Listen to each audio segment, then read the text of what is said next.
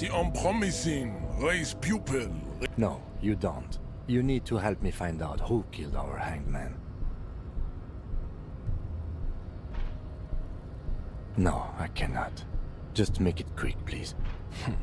Observe. Like a peasant hoping to bed a noble woman. The ham sandwich is reaching straight for the Get your dirty hick dick away from these advanced concepts, peasant.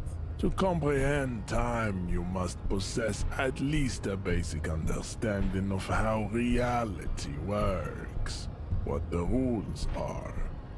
The look of infinite astoundment in your eyes says you have no idea. The concepts you reach for are far beyond you, Poopa.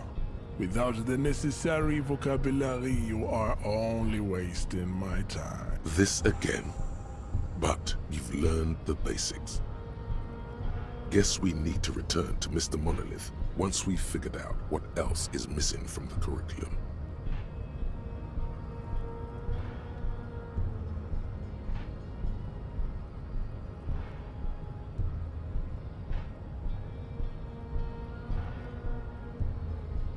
A studious approach. Seems like a good direction. Turn it into science. Just remember, minimum effort. Let things get too brainy, and bang, you're a Beano-clot. No one wants that. Come back to me when you've mastered the Elysium.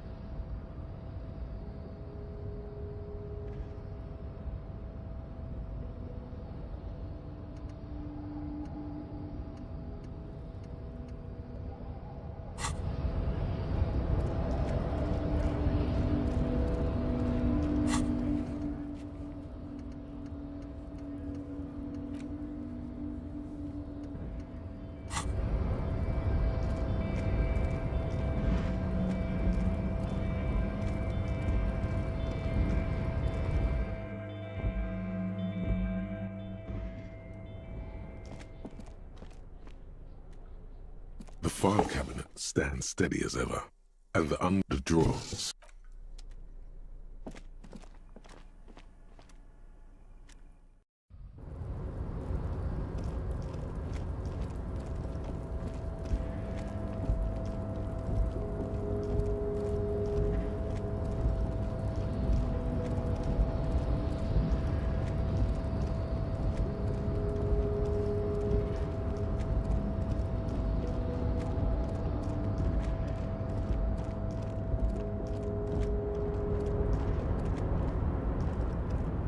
Oh, hey, mister.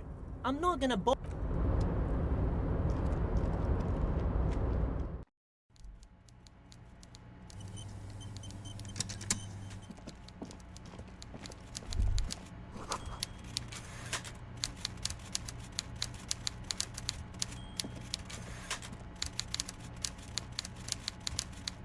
Mr. Dubois, I hear the meeting with Titus was a glowing success. That's such a relief. Titus can be a handful sometimes. Now, what can Everard Clare do for you today? The Golden Boy returns once more. Wonderful. Simply wonderful, Harry. My friend, the mailman, confirms the letter is on its way. You've done a great thing today. You've given the children of Martinez a real future, Harry, and I feel I can finally trust you now. You're in my inner circle. You too, Mr. Kitsuragi. We can talk about anything. The strike, Judging from how happy he is, it looks like you did it. He doesn't appear to suspect trickery. Well done, sire. By guile and deceit, you're in.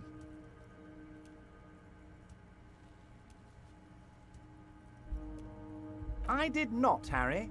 Although I am very, very glad he's dead. Why, a war, of course. And what do you have to gain from a war? Victory, Mr. Kitsuragi. I have victory to gain. We are going to start a war with the Wild Pines group. and win before they even realize there is. Harry, we outnumber them 1,500 to 1. And that's just Martinez. With all the unions in Revachol, and with public opinion on our side, we can hold off 2 men. The more they send, the worse it's going to look for them. They made a huge mistake hiring those guys. No one likes foreign mercenaries. Harry, there is no strike, only war. Class war. Or, in business terms, a dawn raid. Or wait. Is that when you still pay them something? Because we won't do that. We're not going to give nothing. We're going to take Terminal B away from them. The roads, the gates, the containers, that big crane, even the damn coffee maker. We're going to take all of it for the people, and fuck Wild Pines. The word fuck rings like a gunshot from his mouth. He doesn't swear often. So that's why you haven't let Joyce in? Yes. It's also why I let that midget Gaumont go. He's too nice. I can't put him through this. Plus, he knows how to get in here. That woman can't tell her tits from her arsehole. She has no chance. Tits from her arsehole. It's a local saying. Actually, no, it's not. Because we're friends, Harry. Besides, it doesn't matter now. You can go tell her if you... It's already happening.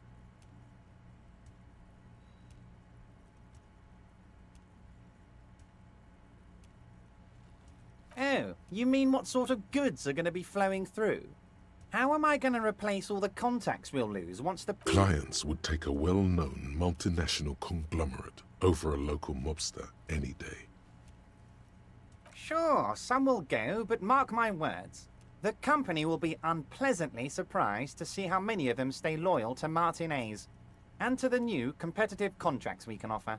With renewed zeal sparked by communal ownership, the men will be shipping those containers double time. You'll be surprised to see how fast things go without parasites latching on. We'll have our hands free. Haven't you seen the crates outside, Harry? There's all sorts of fun stuff inside them.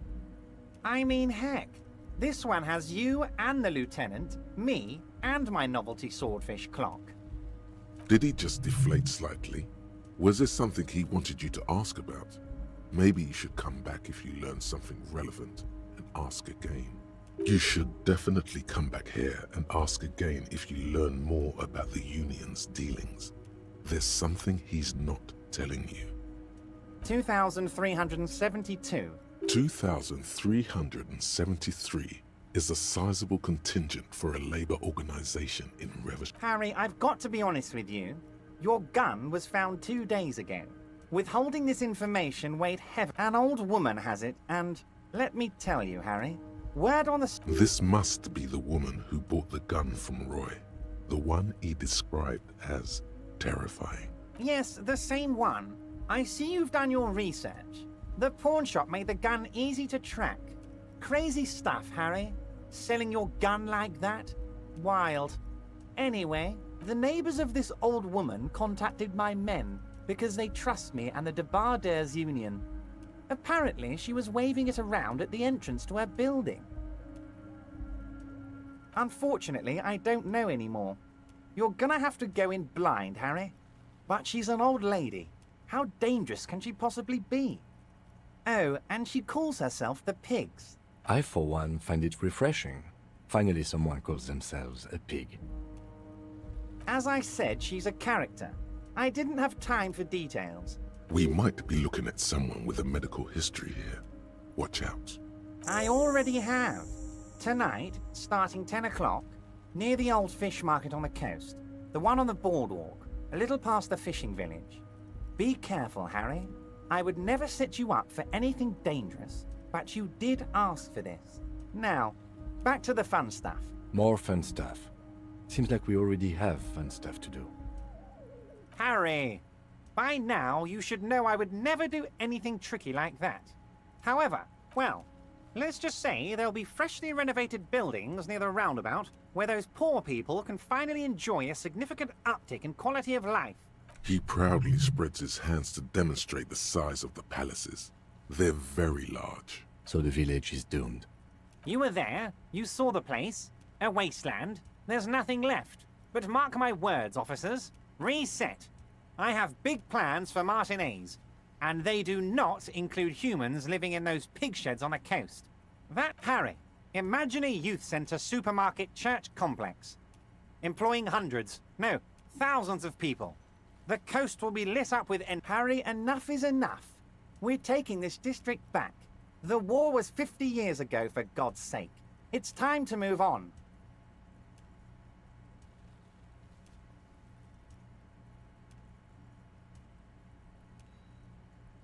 I accept your salute, Harry. All of it is true. I've got the centre, I've got room for a retail complex, and in 4 years I'll get the church too. The wheels are turning, Harry. The wheels of... And then there will be a giant statue of him, towering above it all.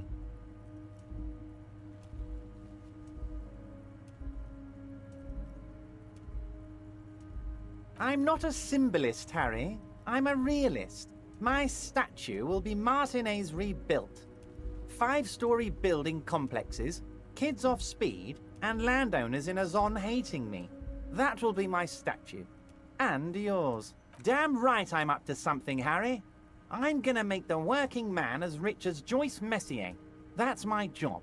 Just like yours is to keep the peace. Great, Harry, great. I think we have truly built a bridge between Martinez and Jamrock today. We have united the RCM and the Debarders Union. This has been so great. I'm sorry we don't have more fun things to do together, but if you ever feel like bouncing something off me, my door is always open. I'm always happy to educate and entertain you, my friend. So, very nice.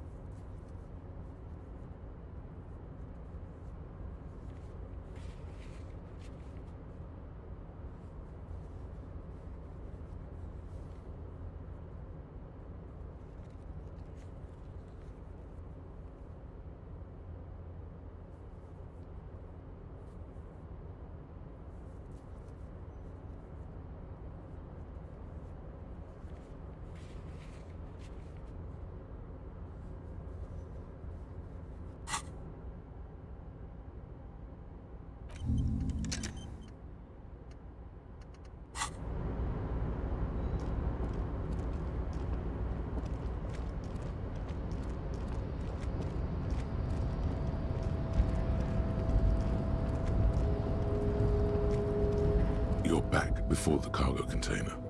Its drawer has not lessened since you were last here. If anything, it seems to have grown slightly.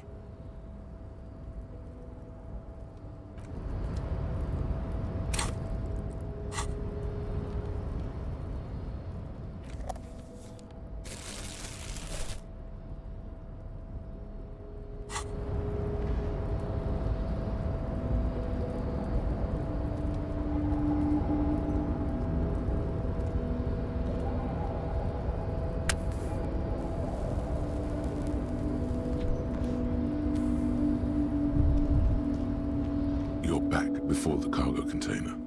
Its drawer has not lessened since you were... Despite the dirt that surrounds and trails you, a beacon of light emerges from deep within you. The door stands silent. Satisfied, detective? Try again. Just like that, you hear a click, then a rattle. Some mechanism unlocks itself inside the door. Ahoy! Come on in! You can't be serious.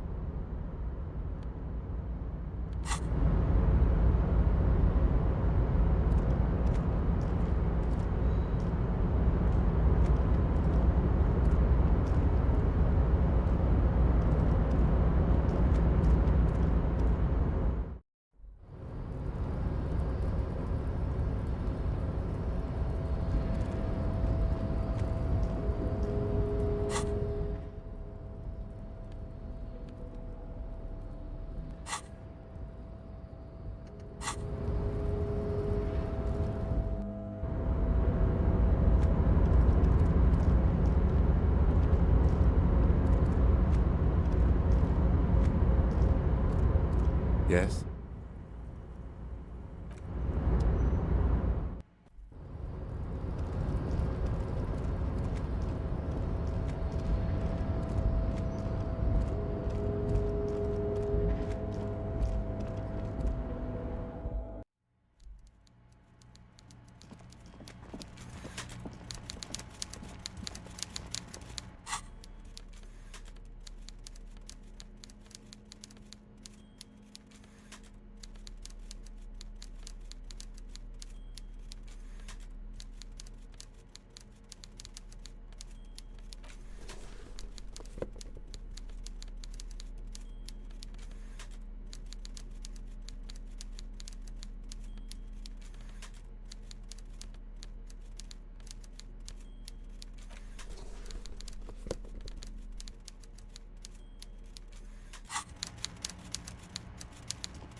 Mr. Dubois, a pleasure as always.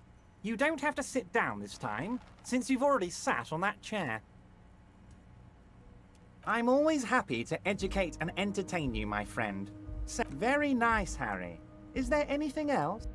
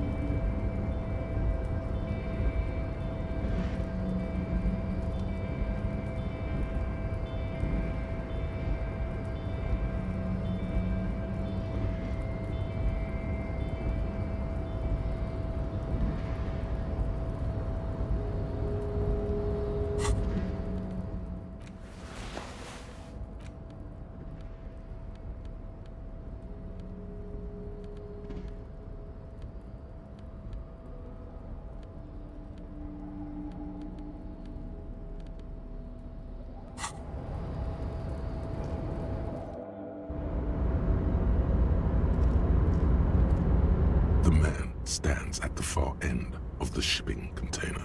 It's hard to say anything more about him. You cannot make out any of his details, but you do feel the overwhelming presence of capital. The feeling causes all the hairs on your body to stand at attention, like soldiers preparing for review. Something's amiss. The light beams bend around his face and scatter in 1,000 directions. It seems the laws of physics do not apply here. They are suspended, distorted, and echo. Trying to visualize the physics at play is liable to give you an aneurysm. Don't think about it too hard. In the general stillness, only your tongue moves, flickering as you utter. Welcome. Come in. Make yourself at home. Sorry, I'm not better able to receive you. I wasn't expecting visitors today. You can't hear him exactly, yet you're able to understand every word he says. It is very strange. An overwhelming hum covers everything. Voice doesn't escape from him. Now, what can I do for you, gentlemen? Who am I? Oh, I haven't been asked that question for such a long time. I don't meet a lot of people outside my circle these days. Anyhow, my name is Rustam Theodore, investor, license holder, and extremely high net worth individual. And you are? Mr. Diodor, I am Lieutenant Kim Kitsuragi of the RCM, and this is my partner. Pleasure to meet you, Harrier Dubois. I must admit, the name suits you very well. Traveling. This is a great way to get around. It's fun, it's safe, and it gives me lots of time to think. By the way, let me now ask you a question. Where are we exactly? In the very, very early days of colonizing this archipelago, the kingdom of Sirens, a precursor of a modern Sur-le-Clay, used to own the city of Revachol, an obscure detail in the bigger picture, but still worth dropping.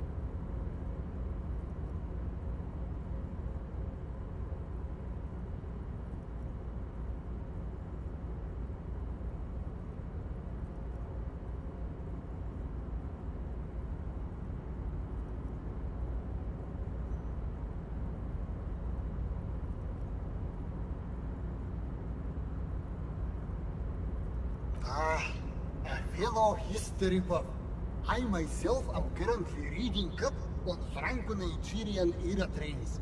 Very interesting stuff. It's a shame I can't get out and explore myself. One of the downsides of being an extremely high net worth individual is that mobs of low net worth individuals are constantly banding together to ask for money. There simply aren't enough hours a day to hand out all the handouts.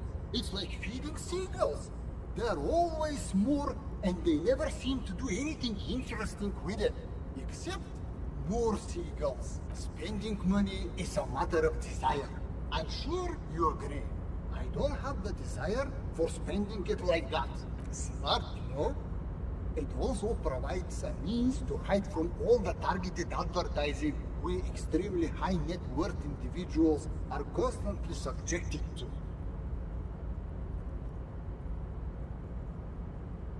Luxury yachts, high-fidelity portable radio systems, fail-proof outerwear, and so on. It just gets a bit middle class after a while. A bit bourgeois. Don't get me wrong. They're nice things, but once you achieve a certain level of wealth, your time and mental space become much more important than material goods. What? No, I did not say that at all. Being rich is great. Just don't tell anyone I told you that. Oh lord, not this again. Oh, nothing. It's just that we've got this murder to solve, and yet you go around asking everyone about money. And yet it never seems to get us any... It's quite alright. I'm used to the question by now.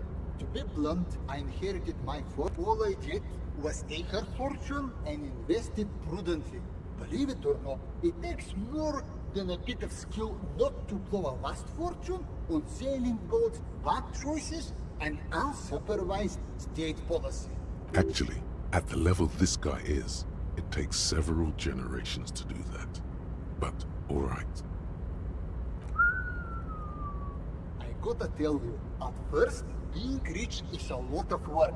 You've got to work hard because everything's so darn expensive. But then, once you've reached my position, it's nearly impossible for me not to. Some of my lower net worth friends say to me, but doesn't that take all the fun out of it? And I tell them, not really.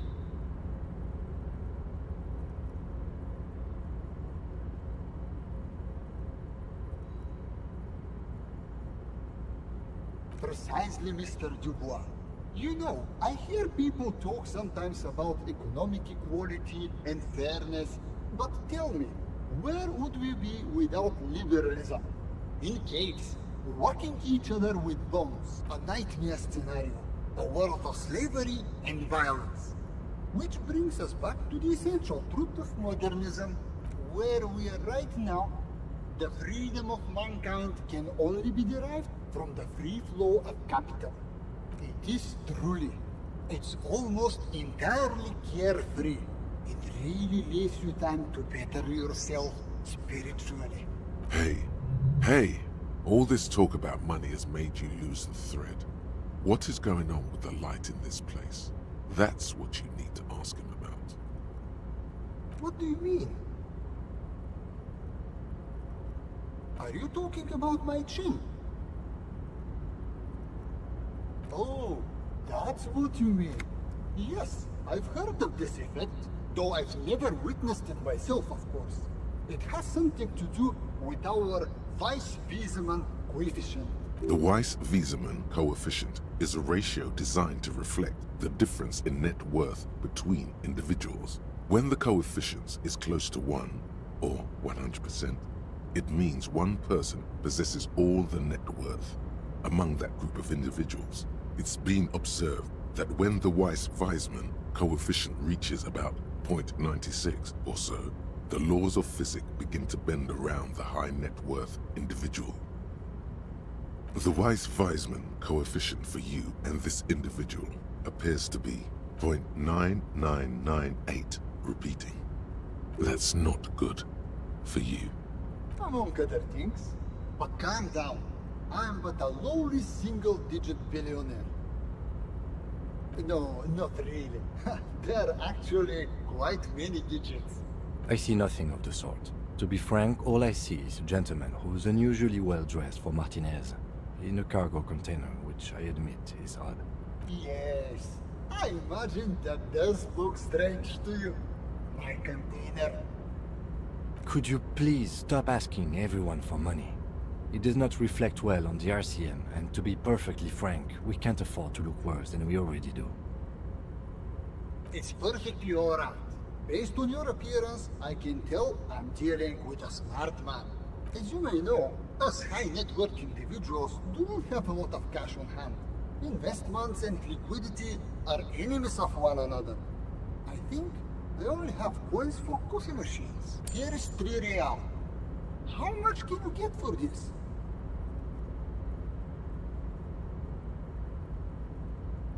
Yes, I'm sure. You know, maybe you can make that money grow. Come up with an investment plan.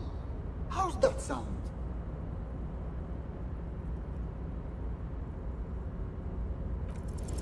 If business planning were really your strong suit, you probably wouldn't be a cop.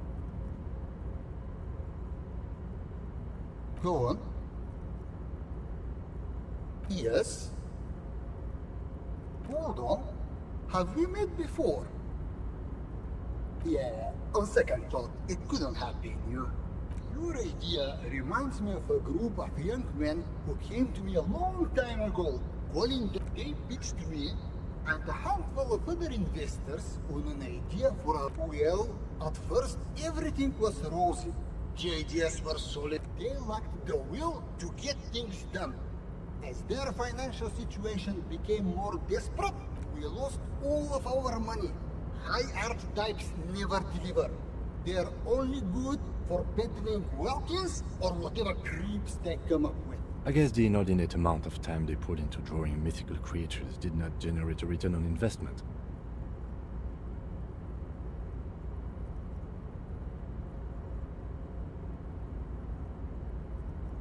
Nobody knows for sure, but the place can't be pretty. Sadly, when we got there, it was too late. The concept had run out of steam. Only dust remained. What I want to tell you is this. It's a very bad idea. Dead in the water. You seem like a reasonable man, but that is not a reasonable plan. You're welcome. Now, was there something else I could help you with? It was a real pleasure. Sadly though, my current lifestyle prevents me from remaining more than a brief time in any one place. Perhaps we'll meet again, somewhere far away. Farewell, friend, and may your peace of mind guide you to happiness.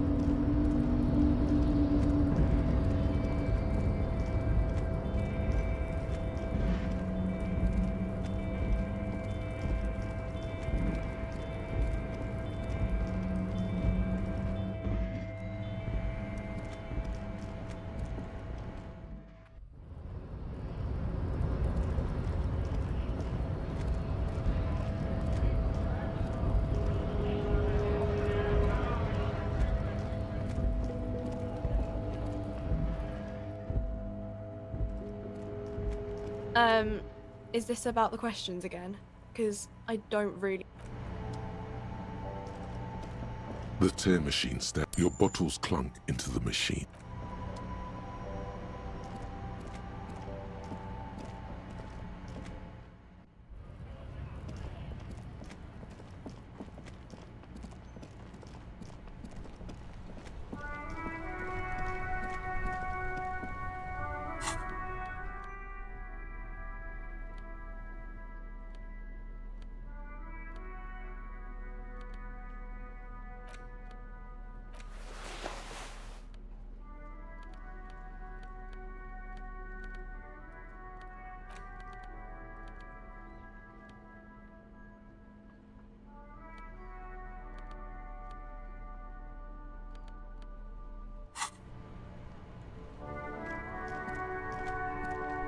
That's one brutal motor carriage. If I were a real skull now, I'd jack it, paint it in palm tree livery, then bottom light it, neon style. A snazzy shit-ripped skullmobile like this would make a fine trophy. We could, like, hang fucking shrunken heads from the side mirrors. Cop... Yeah, tribal shit. A cop carriage like this would have proper skull value. While I appreciate the interest you take in my brutal motor carriage, I have to stop you right there. The RCM takes threats directed at its property seriously. It's just theoretical work, Copper. No basis in reality. Man, if we were certified skulls right now... Skulls. Now there's a strong organizational title. I can tell you who we're not, cop. We're not snitches or skulls. Which is not to say that the skulls are bitches and... On the contrary. The part of this presentation you want to take home with you, cop man, is we're not part of the skulls. Yet. Okay then, let's indulge in some intellectual exchange. These young men seem eager to share their beliefs. You don't know? It's not a question. Don't get into it.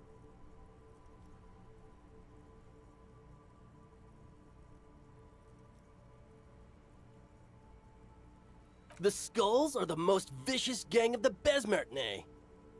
Besmatine, or the Besmati, the Immortals, are West River Sholian crime syndicates. The nastiest bunch of psychos ever.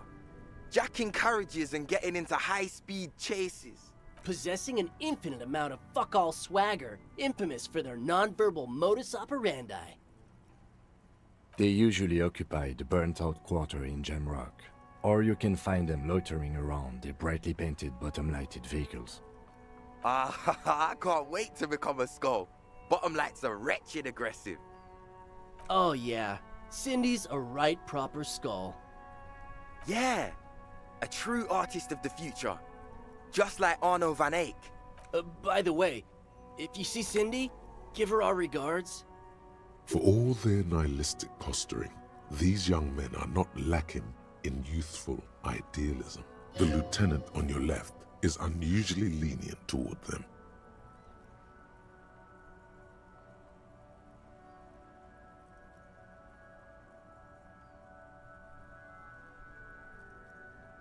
The Union does their share of policing in Martinez, at least where gangs are concerned. That's why there isn't much organized crime around here. Don't you worry about that. We're gonna make up for the deficit. Yeah, we are. Oh man, yeah. We're not fucking kids, man. Be wary of the abyss. It's a threat. An impotent threat of violence.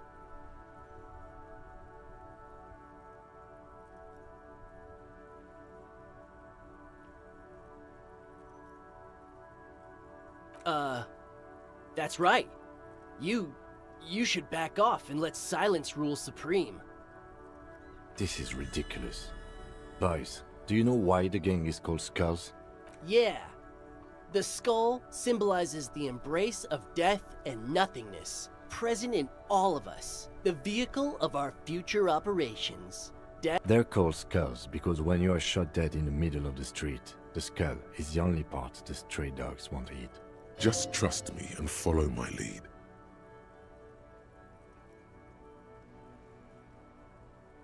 No reply. The blonde rebel scratches his chin, deliberately not focusing his gaze on anything. He looks very uncomfortable. The other one shuffles uncomfortably, nevertheless continuing to steal glances at the lieutenant's motor carriage. We're not franchise skulls. Well, not yet. Once we get our name out there, we'll have a chance to join them. Because we can be just as psycho and vicious. You'll see. But in a non-threatening and definitely legal way. We'll fuck the system from the inside later. Just be cool now. The damage will be tenfold. Right on, fuck. So what's happening now? Mm-hmm. What about them? Well, first off, it's a statement and not necessarily something that characterizes me as a person, even though the statement has character. And I do like piss. The word piss epitomizes the struggle taking place in the world. Things being defined as they seem, not as they are. And, I guess, it's also about communal spirit, the future, and truly appreciating our differences. Also, you've got to admit, it catches the eye. And since the Grand Piper is slowly but steadily moving towards basing the economy on it, attention, it is imperative that the medium itself convey the message. What I mean by this is, we are all piss and that the world is inherently meaningless. It seems that the young man has a certain expertise in at least one field, even if it's rather narrow. Like I said before, many men keep searching for the one, for so-called true love, which is actually just obsession masquerading as kinship. The thrill of the chase, the hollowness that fills your chest cavity after catching it. I'm wondering if the poetics come with the jacket, or are they derived from something else entirely? To catch a fish, you'll need to hurl the lure many times, and even then it isn't certain that you'll get anything. If you blow up the lake, though, you get more fish in a shorter time. And, for time is of the essence and fleeting ever so quickly, one must think of a way to fuck the whole world and not get caught up in fucking some one. Because when one fucks everything, he fucks nothing. And that, to me, feels glorious. Sticking your dick into the void. Hate to admit it, but in a weird way, he's got a point.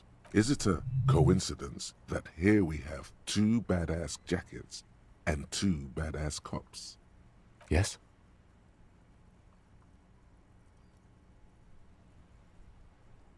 What is?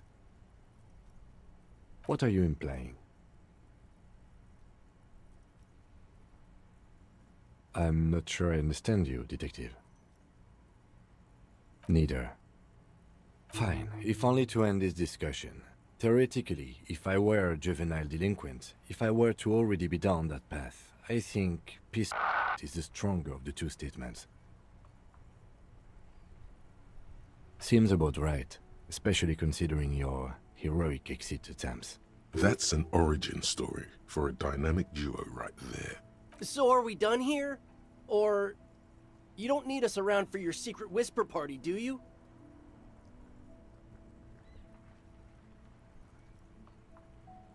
Murder?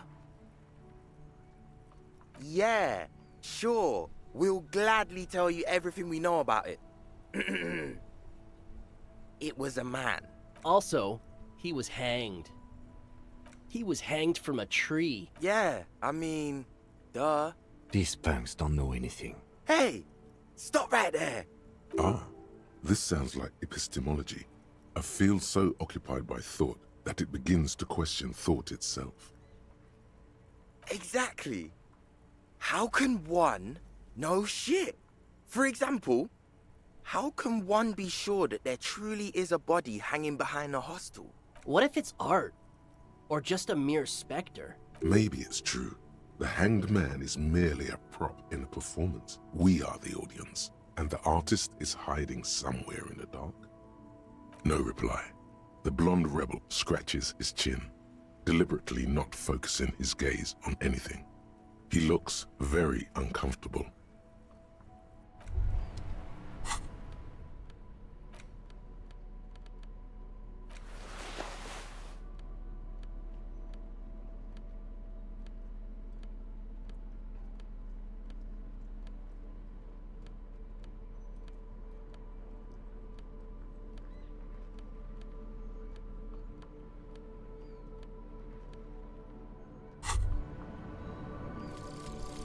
Wumpty Dumpty Dum Center. You're at home, stupid cop. Not with the art crowd. You hate them. Everyone hates them. Even they hate themselves. It's nauseating.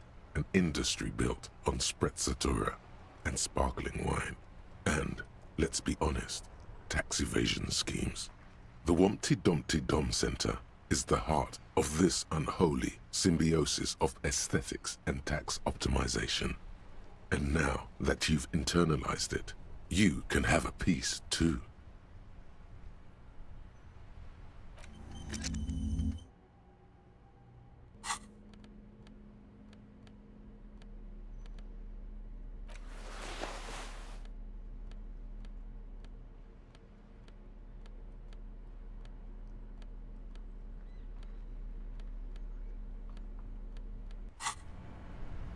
That ride is fucking lightning.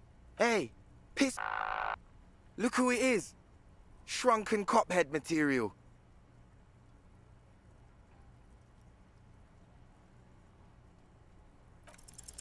No, no, no. Don't ask anything. Be subtle and scary. The boys dream about being skulls. Use that. Suggest they're massive skulls. Come on. What? No. Skulls don't have kings. I think. And we're not even in yet. Yeah, man, keep your voice down. Skulls don't take it lightly when folks pretend to be them. We're not even prospects yet. Prospect must be a hierarchical term. Probably in the lower end. Wow, you boys are ambitious. Only prospects and already planning a coup in the skulls. You're destined to go far. He gets it. Passive-aggressive flattery. Shut the fuck up. Are you trying to get us killed? Now bring it to the jackets and, yes, start shouting. Please be quiet. What? What do you want? The jackets?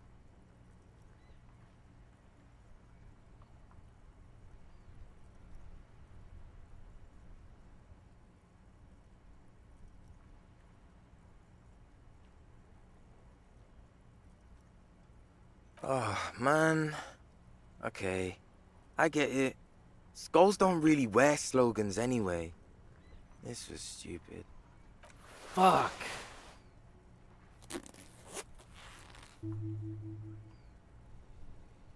The lieutenant watches the boys take their jackets off with mild amusement.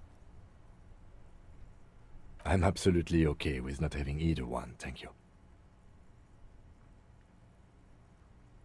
This case doesn't require us to go undercover or raise hell. In fact, I don't think the jackets will be useful at all. I just wanted them to not have them anymore. Cold-hearted cop. The need will not arise. The jackets are meant to complete each other. If a man was standing alone on a street corner with piss written on his back, it'd just be an individual that has taken a liking to urine. And fuck the world all on its own is, frankly, generic. I don't know, Eric. It's cold out. Yeah, let's get out of here. The cops fucked us.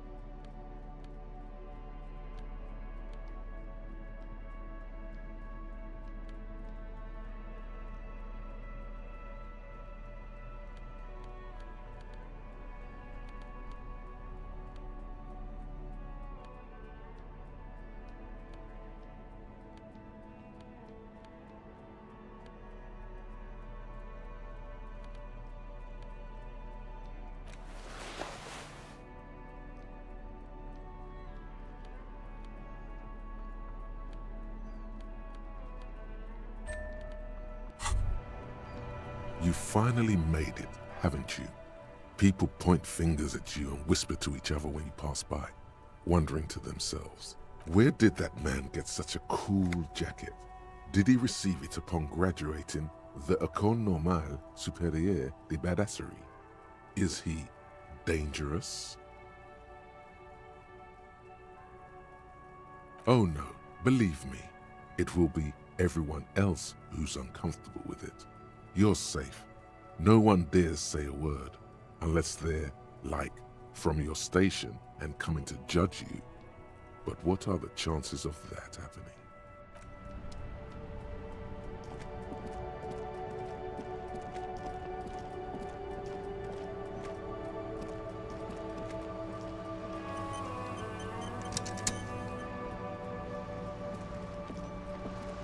The purity of snow always reminds me of the purity of a man's soul, if he's got principles. What is this? Are you mocking us? This isn't for pétanque. Now, no need to get angry again, René. I'm sure the officer tried his best. It's not like there's a bull kiosk here in Martinez.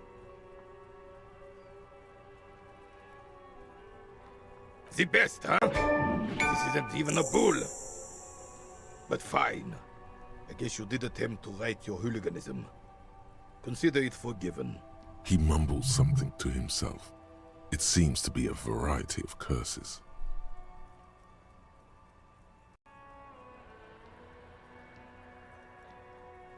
It's a Belle McGrave. 4.46 caliber. Breech loading. Revachol made. Good weapon. Accurate and reliable. His moves are quick and precise as he first checks the weapon, then aims it at the sea. This man knows firearms intimately. This one's inoperable. The bolt spring is missing and the mechanism is jammed shut.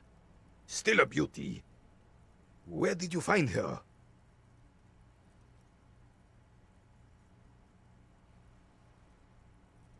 I'm not surprised. There are probably lots of forgotten wartime weapons lying around here. Back in the day, everyone had something stashed away. As for the rifle, I don't know what else to tell you. These BM-446s are an antique. No one uses them anymore. The ammunition is impossible to find. There's nothing for you to understand here. It is not her death you are investigating.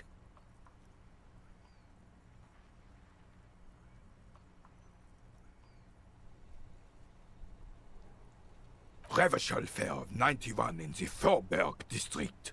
A parade was held to honor Guillaume Le Lion's name day, and the Carabineers marched in the place of honor. This was the happiest day of my life.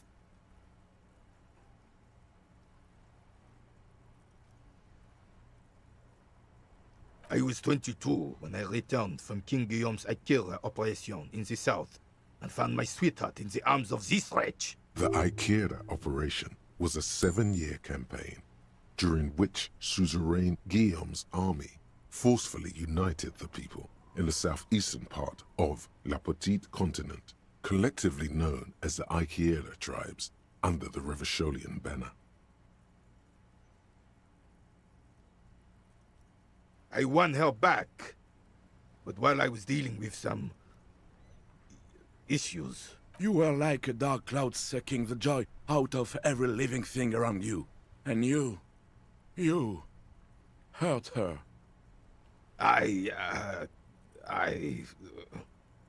Those days and memories are gone. The old soldier says nothing, but when his glance quickly runs over Gaston's face, there's an odd look in his eyes. There's nothing for you to understand here. Absolutely not. She died of pneumonia in her bed at the age of 79. This is highly usual. His face is motionless, like a marble mask. He doesn't comment. The lieutenant flashes you a quick side glance. His posture tenses. What? Now. I'm sure the officer means it figuratively. Like a forensic technique or something, right?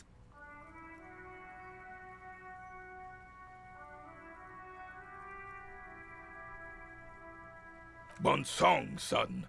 You must have a loose screw up there or something. Sounds like you really mean it. All right. I will entertain this fantasy if you tell me what interest does an RCM officer have in time travel. Oh, you're in for a treat, officer. Seeing the playful side of old René is about as rare as a red rainbow. Not actually that rare. It's just that red or monochrome rainbows usually occur at sunrise or sunset, when blue and green wavelengths are scattered before reaching water droplets. Fewer eyes to see them then.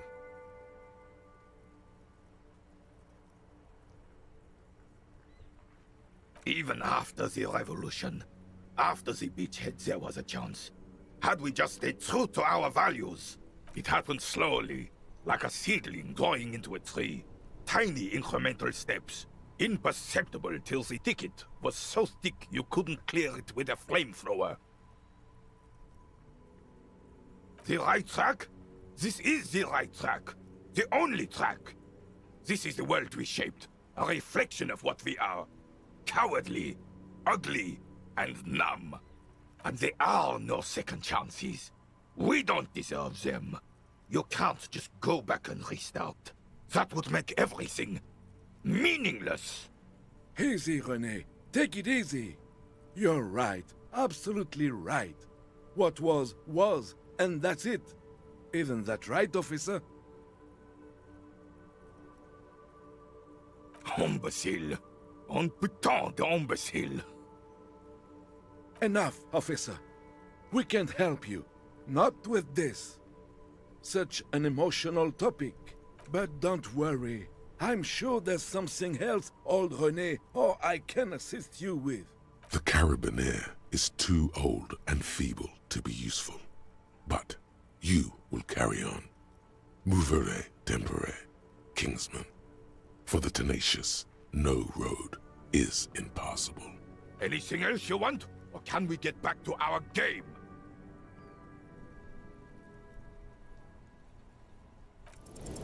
Unfortunately, there doesn't seem to be anything worth mentioning among your achievements. You should resort to good old lying.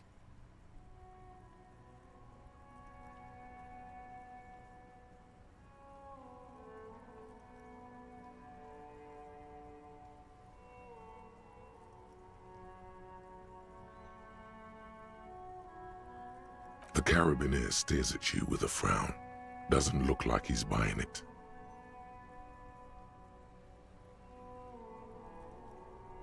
Please stop.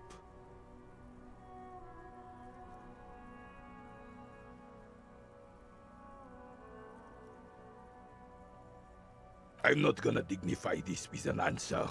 We're gonna get back to our game now if there isn't anything else, officer.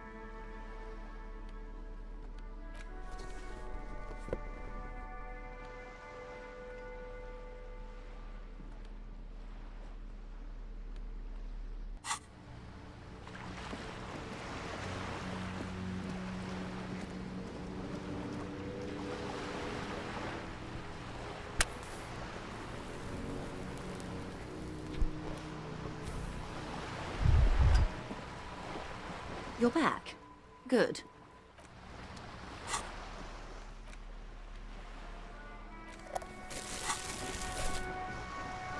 You're back. Good. What can I help you with? She's not even asking you anything. It's so easy to just say. A referral, you mean? I take it this was for someone in the RCM. Don't answer that. My liege, this woman has half convinced herself already. All it would take is a little nudge. Such referrals may sometimes get you information from a man like Everard. Did it?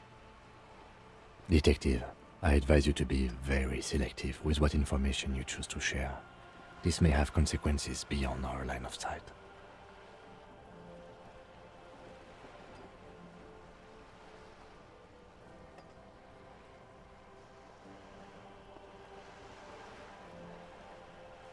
The company did not send mercenaries after the Union. I told you in great detail about the mistakes my side made. I just hope you don't share Everard's view on things. After all, as he said, one's dead now. The Pine certainly hasn't killed any of theirs. Let's keep it that way. She means to add, but then doesn't.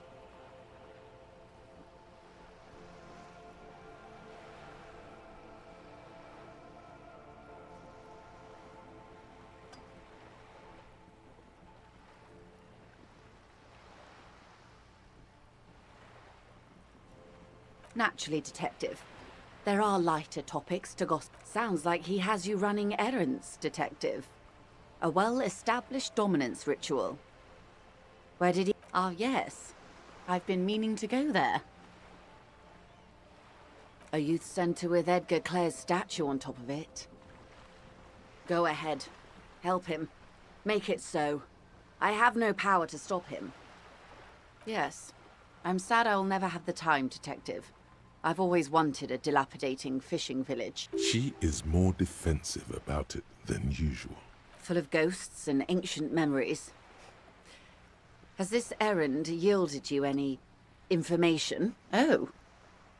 The lieutenant looks at you. He's able to contain the anger and surprise. Unconventional police officers sometimes lose their guns. They then... Incredible. Simply incredible. And how is it going? Has this detecting produced a gun? Yes. As you said. Please, don't get him in a loop. If he gets in a loop, it will last forever. Ask him to say something. That's wrong. You don't get into loops. Totally slanderous.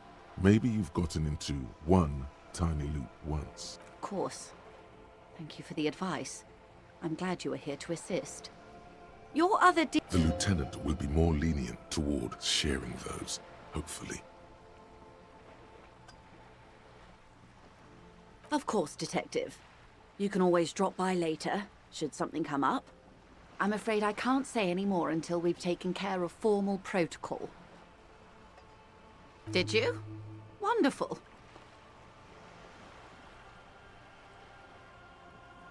Quickly, methodically, like an electric printing machine, she's memorizing your badge number. It is a relief to see a W freighter here.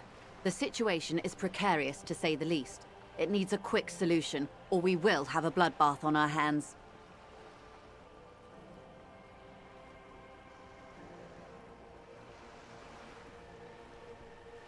Yes. I'm afraid this strike may descend into a small-scale civil war. Since you are sharing, ma'am, this is also the RCM's worst-case scenario. Then we're on the same page, as grim as it may be. I have an indirect role to play, I'm sad to say. My employer experienced a momentary lapse of faith in me. In that moment, they elected to deploy a private military contractor as an insurance measure. They called it my security detail.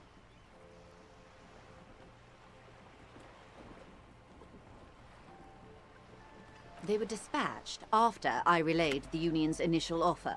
Every worker... A member of the board. I tried to convince my employer it was simply a piece of rhetoric, or a joke.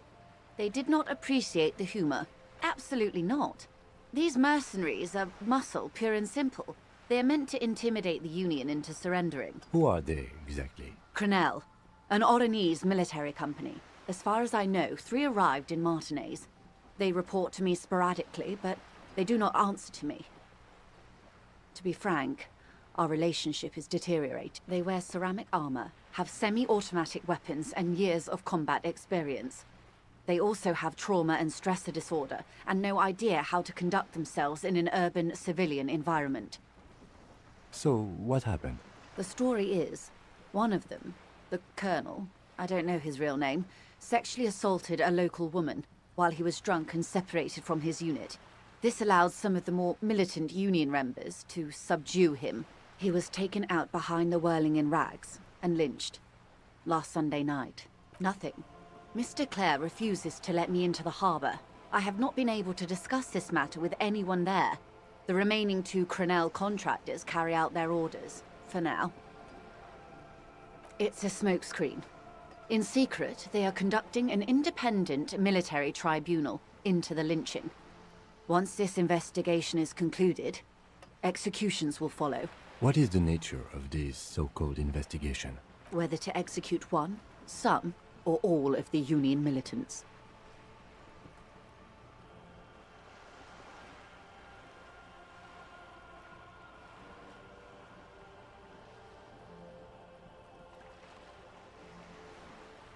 It's not good, no. My only hope is that you provide a single concrete suspect before the mercenaries indiscriminately pick theirs. Simply put, if you don't pin this on someone good, and do it fast, they will identify and execute everyone present at the lynching. This in turn will force the Union to respond. The Debardeurs have over 2,000 men. It will be 1,000 to 1. Have you ever seen a Hornet invade a beehive, Lieutenant? It's not pretty.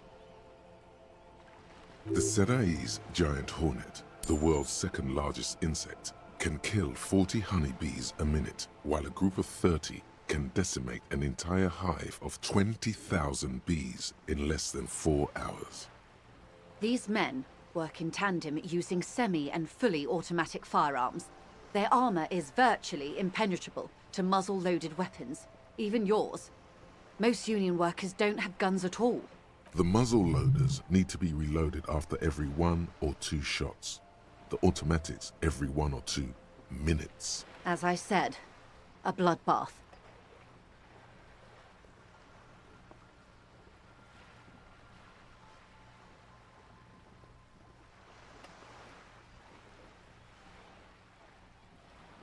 Many bleak scenarios have already come true, Lieutenant W. Frater Dubois. All we can do is keep the rest from going the same way. One single concrete suspect delivered into civil court, and I may be able to defuse this situation. Not much. Their public resume is relatively good, as far as private military contractors go. I believe they were once called Downwell. They boast a long list of clients. Saint-Baptiste, Welchman-Lorenz, Eintracht. A warning sign, however. Meaning they're used to operating in war zones. Yes. All the good conflict corridors. Supramundi, Yesut, the Seminese Islands. Countries that don't have a good record reporting atrocious military conduct on their soil. I wouldn't go as far as to use that term, Detective. It's the expression she objects to. Yes. She picked a strange hill to die on. Strike. She's silent. What is the purpose of this, Detective? Paramilitary death squad is a bit rich. But yes, were it up to me, I would have at least vetted them more thoroughly. Sadly, no. Before this happened, I had little interest in them. Now that I do, I don't have the resources. If you still have access to the ICP's database, you could run a better background check than I ever could. Do you know a lot about the inner workings of the RCM and the AC? In my line of work, it pays to do your research. I was prepared to deal with the RCM. I did not think I'd be dealing with a group. I have. And they will. However, these orders take time to reach what is basically a road. She's being truthful. She is pressing them as hard as she can. Or he didn't. This is information passed on to me from some teenagers loitering around the canal. I cannot testify by it. The remaining contractors, their tribunal, it's what they believe. That the man was killed because he assaulted a local woman. I've asked around a bit. The lieutenant consults his notebook, his eyebrows knitted in concentration. Odd. We haven't heard any reports about an assault in connection with the lynching. Where did it take place? And when? Last Sunday night, at the Whirling in Rags, the hostel by the gates. Supposedly, the colonel was drunk. Maybe on narcotics, too. Either way, he's alleged to have sexually assaulted a woman. Sometime later, a group of dock workers got their hands on him. That's a good question, officer. I don't have the slightest idea. As I said, it's a rumor. About a rumor. In any case, it's what the colonel's remaining colleagues believe. If you mean did I see him alive? Yes. But I did not know him. Lely. His service name. A nom de guerre, most likely. He wouldn't divulge his full name. Only one of them did. A bad sign if there ever was one. He was 40. Or 50. It's hard to say which. He had a combat. Indeed. This matches the dental reconstruction we saw on the body. What else? Nationality? He was, Occidental, I think. Light brown hair, a mixed accent, Oranese, or Messinian, maybe. His injury gave him an accent all his own. And that seems to corroborate the ethnicity we gave. Like a crossword puzzle solver, or a master at the guessing game, Peng. They've gone to ground, as it were. I don't recommend seeking them out. For one, they're almost certainly armed to the teeth. They don't have the same respect for the Revachol citizens' militia as I do. To put it bluntly, they think you're vigilantes. Ghetto savages. It will not be a fruitful meeting. You're likely to run into them eventually. When that happens, I'll be in a better position to mediate if I don't appear involved.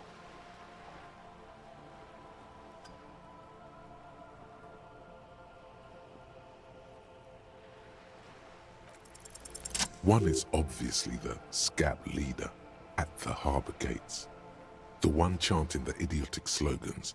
He's barely maintaining his disguise. That may be so. I still hope you heed my advice. There's no need to kick the hornet's nest. For all your talk of averting this catastrophe, the situation at the gate is a powder keg. Does this not bother you? Of course it bothers me, Lieutenant. But my hands are tied. How would my employer react if it appeared I were intervening on behalf of the Union? Your concern may be appearances. Ours is keeping the peace. I hope I can answer it better. If you mean Lely, one is a man, Corty, they call him, a nickname as well. The other a woman, Phyllis DePaul. Corty is the gunner, I believe. DePaul is a radio operator. What would you say was his eye color, the deceased's? She closes her eyes, trying to picture the man's face, then shakes her head. I can't remember. The lieutenant was testing her, asking a small detail first to see if she knew him better than she let on. She passed. That's all right, man. Anything else? National? He was 40. Indeed. Occidental. Until the executions start? Truthfully, I don't know. It depends on their progress identifying the members of the lynch mob, and their impatience. They don't report their progress to you? Not on this matter. I'm afraid they consider this a personal initiative. It's a matter of days, not weeks. I am sorry to have been the bearer of bad news. If there is anything else I can help you with, please ask. Of course. Excuse my hesitation before. For about half a minute, in silence, she wears fingerless gloves. Her fingernails are cut short and fractured, like those of a working woman. It was taken with a Trigat not long ago. This is the man's upper body. There were no more markings on his hands or legs. Her mouth is relaxed. The accordion lines near her mouth vanish. The pearls of her eyes move slowly on the photo's surface. Sorry. I was trying to see if I can read the web of interdependencies between these points. The stars. I can't.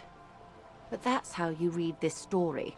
The points themselves don't have letters, numbers, anything. Their size, location on the body, and distance from each other tells you what they represent. Close. Port cities. This is an Oronese map of the waterways, a sailor's tattoo worn by wayfarers of the Dolorian century. Over 300 years ago, the sailors would mark their bodies to map their travels.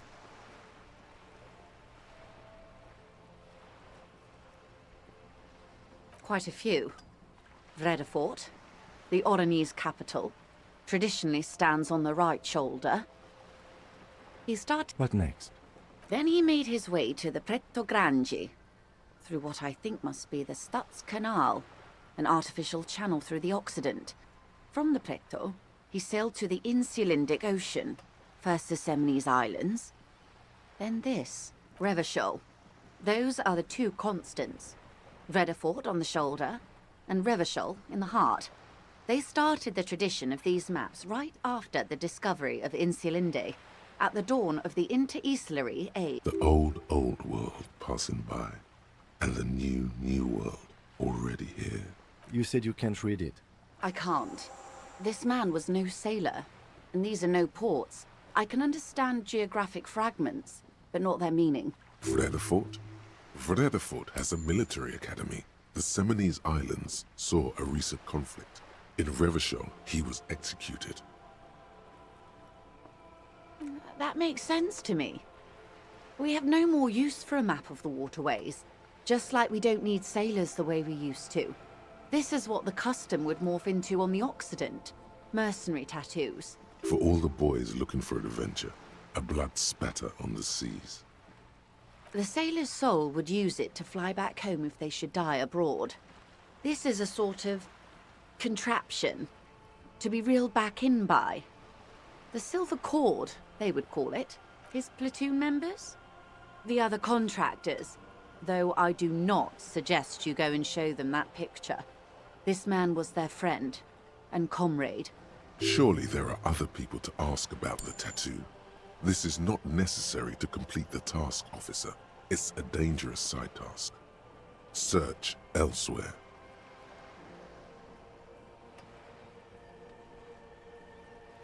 Do what you have to do, Detective Dubois. I don't think deciphering that tattoo should come before public security. But if you should wade into the mob to find out, I couldn't stop you. We will be careful, ma'am. Is there anything else I can help you with? Of course.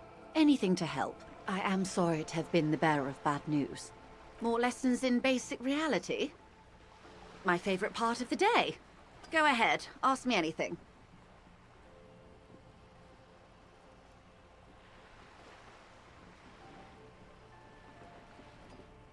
Glad to have been of assistance. The little that I know.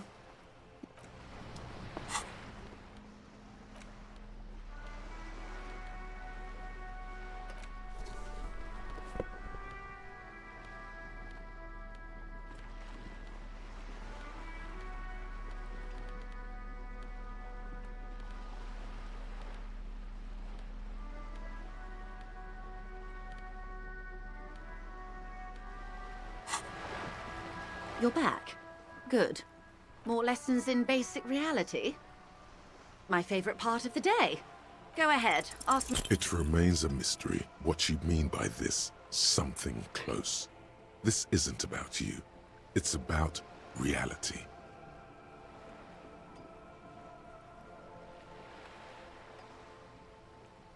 Glad to have been of assistance.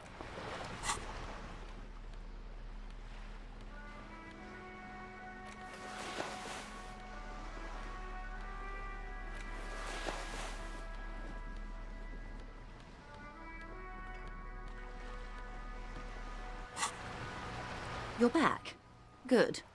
More lessons in basic reality? My favorite part of... A strange coldness comes over you as you look at the world.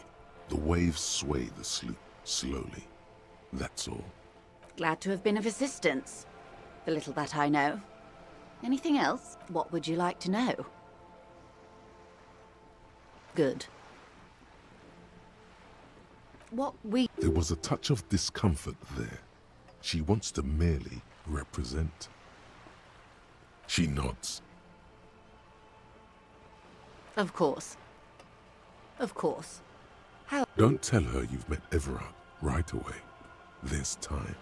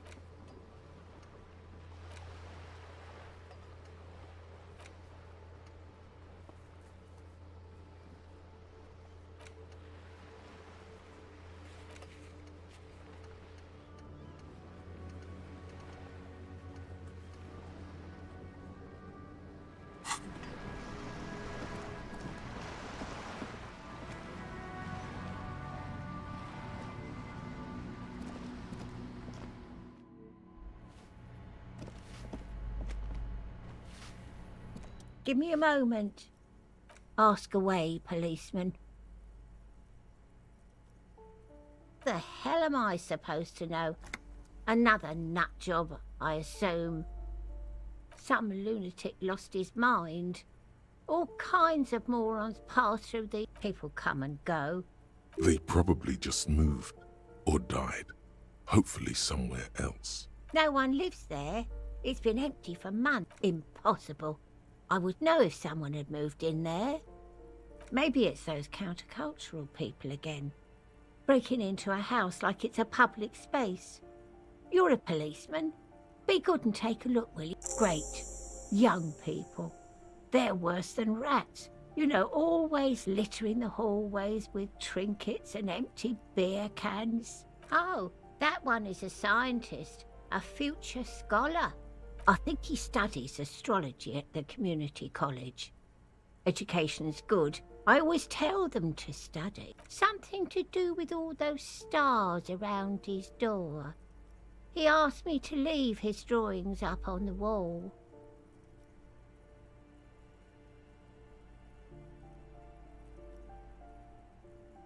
The symbol of what now?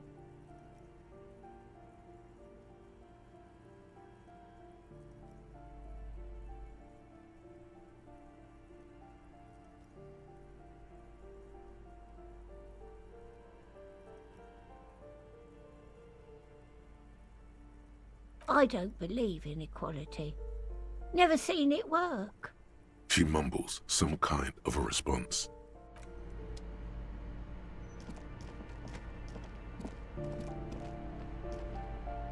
You hear someone walking around inside, rearranging the furniture.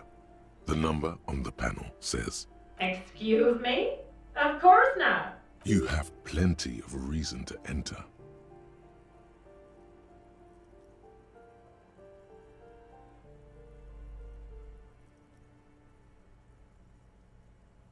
Oh, come on. Well, that was easy. That was smart.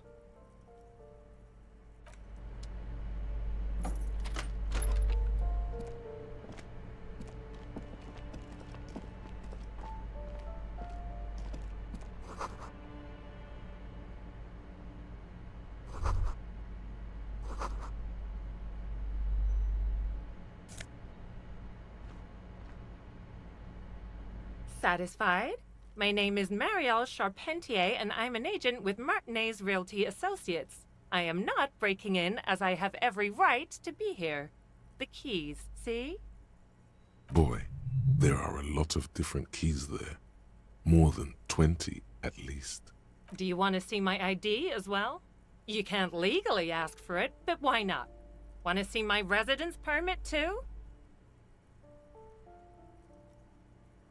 It feels flimsy in hand, with the words Revachol Zone of Control written under a nondescript municipal logo. There's a picture of her with shorter hair inside, along with all her personal details. Thank you. Do you have any questions? I need to be back in Midtown in an hour. Oh, that's another huge mess. The former tenant owes us 3 months of rent. 3. And again, I have no idea how stupid mistakes like this can even happen. But Ron, when he came to close the door, didn't close the neighboring door. And there's a hole in the wall. A hole in the wall. Can you believe it? And then the tenant ran off with his stuff. He's gone. The sum must have been puny.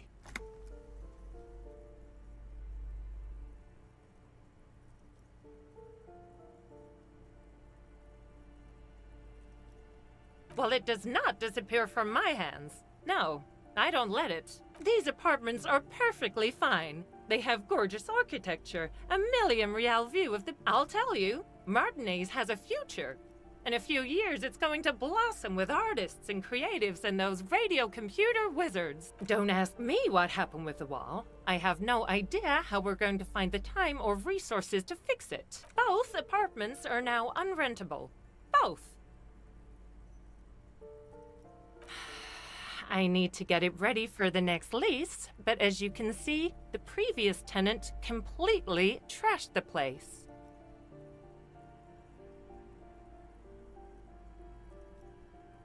It was some kind of a moribund old man who used to be a business owner.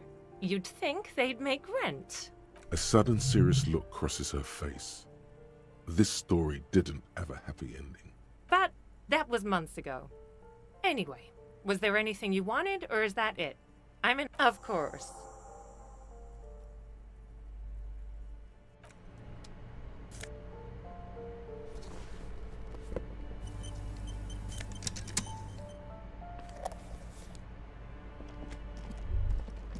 Master Investigator, you just can't keep yourself away from locked and hidden places, can you?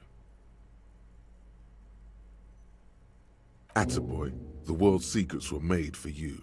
They wait patiently for you to uncover them.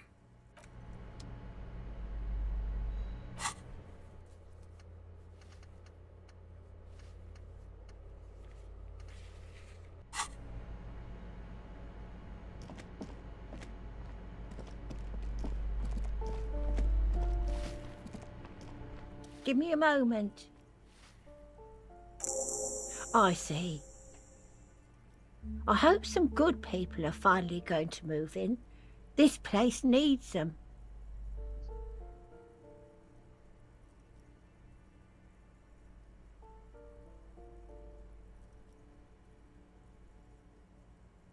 Oh, I do like wizards. and people like that in general. They have a lot to tell us about our fates. She means clairvoyance.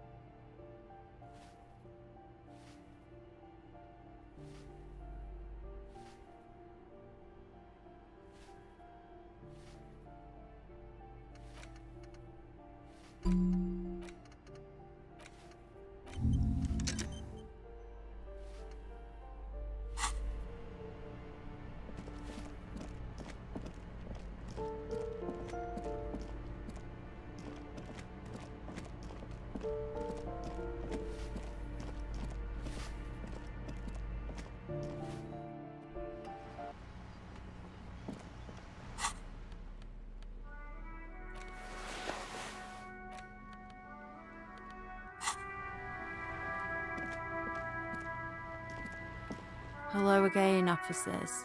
Have you come to admire my mural? I don't believe it. I've never known those boys to have manners.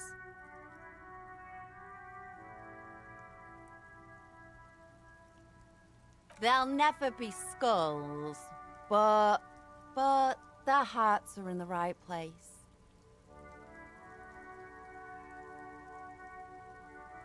Fat chance. But you can still do your part to revitalize the neighborhood. She throws you a conspiratorial glance, then presses her finger to her lips and squints up at the sky, as though straining to hear something in the distance. Have you noticed the quiet? Every so often, you might hear a gunshot pierce the air somewhere in Jamrock. But in Martinez, no gunshots, no sirens. The people are languishing in boredom and complacency. This place is a sepulchre. We'll paint it red.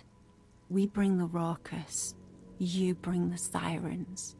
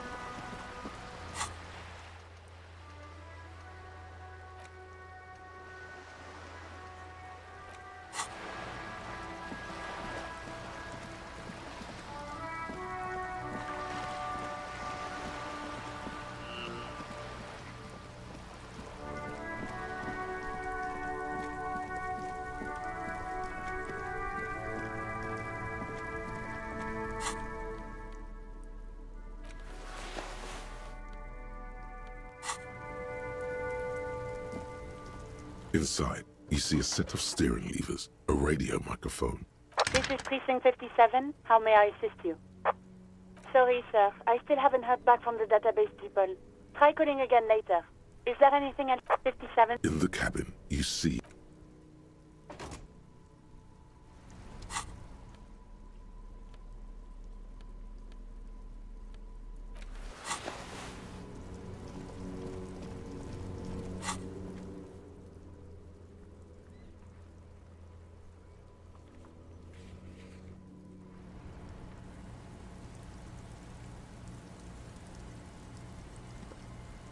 Our tenant, the policeman.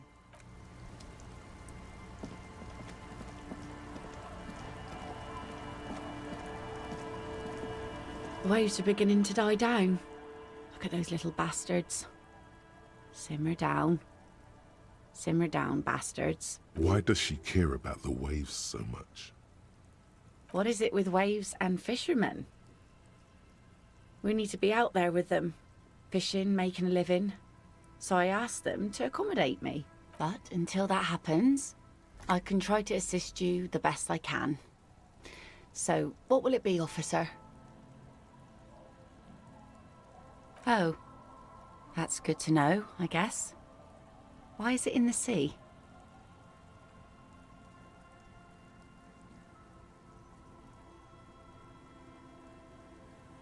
This calls for a funeral, if you ask me. Aye. Feels deserved, don't you think? Falling in the line of duty like that and all. Why odd? Our things are a part of our life world. They're made with our human sweat and they share human history. We should care about them as we care about humans. To some extent, at least. Life world? Someone's been reading up on last century Gotvaldian philosophers. Play it cool now. Oh yeah? You won't even be able to get it out of the water before early June. And where are you going to bury it? Who to invite? What music to play at the wake? Take it from someone who's been through a few funerals. It's easiest to just leave them there and let nature take care of it. That's all we have time for right now anyway. Come back here in June and see how you feel about it then. It's not like it's going anywhere.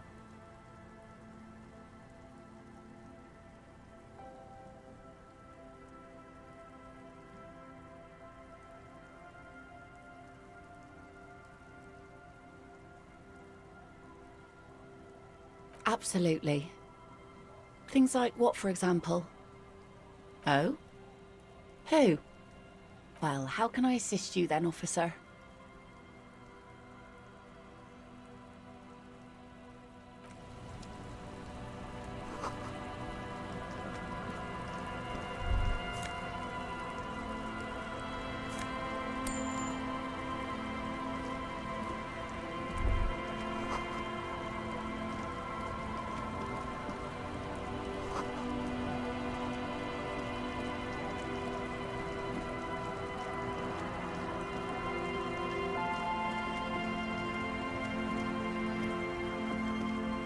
The door has seen better days. The layer of paint has started to peel off due to the salt and wind from the sea. I'll wait outside to give you some time and privacy to check out your new living arrangement. But just so you know, after we are done with the day, I'll still be staying in the Whirling in Rags for the night. We'll meet in front of the shack in the morning. The key turns with a satisfying click. You can enter the shack now.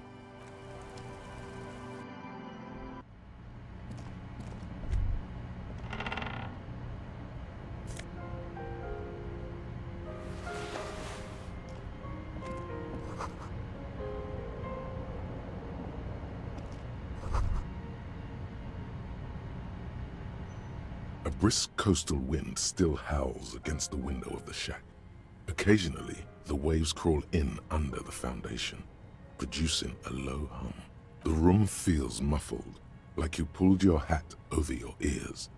Outside, it is cold and windy, but you're inside, and it feels safe and warm. What is this place to you?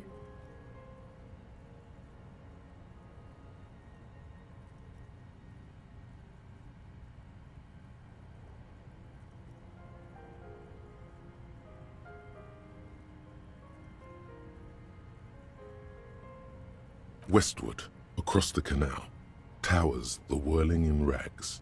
Door number 1 on the second floor is locked. Behind it lies a trashed room. 1 floor below, behind a counter, stands an irritable man. In a small shack in the fishing village, a baroque heater hums quietly, emanating a sense of comforting warmth. A wash basin lies on the table, the water inside reflecting the somber face of the world. Far away, on the corner of Perdition and the Main, A nondescript building, obscured in a haze. It's vacant and lost, just like its tenant. Outside, the howl of the wind has picked up. The waves crash against the stilts again. It's as if you think the thought, but in someone else's voice. Look under the floorboards.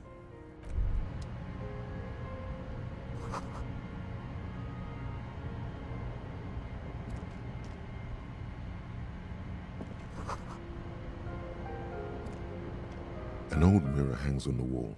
You see the reflection of your face in it, adorned with the expression.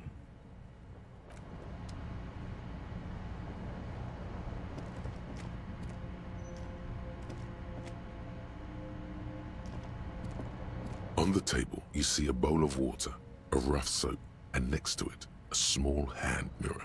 A straight razor soaks inside the wash basin. The water reflects back a vague image of your face. Nose bulbous and red, hair unkempt, wrinkles lining the eyes and forehead. The stash is gigantic. You'll be looking like a pansy without the chops. A fucking pansy. A fresh start looms ahead. Clean yourself up and be born anew. Your hand trembles as you scratch your cheek. Oh no, that's not how a grown man shaves. Thank God, I would have cut your throat.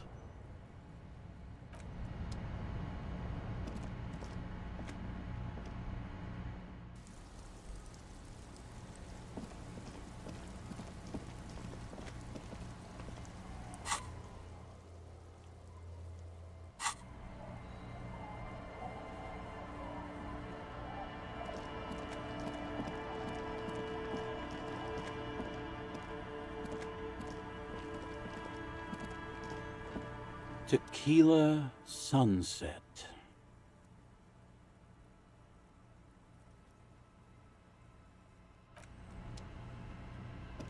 Don't call Abigail. Don't call Abigail. The legend! He's back. And firstly, I got smokes and piss and a little speed to spice things up. Here you go, friend. That is unhygienic and dangerous, and it does not endear you to me. Just wanted to make that clear, okay? Unhygienic. This stuff is very hygienic. Hi, by amphetamine I mean speed.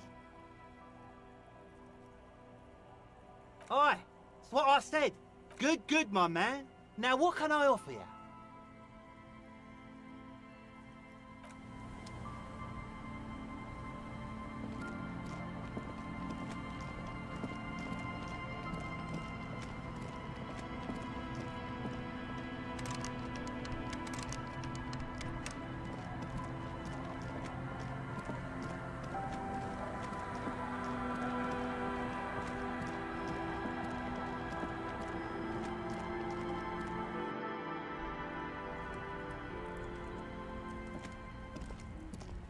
Hello, mister.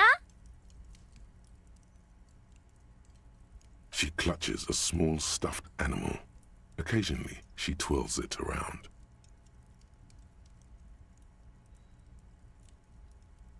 Yes, I am. Little Lily. You know my mom? That's nice. My mom is great. She's never angry or anything. Yes. They don't want to play with me. They're older and play outside. They look the same. Sometimes I can't tell them apart. They look identical.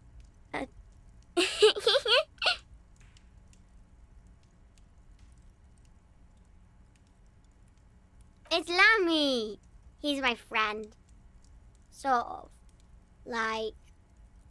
Lambie is a stuffed lamb that, admittedly, has seen better days. One of the eye buttons is missing, and the fur is tattered in several parts. Yes, very soft.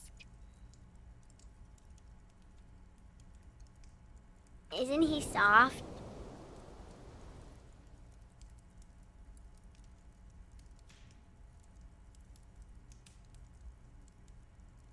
It's a grouse. Wasn't Gar, the cafeteria manager, trying to repair a piece of taxidermy? I don't know. Sure. Just go and get it. I don't like it anyways. It looks angry. All right. You just need to grab it from the ceiling and go. Oh, I had gloves. Very big ones. Heavy, too. Where did you get these gloves? Found them when Lemmy and I were playing hide and seek. In an empty house. Where no one lives. I think someone hid them there. She doesn't want you to think she stole them. I hid them. The twins were gonna take them. They're stupid. We're going to need those gloves. It's for important police business. Oh. They're in my sandcastle. Behind our house. Under the sand. You can break the castle. It's not very good. Bye!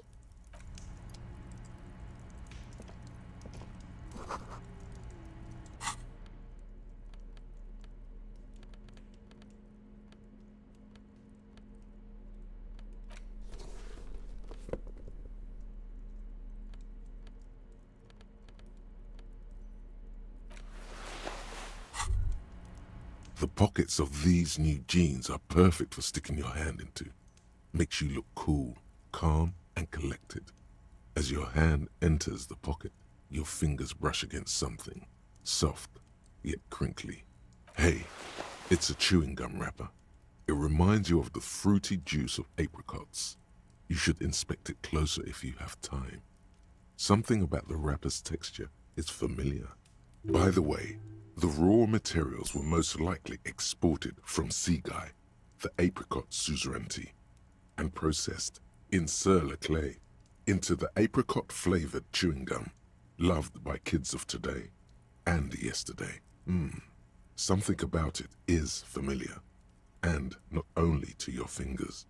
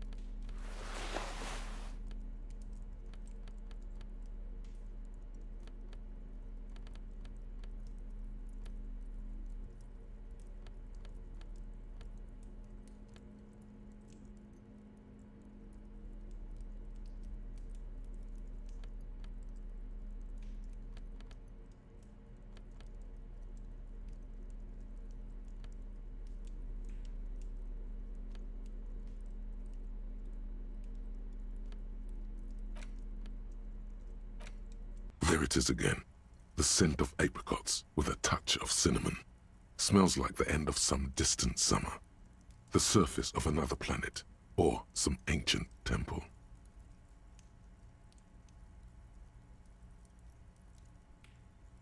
The sun sets into the sea, but the water does not boil. Instead, it turns to liquid gold.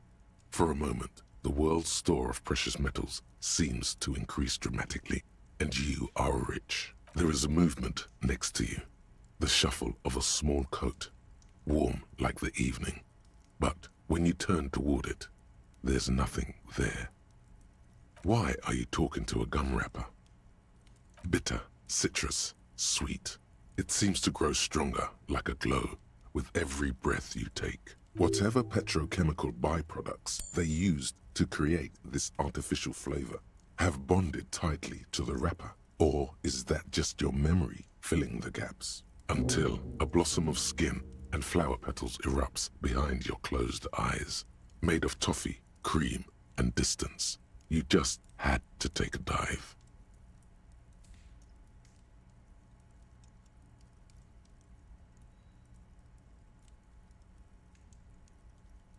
Yes, from the height of antiquity, a long, long time ago, millennia ago, on an island of time you can never return to.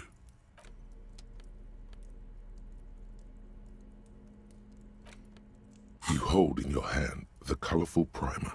The title reads, "A primer for small kids." There's a bear involved. Every page has one word designating one letter of the alphabet, with a faded illustration.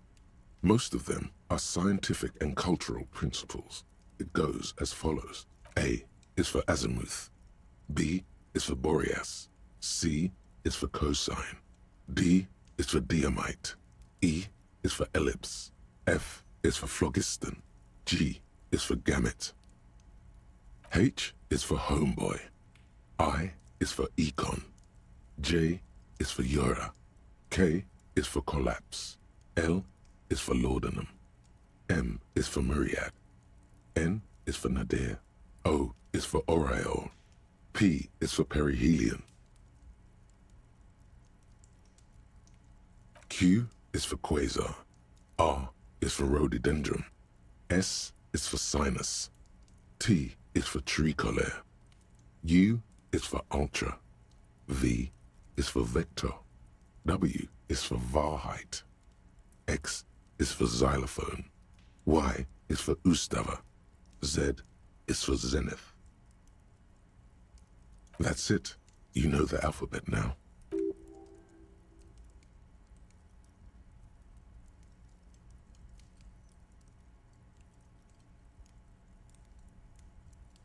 Good. I also know the alphabet. This book will show you the score. Get you oriented with those basic concepts you appear to be hazy on. The anthropomorphic bear will give you the lowdown of your life. The alphabet.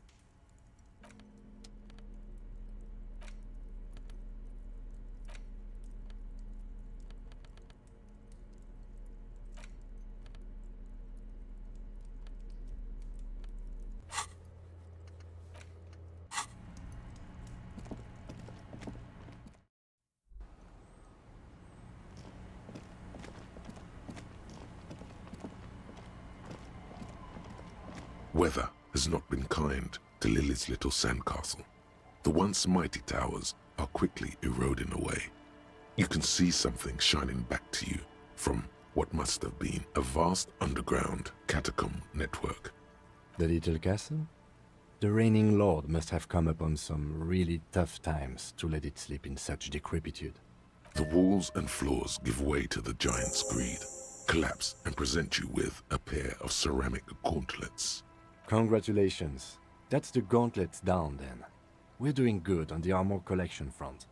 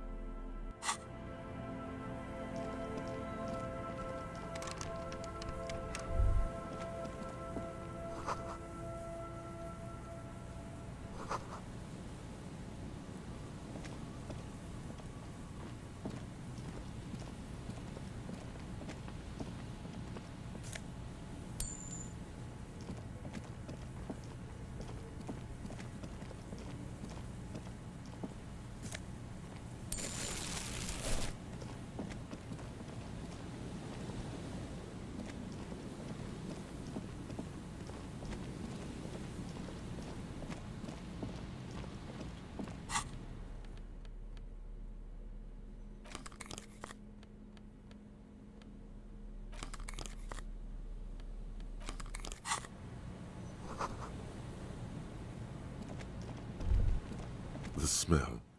It's awful and familiar.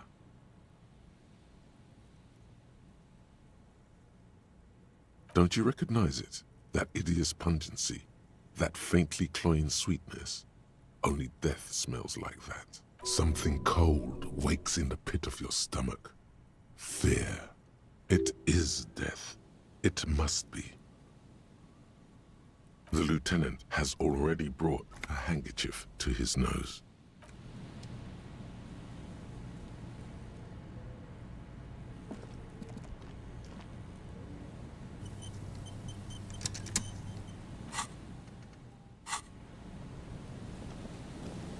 There's some tear, an empty cigarette package, and a crumpled kebab wrapper in the trash bin. A man lies on the boardwalk, his limbs bent and neck turned at an unnatural angle. Right next to him is an empty bottle of spirits. In his cramped hand, a chewing gum wrapper. Half of his body has slipped between the cracked boardwalk, starting with the right leg. The fall has left him broken, contorted like a sad puppet. The smell is not as bad as a 2-week-old corpse, but it's definitely heading there. Hold on. Lividity is faintly pronounced. Whoever this is has been dead for 2 days. No longer. We need to investigate. Calm now. Carefully. Just another day. Just another dead body. Breathe.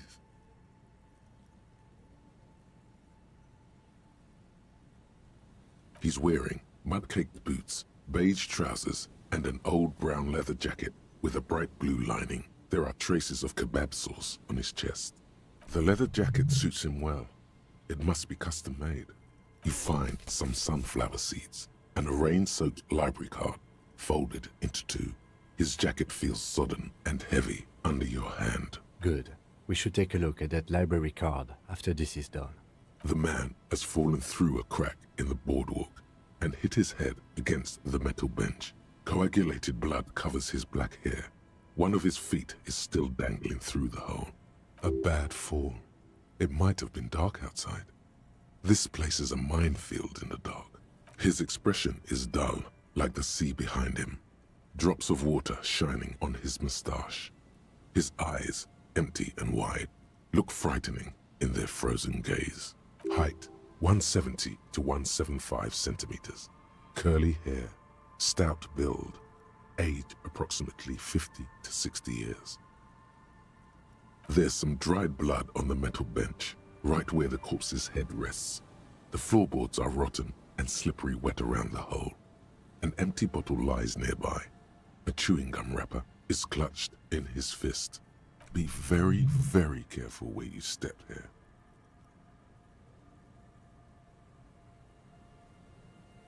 A dried chunk of blood covers the hair at the back of his head. An open wound. It's sticky and cold to your touch. This is what killed him. I don't see any other major wounds, do you?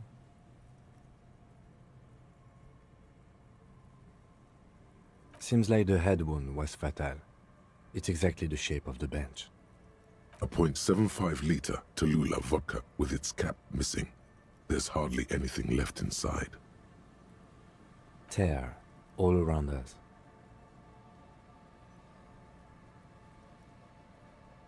I'd prefer if you didn't collect them this time. It's not proper. Rybowski spearmint chewing gum. Green leaves on the cover. The man's mouth is half agape from the terror of the fall. The blackness of death. Stench. You think you see white chewing gum too. Confirmed. Nearly the whole pack is there. Solidified on his lower rear teeth. He ate the whole pack, right? It's to cover the smell of alcohol before going home. The worst thing is, I've seen it before. Almost the same scenario. Even the chewing gum. It's always the same. The entire boardwalk creaks in the wind as you take a step back. Looks like one of the locals. He'd have to know this spot to come here. You don't just walk over here. But that's just a lazy assumption. What do you think?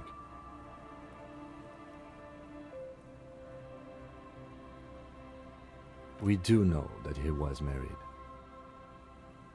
But you're right. Let's not run ahead. For now, all we know is that he's an unidentified middle-aged man found dead on the Martinez boardwalk. Death by misadventure. He slipped and fell through the boardwalk. A truly unfortunate accident. If it wouldn't have been for that bench, he'd be alive. What about it? The deceased ate some kebab. It's probably from a nearby place, maybe in the box. Sometimes a kebab is just a kebab. Oh yes. Some symptoms of acute alcohol poisoning could have definitely played a role here. Severe confusion, but I think that death arrived through head trauma, not liver failure. They'll seal this place off after the news reaches the coalition officials. I doubt that they have enough resources to actually repair the boardwalk. Not that sealing it off would keep anyone away. All it does is keep the city council's hands clean. No, I don't see anything that points in that direction. For now, let's treat this case as a simple, albeit sad, accident, unrelated to the murder case. Agreed. If this somehow converges later, why not? But keep it simple for now. It does seem to be a pretty straightforward misadventure, although there's still a question of identifying the body. From where I stand, I can see two options. We either take the case and follow the leads to identify the body on our own, or we report back to the station and leave this for our colleagues to handle.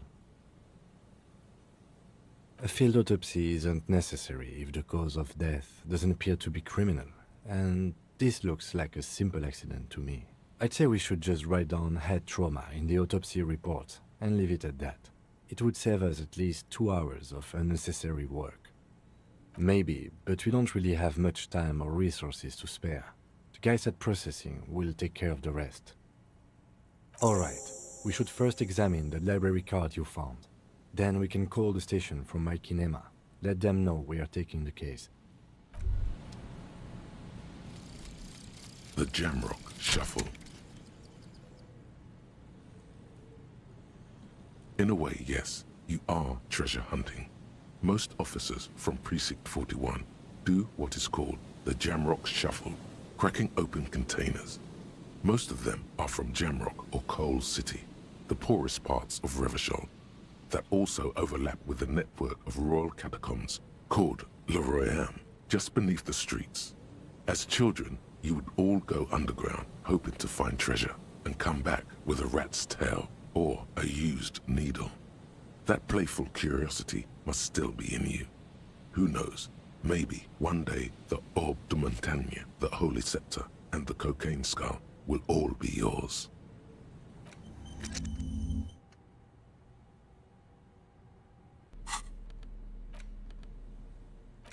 The library card is folded into two and still slightly wet to the touch. The front side reads, Central Jamrock Public Library Card, issued to Billy Mejean, expires July 53. Billy is a unisex name. Could be the deceased, or his family member. Whoever owns this card is an avid reader. You find a list of books written in blue pencil. Radio thriller. Stand a little less between me and the sun. The last one in the list is The Glinton Curve. But most of these titles seem to be in the sci-fi genre. Some thrillers too. If lost, please return the card to the library. Dial 005 02 55211 or visit us at Moreau Street, 78, Jamrock. Good. We should give them a call from my kinema. See if we can learn anything about Billy Mejean. Good idea. There was plenty of information here to go by.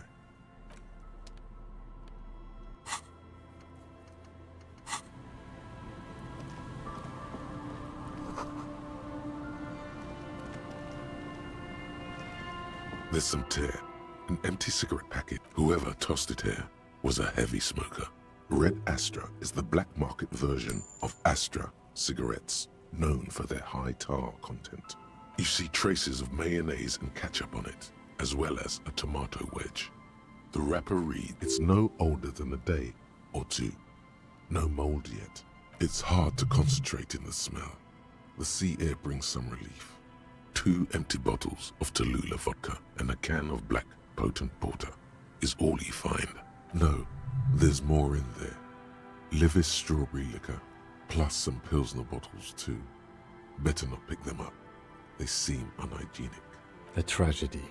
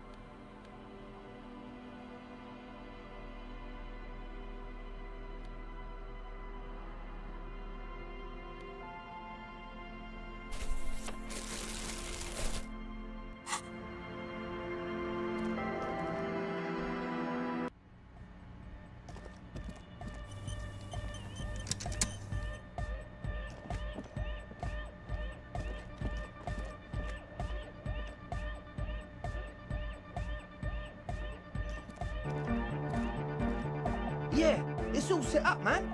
Can you already imagine 1,000 people in here? 10,000! Ecstatic vibrations, totally transcendent. And I've finished setting up the new compressor too. Now the only thing left to do is the name of the club. Will you do the honours, detective?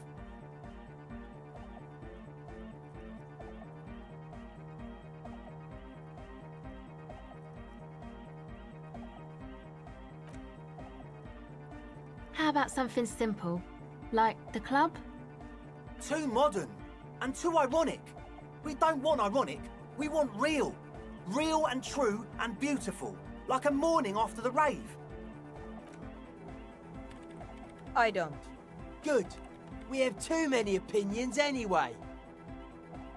I wouldn't. I wouldn't build a club, and I wouldn't name it either. An underground place with no name? Sounds like something the Crabman would say. We're not going with anything the Crabman would say. Why not? The Crabman has ideas, Estelle. Ideas from another level of consciousness. I don't care. I don't like the Crabman, and I don't like his ideas. His ideas are spooky. Next, please. The amnesia. Like the... I can't remember the name of the club, Amnesia. Amnesia! It's not amnesia, guys. Yakukata! Yakukata! The place to be! Yeko Qatar, the zone of ecological catastrophe. That's too morbid, Egg. Got anything else? Hardcore! Hardcore to the mega! No, it has to be bigger than hardcore. Yes, it has to be even bigger than hardcore to the mega. It has to be bigger than the scene. The name. Everything I managed to come up with sounds just wrong. Andre's overthinking it. Yes, you should do it, detective. It would be good for the signs. Noid's right. You've helped us so much. It's the right thing to do. You have? Well, what's the name?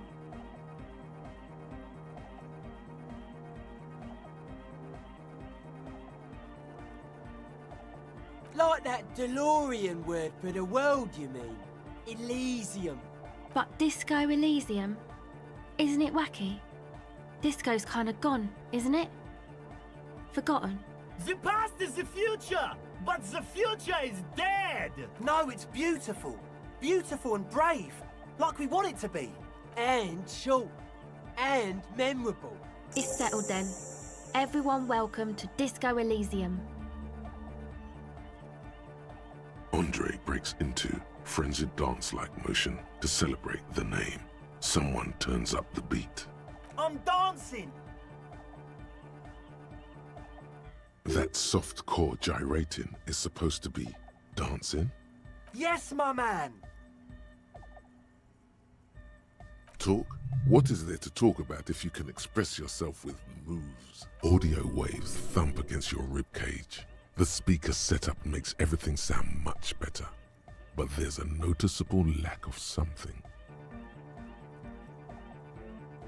It's to express my individuality. Is that a bald spot? It's hard to tell for sure, with the fused together spikes, but it looks like he's balding.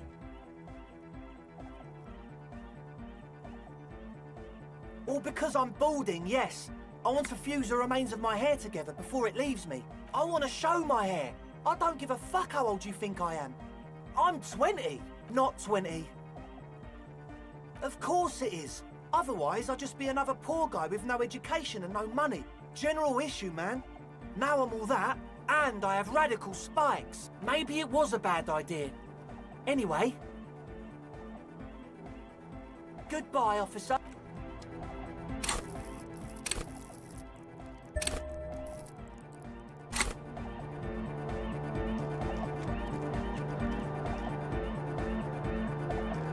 The young man behind the mixer deck acknowledges your return. When he looks at you, he squints as though you were the setting sun. This is hardcore. Hardcore! Hardcore to the mega! Here comes the night!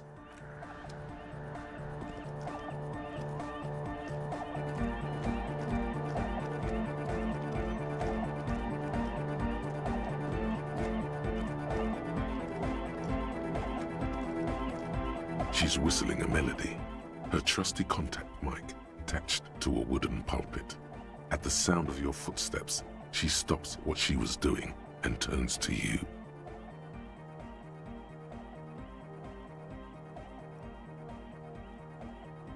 Hey there.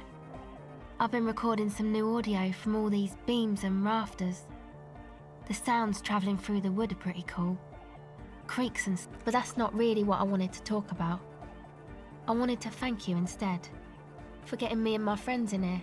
And we even found some new associates, such as they are. Good, I think. Noid is getting a read on the place. I think he finds the carpentry very impressive. Andre's been setting up the compressor. Sorna, the programmer, she's doing whatever she does behind that radio computer of hers. She doesn't talk to us much, and the crabman hasn't shown himself, thank God. Sure, you helped us out. I can repay the favour. What do you want to know? Ah, she's a bit odd, I have to say. Doesn't talk much. I'm not really sure how to vibe with her, you know? Seems like she's not in a very good mood most of the time. But earlier today she told me about Welkins, and she seemed oddly happy, like she had some idea with those little creatures. Some artistic idea. I didn't really listen, I was busy with my mic. Oh, the crabman. Still gives me the creeps the way he moves. But he doesn't actually come down. I just tried to stay away from the crabman. But he talks to Noid. They seem to have some thing going on. Beats me. Noid said they get along somehow. They're both crazy enough, I guess. Who knows? He doesn't really answer our questions, see? Not that it's easy to ask them. What are we supposed to do, yell up at the tower? Who do you want to know about? Andre? He's a cool guy. Doesn't really come off as one, but he is. To me, at least. He takes care of shit. Sorry. I mean, he's got a vision. For what life should be, you know? He tries to push things until everything falls into place. He's an organiser. Nothing. But then again, there's nothing to organise around here either. He really wants this church thing to work. Must have taken it as a sign when he found it abandoned like that. Said it was an augury. I don't know where he got that from. Andre's not super intelligent. I've never seen him so psyched about anything though. And he's often psyched. Looks sort of desperate, like it's his last chance or something. Or maybe he was just high. I mean, not that he does drugs, just high, you know.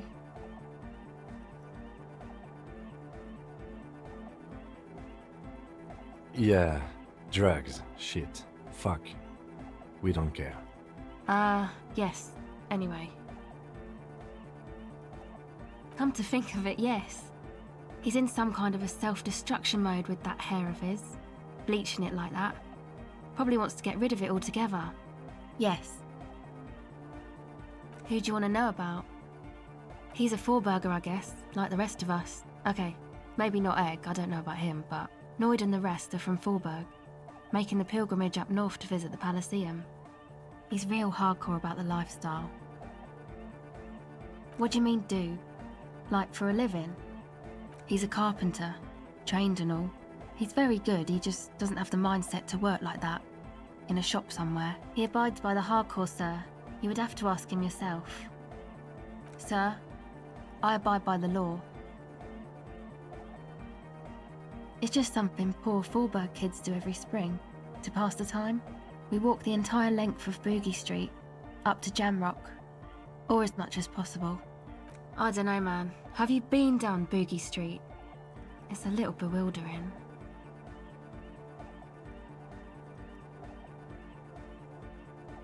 Okay, then you should go and take a look, I guess. Boogie Street is cool. It's got a lot of immigrants and all kinds of different people.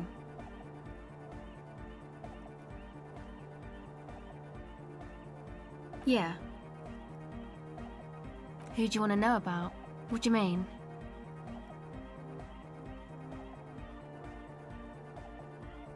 Oh, that. He's the party boy. And Nordic music doesn't really do vocals in the traditional sense. Vocals are thought of as rock. That's to say they're a bit backward. No offence if you like rock music though. Rock music's cool by me. Pachu, swish. Your credentials as the resident future man of Revachol are being questioned. Show her you're hip with the times, Gramps.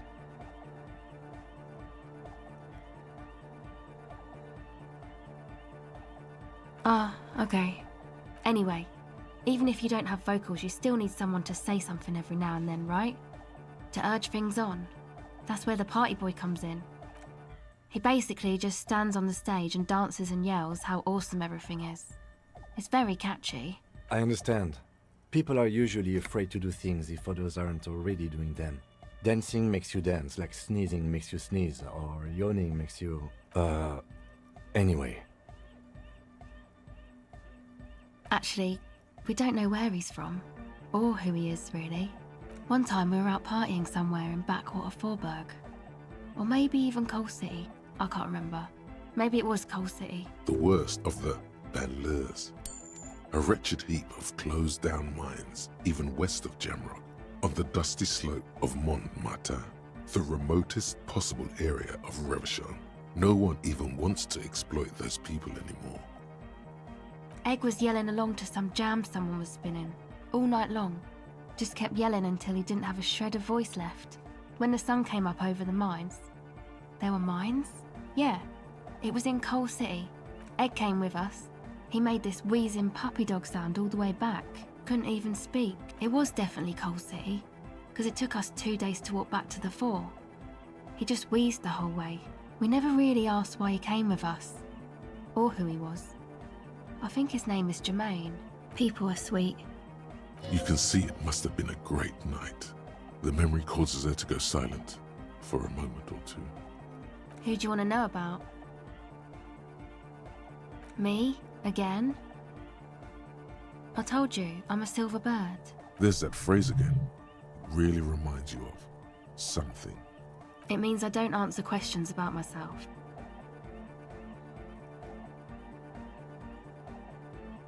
Thank you. Sure.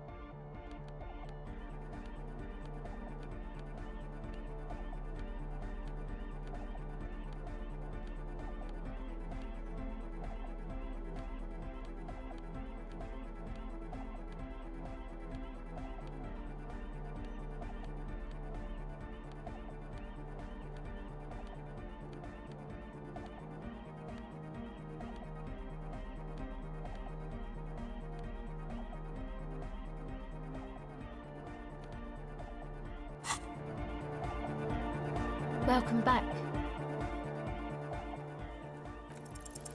The silver bird has already flown away. I will catch it later.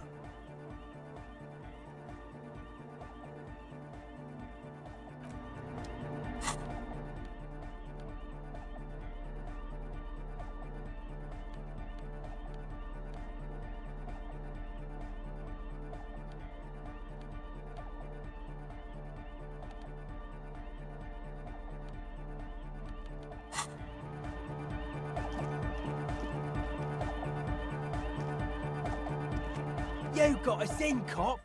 I can't believe you got us in. Between you and me, I don't know if you've noticed this about me. I'm a little suspicious of authority. But you really came through for the hardcore underground. Yes, you really came through for the hardcore underground. How come? Andre is busy cutting some slightly less lame, but still quite ungainly shapes on the church floor, sweating profusely. Estelle using her contact mic to listen to a tree underwater. The one with the large head is blasting the dance track on repeat, while the stained glass window behind him is rattling from the bass. Sire, the tent. 'Twas a security risk. And in here, sanctuary. 'Twas only noble of you.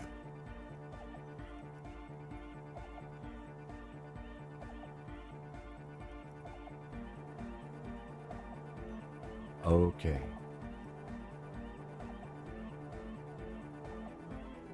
It's a miracle of carpentry. Their bodies carved into total shapes. Now it can be something more.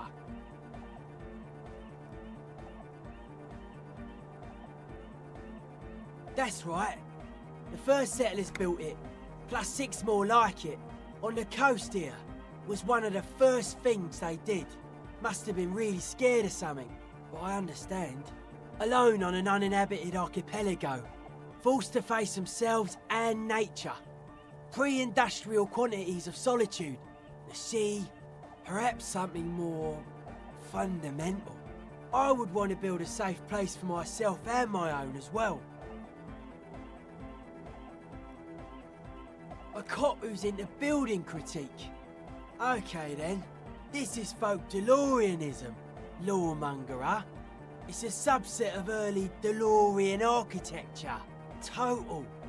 Everything between an ancient concrete cathedral and a glass cube is DeLoreanism.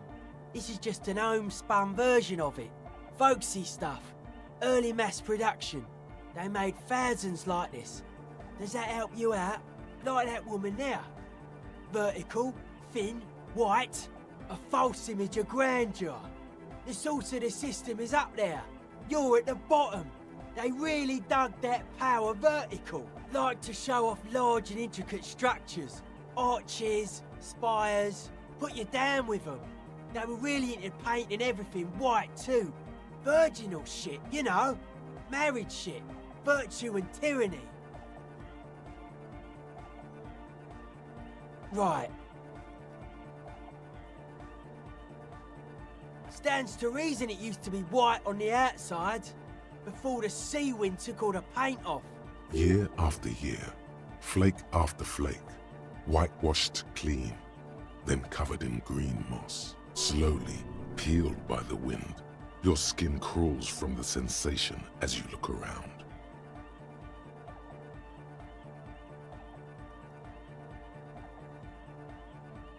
I don't say much anything as a carpenter anymore. They tried to make me into a reckoner and a leveller. I regret the time I dedicated to that profession and that worker collective. I say things more as a member of the hardcore side dance community these days. Why? You're a cop. I carry carpentry tools. Dead bodies of perennial plants. Sigma functions have left this place. It's a good thing we came along.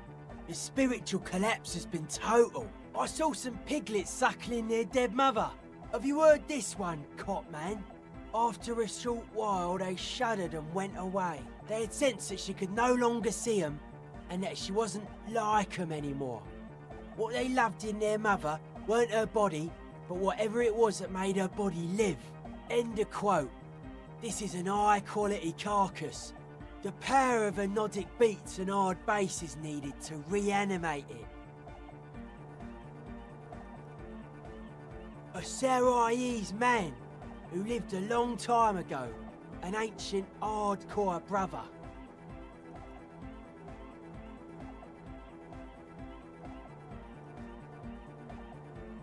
A 3,000-year-old tyrannical regime of history, built and maintained by hundreds of generations of self-appointed intellectuals. It's false core. The way he says it, the force in false core, is invested with 20 kilotons of disgust.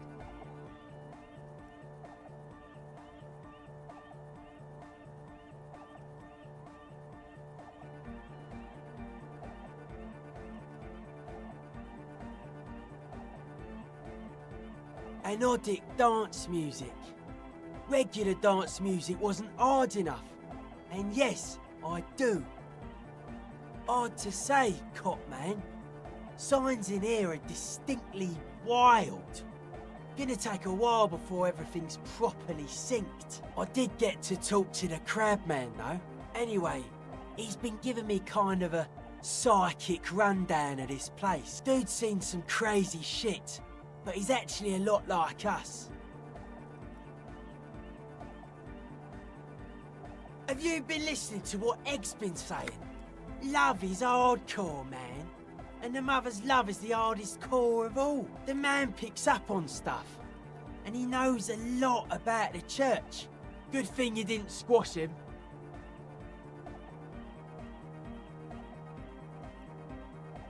The crabman's been lurking here for a while. He's experienced things. Things that give off bad signs. As far as we can tell, the Ubies built this place about 320 years ago as a sarcophagus. Not like a literal sarcophagus. Encasement, confinement, of something they were afraid of. Something new and unheard of on the Isla.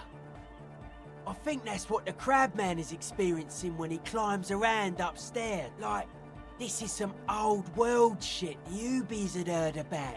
I thought the best way to deal with it was to build a church, surrounding it, to contain it.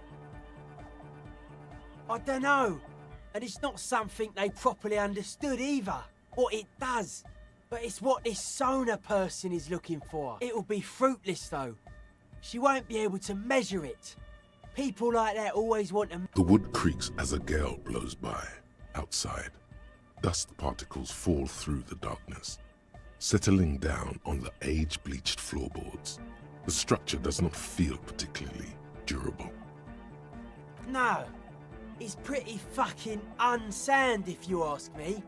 They should have built a club for anodic music around it instead. Anodic music will definitely contain whatever we're dealing with. And if it can't, well, seems to be the trend around here, doesn't it? You can't measure shit like this. It's not like substance. Like a concentric ring spreading out, the struggling villages. And that is what caused the communards to fail in defending the beachhead. Yeah, a lot of failure has gone down around here. I don't know. Maybe, maybe not. It's not a thing we can answer, Copman. Even I have limits. I'm a limited-size person. Maybe you can figure things out, Copman. I think we got on a good level here. The signs are syncing up well. Suspicious people are esoteric people. We don't go around spilling everything to Johnny Law. They don't call me Noid for nothing. It took us setting out for this whole enterprise to get our signs synced. It's short for paranoid.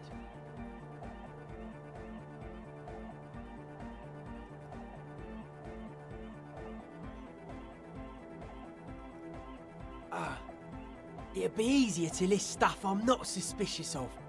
I'm not suspicious of sound and colour. Mechanics and chemistry also have a trueness about them. Most anything else deceives. Wants to steal your life away. I don't have a top 10 list of things I'm most suspicious of, but if I had one, the left-right complex would be number 1. Number 2 would be their sole accomplishment, the pig-wheat paradigm. Something is off here. You feel like it should be the other way around.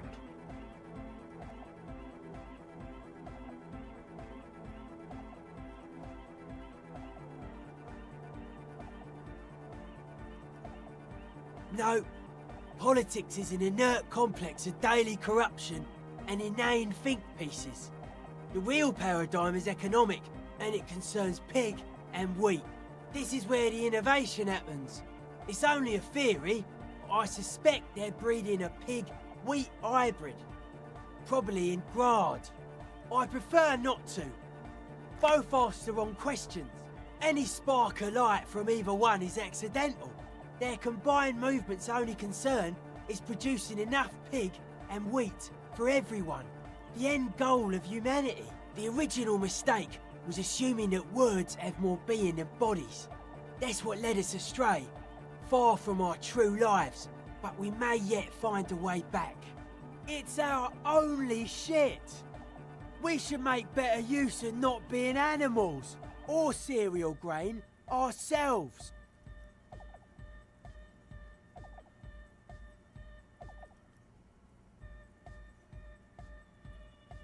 Correct. He can't help but doubt your sincerity in this matter. There is no other way. You are a police officer.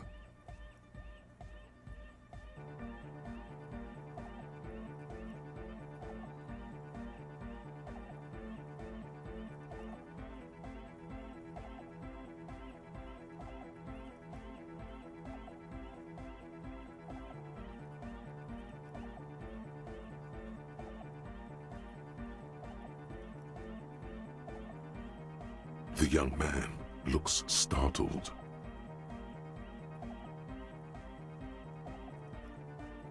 Mental illness is a term that powers you to homogenise people. I think I don't reach mental illness. I am merely politically ill, a suspicious element. His eyes flicker. A life is true if it's free from fear, an internal division among oneself. And others, mankind has seeds of greatness in it. A germinal will come, a return to trueness. It will be hardcore. Beats and bright lights to shatter falsehoods. Nerve impulses for the collective body. We are very much alike in basic structure. An hard enough beat would awaken everyone to a truer calling. In unity. Just like that. The speed freak is right in your face. His eyes burning. His comrades look on worriedly. Rejection of the right-left axis. Emphasis on unity. Appreciation of some primordial mode of being. What does that remind you of? Nationalism, militarism, racism, and emphasis on a leader character are totally absent in hardcore.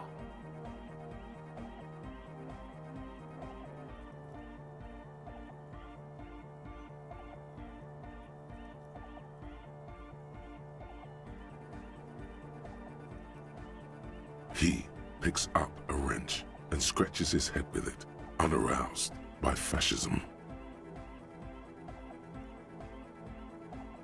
Utmost dedication, thoughts from the spinal cord, is a potent superlative as well. The term also signifies certain varieties of pornography that depict penetration, just so you know. Egghead usually has a better concept of the hardcore. He just really likes saying hardcore. Hardcore!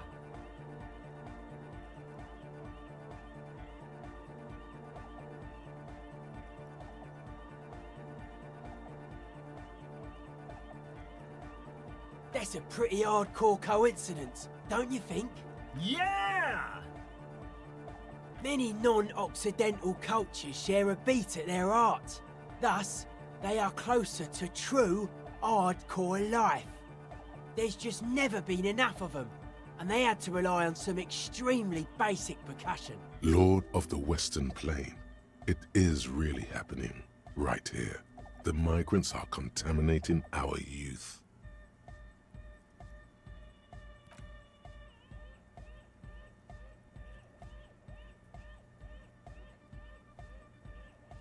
Oh yeah, sure thing.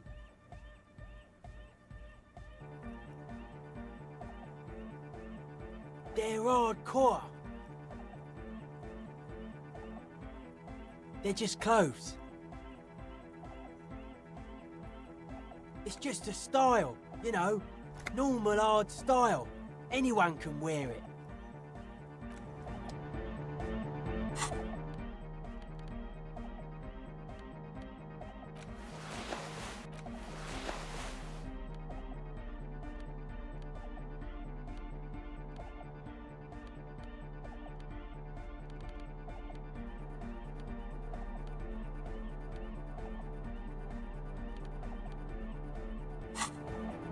Yo, man, what's on your mind? Aggressive, monotonous, but also somehow sacred, primitive, yet futuristic, like a machine, man. Nothing exists but the here and now. All are one purpose. All you've managed is a list. The parts don't form a whole.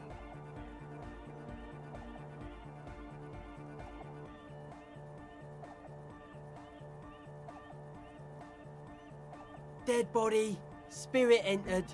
What is there to talk? I don't. Fucker giving me the evil eye.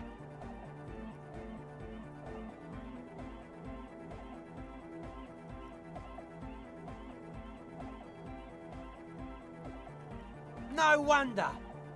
We have to get rid of it. Dismantle it. Can't dance with a giant mass murderer looking at ya. Not a good look for the club. Mellow, man, mellow. No one's a mass murderer. This is a house of love. Mass murder on the floor!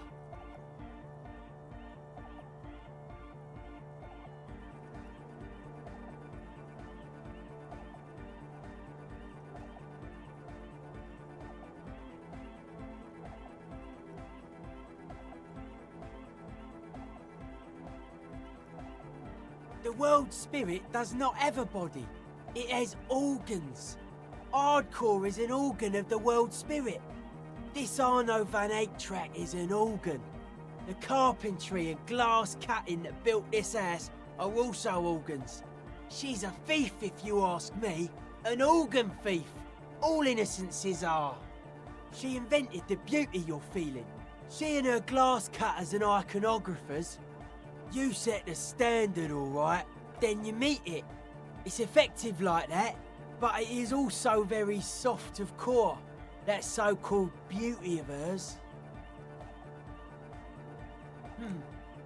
You may be onto something, Copper Man. She's got those mass murdering hips. No one says Arno van Eyck is a mass murderer. The Anodic pioneer Rietveld is not a mass murderer. Likewise, no one says Jermaine Egghead or Andre are mass murderers. You can live entirely outside that suspicion. Billions of people go about not there is.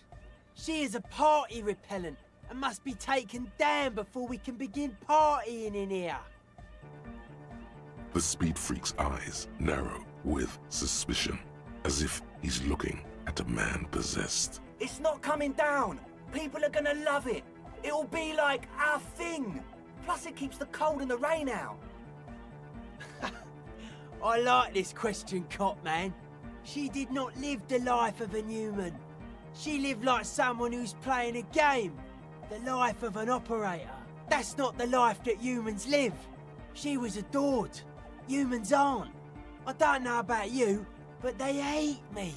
And they do not think I'm innocent or some shit like that. Well, they loved her. They put all their love in her and forgot all about the rest of us.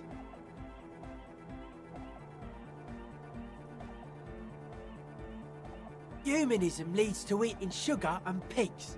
Humanism was invented to mass-produce billions of humans. Billions of humans can mass-produce hundreds of billions of pigs. And many, many more tons of sugar. She liked games. Her legacy, the thing we live in, isn't real life.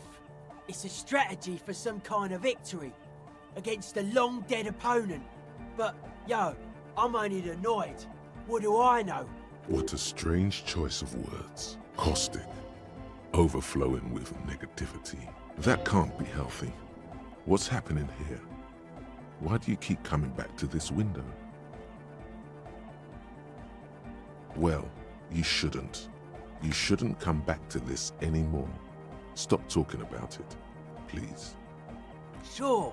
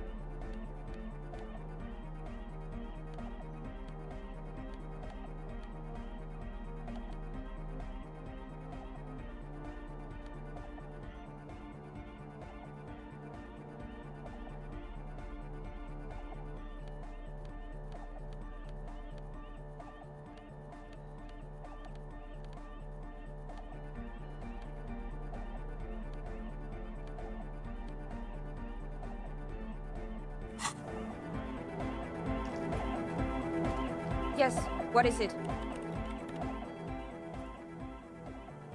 What? What did you say? I can't hear you! The music is too loud! Oh, the project! It's not going well! There's that guy! I need him to plug a 3.5 cable into the auxiliary input so that I can route the audio signal through the mixer into the speakers. He doesn't listen to me! He only ever seems to care about hardcore and Yekukata! A place to be, apparently! Thanks! Maybe you can get through his Magic rhymes! Let me know how it goes! The swallow, you mean? What about it? Great. Thanks.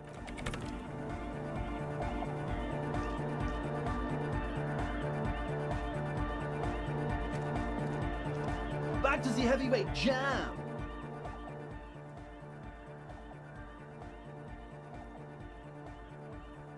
Hardcore! It's hardcore! Skibber-dee, skibber-danger. I am the rearranger.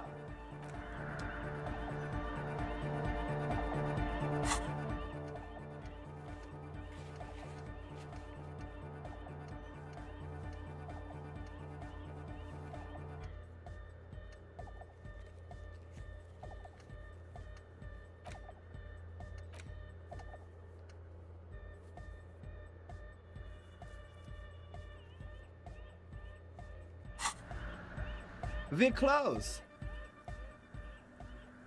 True, hard, full, hardcore! Yeah! This young man adds a capital G before the H in his yegs and args.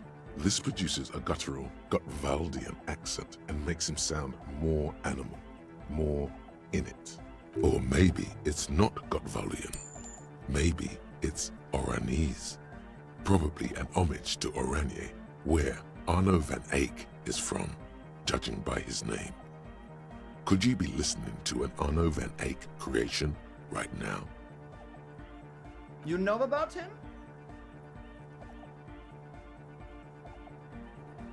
You know Van Eyck?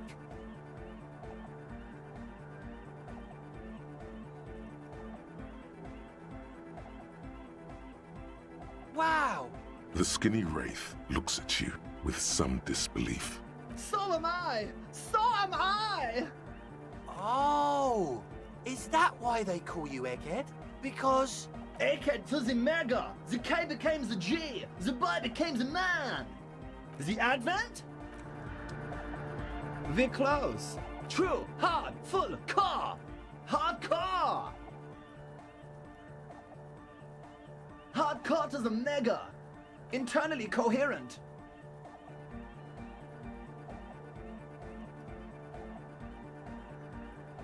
Good morning, yeah! 1, 2, 3, Yeko Kata, the place to be!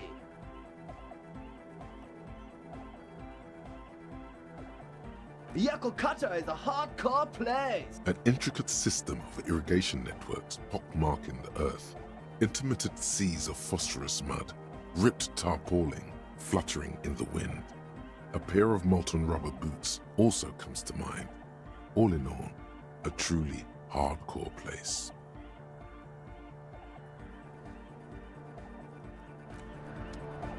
We're close. True. Hard. Hardcore. Hardcore is internally coherent. Good morning, yeah. 1, 2, 3. It's the message, so listen and you will see. No illusion. The spirit is what you feel. We're close. True. Hardcore. Hardcore. Internally. All core. All right. Yeah. Gotta get the people going. I'm the party boy. It's my job. Hardcore party 25/7 beyond the winter's orbit style. There is a place far away in Cutler, beyond a certain latitude, known as Winter's Orbit, where there are 25 hours in a day. It is a tremendously cold place, abandoned to drunks and failed rock stars, full of eternite, depression, and half-finished ski-flying hills. The Suru live there.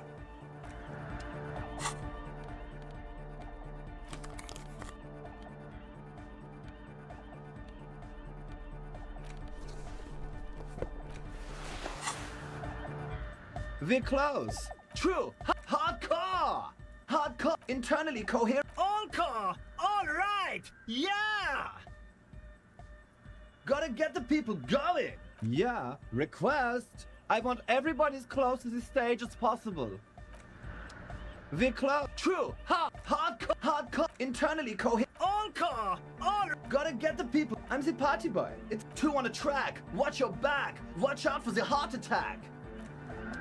Vikla, true. Hardcore, internal, all car. He furrows his brow as his very large head traces the sublime invisible movement of the music in the very real air of the church. Hardcore! Ah!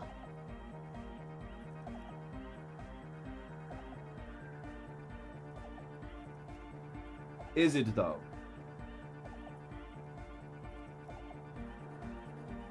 But is it? I mean, really?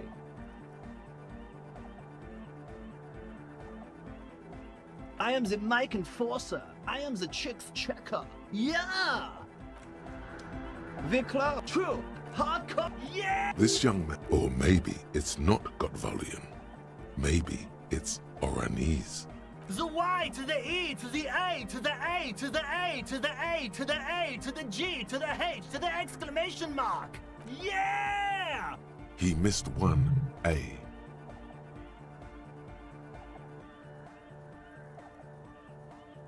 I'm the hard rhymer, the track attacker, the mic enforcer, the sixth checker. I am the law. Viklos, true. Hardcore, internally, all He furrows his brow. Hardcore! Ah! The question is, what is the question?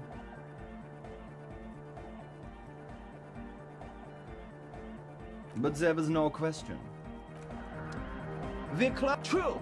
Hardcore, yeah! This young, or maybe it's not. The what? Yeah! He missed one A. It's nice to be important, but it's important to be nice. Viklos.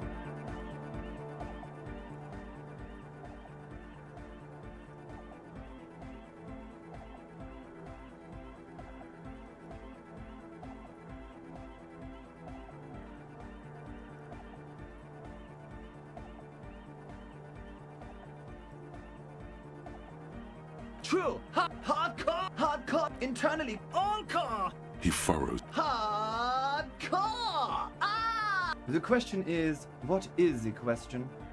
But there was a question? Vikla, true. Hardcore, internally, all core. He furrows. Is it though?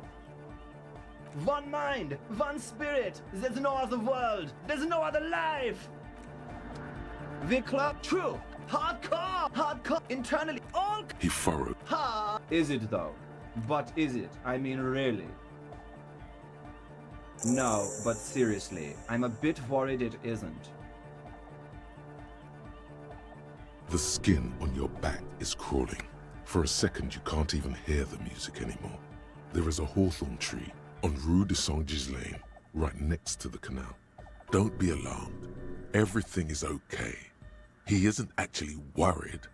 Everything is still super hardcore. What he probably means is, it could be even more so.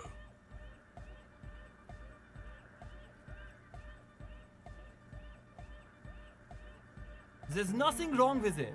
I'm still in love with the hardcore. Sometimes I just feel like anodic music is in its infancy, you know? For example, take this Arno van Eyck jam I've been pumping for the Isn't something holding it back from being hyper? It's like it's only ultra. I think it's super hardcore, but you're right. It's not hyper hardcore. If anything, it sounds a bit proto. Like it's not fully formed yet. You might be a moribund alcoholic and a failed cop, but you are pretty certain a thing cannot be both proto and hardcore. Wow! Culture cop! I think you might be right. But how could it become hardcore then? I know it in my heart, but cannot think it in my head. If this is not hardcore, how could anything be?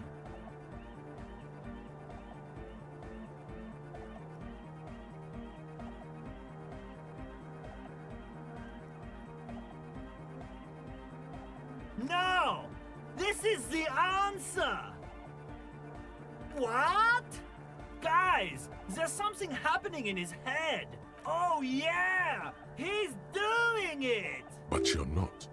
This is almost certainly a matter that surpasses the limits of reason. I know! So does mine! But there's something else that hasn't failed you. Yeah!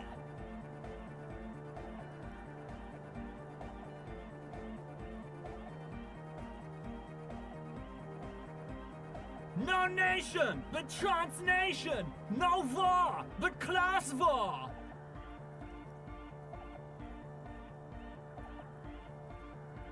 Don't be a lunatic. Of course he isn't. Jermaine here just yells random things. Yeah! Revolution imperative! Unless you were thinking Revolution imperative right now. Anyway, I've had a similar thing happen with eggs yelling. I know what you mean. That's fucked up, man. Lying like that. And a cop, too. He's not a communist. It's just something he likes to yell. He picked it up from a tape jockey at the Elysium. Yeah! With the rebel yell!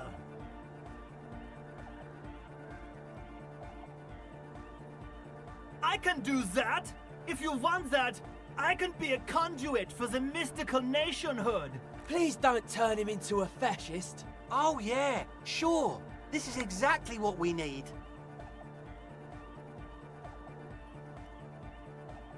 Aye! The nation rules the nation!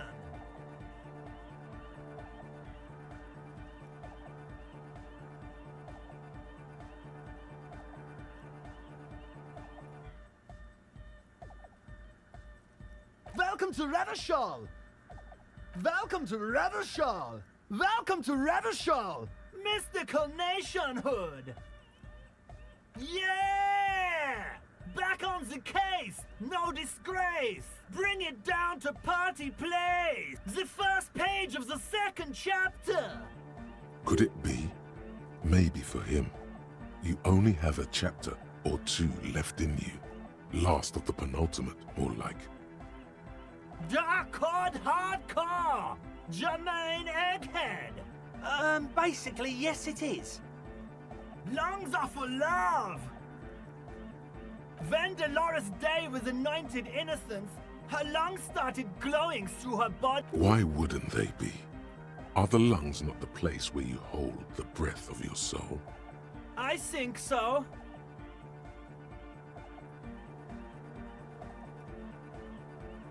Highly gaily!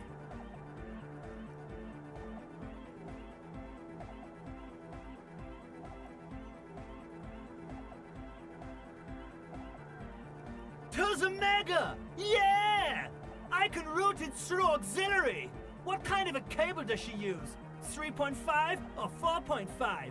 Oh, she uses 3.5. Yeah. The auxiliary lining is 4.5 millimeter. These two don't mix. Oh no, we're going to be in this church forever. Don't worry, I have an adapter for it right here. Hang on, this is a 4.5. We're all good, people! Whoa, thank God. Adapters noticeably degrade the sound quality. Great! Someone got through to him. Okay, let's get it all set up. Can we turn the music off, please? Everybody! Everybody! Don't panic! I'm going to turn off the Arno for just a sec. For a special scheduled event. The Arno will be back! But we're doing something else for one moment. Alright, go tell her that Egghead is ready to rave to her tunes. And then I'll turn off the music. Alright! Here comes the night!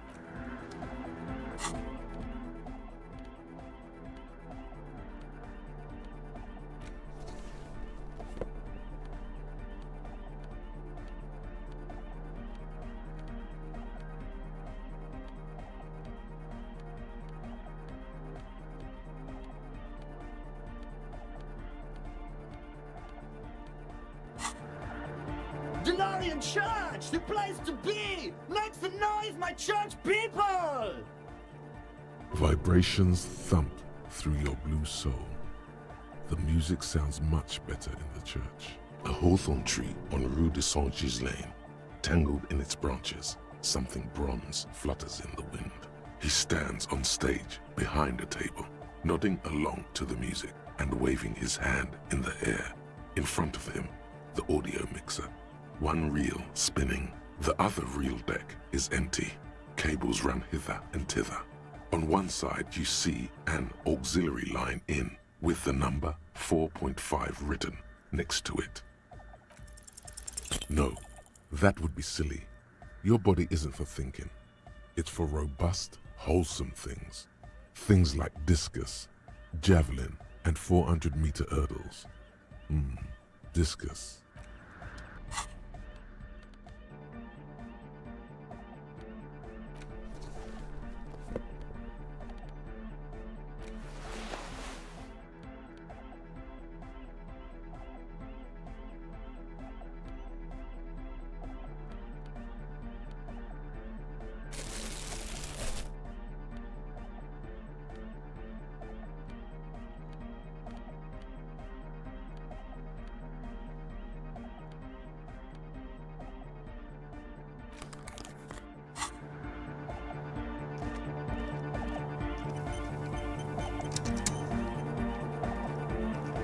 Yes, what is it? Okay, but think you can ask him to turn the volume down a bit? Just in case. Maximum! Maximum is the only way! I know it is, but could you please turn it down just this instance? Just this one time? Maximum is not the only way, okay? Pump it to the brick! Pump it to the hard master! There's no other way! Glue style!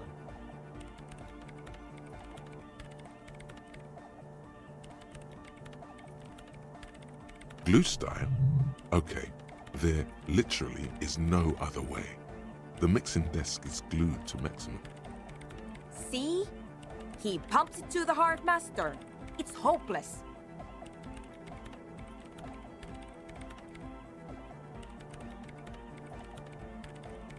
Of course it is. Yeah! Permanent enlightenment! Ray of sound! Never mind then. Let's get on with our project. I'm going to unmute the speakers on a count of 5. Everyone ready? Egghead pumps his hand up in the air, waiting for the beat to drop. Born ready. Ready. I'm ready if you two are detectives. The lieutenant nods stoically. Not so stoically, his hand moves to the gun holster. 5, 4, 3, 2, 1. Mute disengaged. No wind outside, no waves, no floorboards creaking. Total, continuous silence. This is unnatural. The woman looks around. In the silence, you see dust move on the floorboards. The driver of the speaker vibrates in the air and then stops. Plasterwork begins to crumble down the walls. In the silence, a low hum starts creeping up your spine. It's a song inside you, not in the speakers, not in the room. A great bass sigh in the basement of your mind. Slowly, it builds until the air around you starts to vibrate. It's out there now, in the world, made manifest. It will devour everything. Guys, what's going on?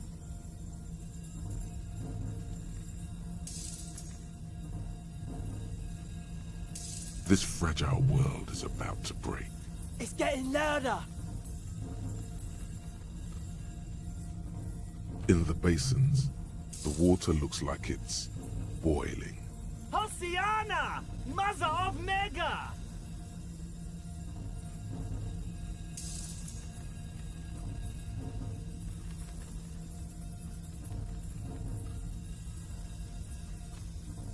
The beauty and the beat! The future of dance! Planetary! No, Egg! It's the window!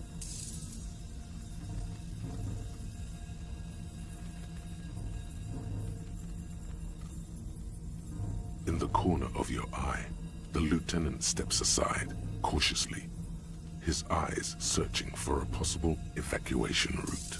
The window is going to come down. No, the roof!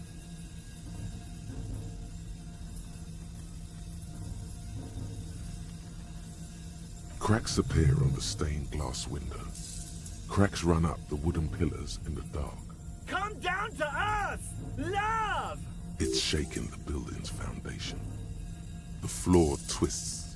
A great pulse arises in your flesh. That's it. I'm muting it.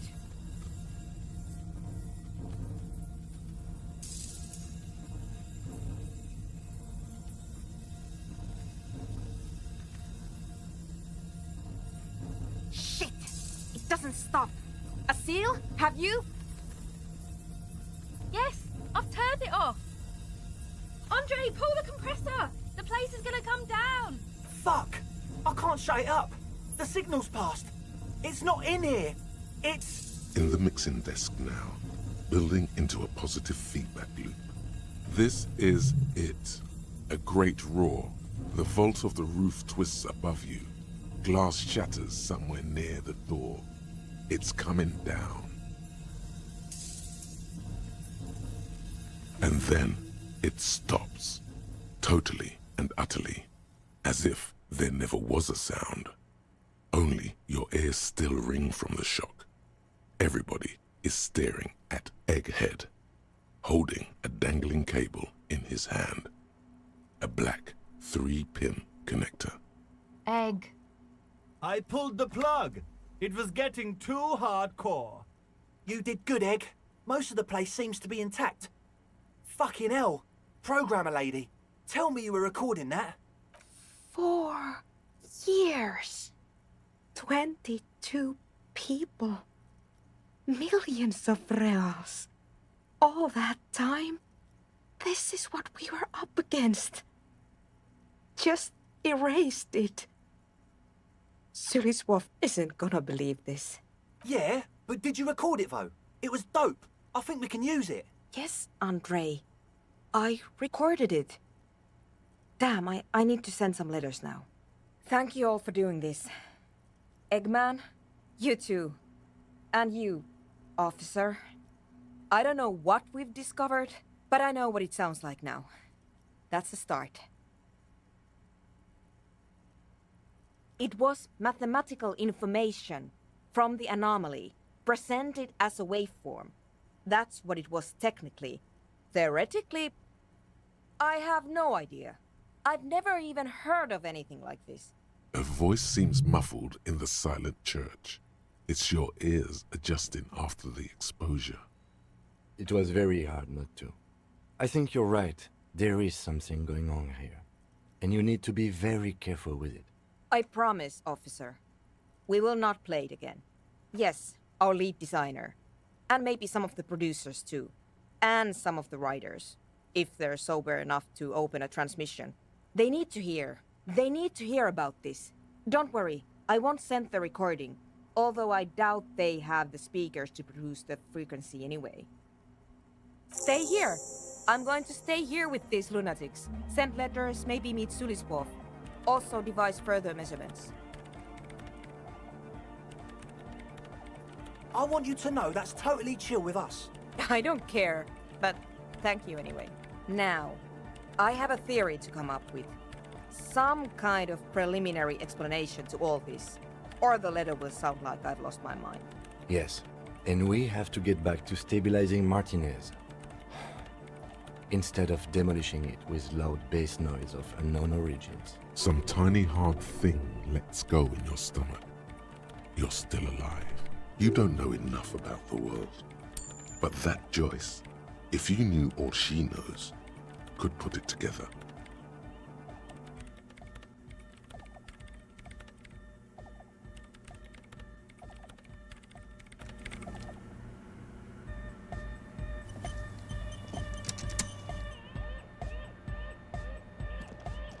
Yo, man. What's on your mind?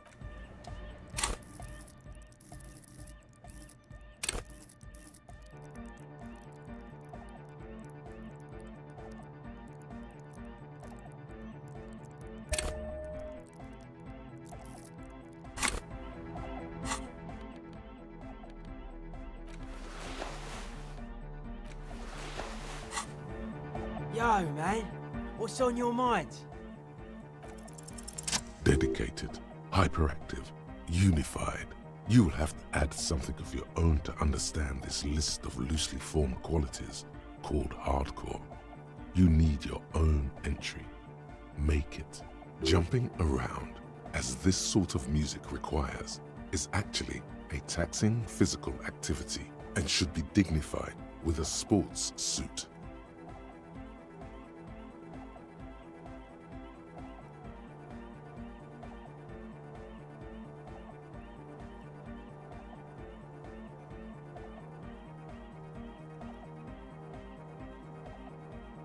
You might as well make it complete with a whistle then.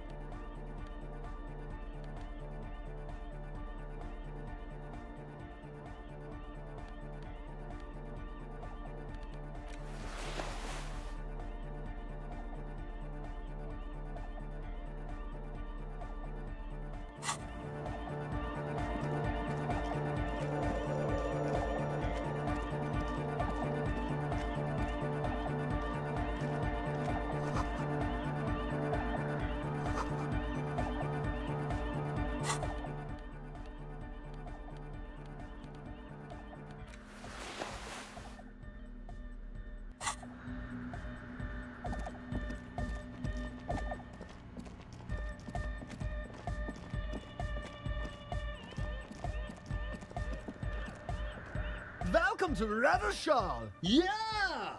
Harder core! You know it in your lungs where the pressure should vibrate, in your heart that's alone, and in your solar plexus where the hits should land. So does every chordate animal. What?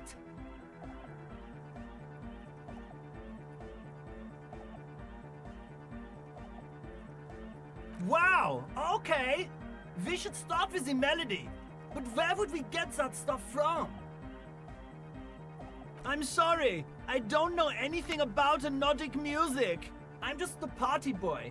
I get the people going and say it's hardcore.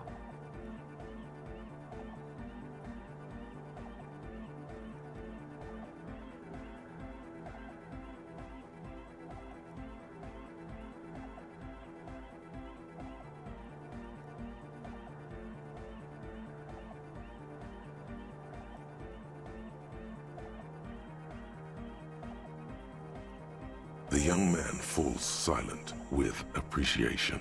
He even tries to contain his smile, as if it could hinder your investigation. Basically, what you need to find here is a tape with some banging music on it, so that Egghead could use it to remix Fan 8's jam. Yeah, maybe that street hawker across the pawn shop has got some tapes to sell. That's just an idea. There is a hawthorn tree on Rue de Saint-Gislain, right next to the canal. A reel of magnetic tape is caught in its branches, like bronze ribbons blowing in the wind. Oh, I know! I know this! I can tell you where it is! St. G is the boulevard before the canal bridge. The one that takes you to the whirling in rags and the industrial harbour. It's got the lanterns and the... I knew that! I could have said that!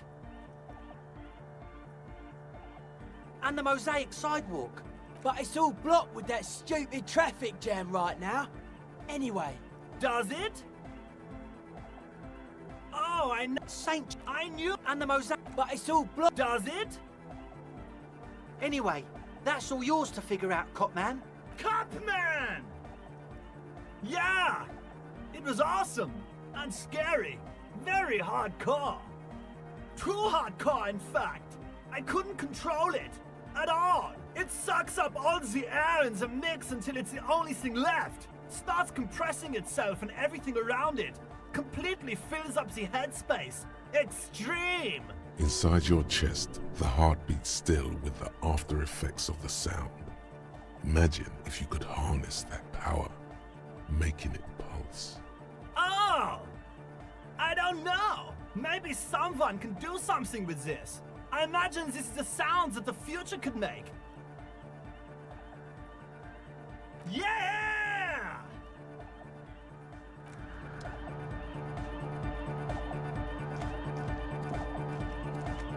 Yo, man.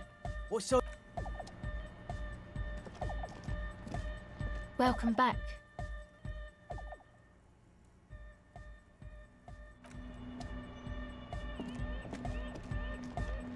Oh, hey, man. It's good to see you. Goodbye, officer.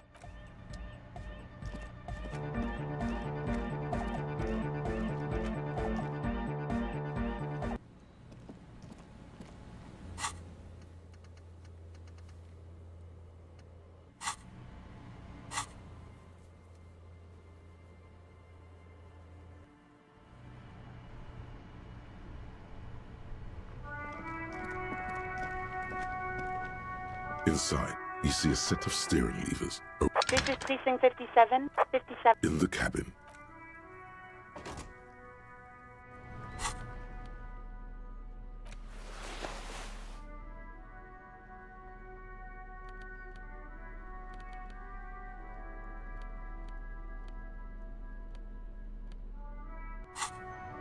Inside, you see a set of steering levers, a radio microphone. This is Precinct 57. How may I assist you? One moment. Can you please describe the body? Age, sex, cause of death? We suspect he might have been inebriated when he fell. There were bottles. Any signs of violence? No field autopsy necessary. You can hear her quickly typing in the background. What about his belongings? Did you examine his clothes? Any information on the library card? Good. You have a lead. Do you and Lieutenant Kitsuragi want to take the case, or should I assign... I have assigned the case to Lieutenant Kim Kitsuragi. Please follow up on this library lead to identify the man. We'll send someone to take the body to the morgue. That's all for now. Thank you for reporting in. Hold on, officer. I've got Central Jamrock Public Library on the line, and I've already introduced you to their librarian. Connect. Yes, this is Central Jamrock Public Library here. How can I help you, officer? Billy Majon, you said. Give me a moment, I'll have to... On Moreau Drive in central Jamrock, in a darkened hall lit by orange desk lamps far away from the noise outside, a middle-aged man taps commands into an old radio computer. A printout falls on the desk. Behind him, a lonely reader scours some dusty bookshelves, looking for a paperback. Yes, hello, are you still there? I found Billy Majon's home address, is that alright? No. They're too poor to have a phone line. Here we go, sir. Rue de Saint-Ghislain, 33B, apartment number 20. It's in Martinez, I believe. Cape Side Apartments, it says. That's where the smoker on the balcony lives, isn't it? It says here that they returned their last book just a few days ago, but I wasn't at work that day. Marie? Marie? Do you remember a reader named Billy Majon? They returned a Tybalt book the other day. Maurice, what? A woman yells. Then, yes. Okay, if it was the police. Yes, it was my colleague Marie. She said that it was Billy's husband who returned the book. He also asked for this new sci-fi release, Lowe's Radio City 87, but we don't have it yet. Good. You have a name now.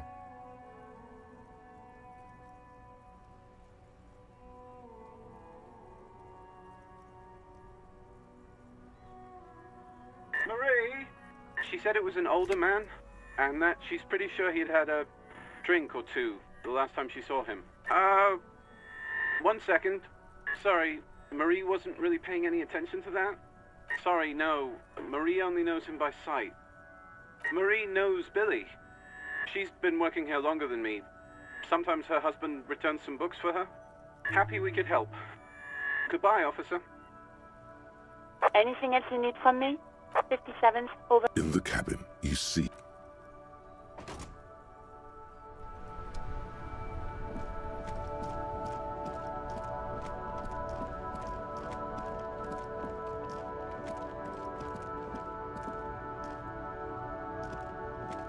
The shine on these sunglasses lasts a lifetime, officer.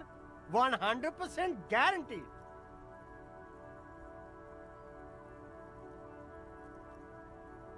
These are all. Those UV stickers are almost certainly. These are all first-rate sunglasses. You keep coming back. That's good, officer. Keep browsing those clothes. Keep saving that economy. You find your. The box smells like. Economical? The speakers below are banged up and worthless. The sneakers triumph over them. They're the star of the show here.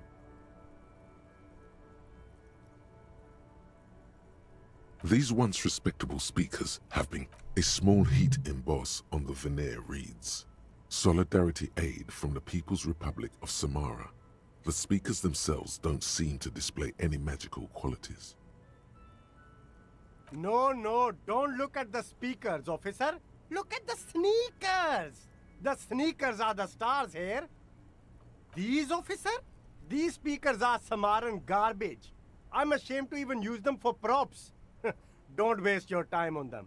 Samaran trash? That sounds like they're from the Samaran People's Republic, produced under the dictatorship of the proletariat. No way, officer!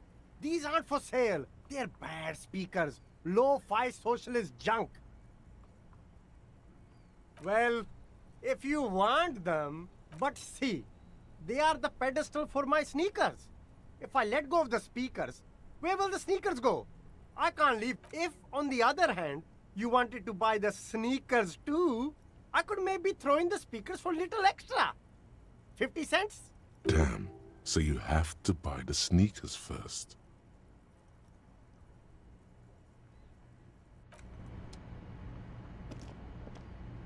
Everything's still cool here, officer.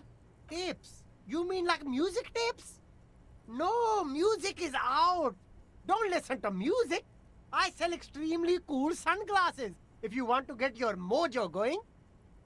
Tapes? Tapes are everywhere. They're worthless. Kids throw them in the trees. There's one in the bushes, right behind this lorry. No one would ever throw a good pair of high-quality plastic sunglasses in the bushes, mister. To the west, dark brown ribbons of tape hang from the tree, flowing in the wind. You should have a look. It's better than nothing.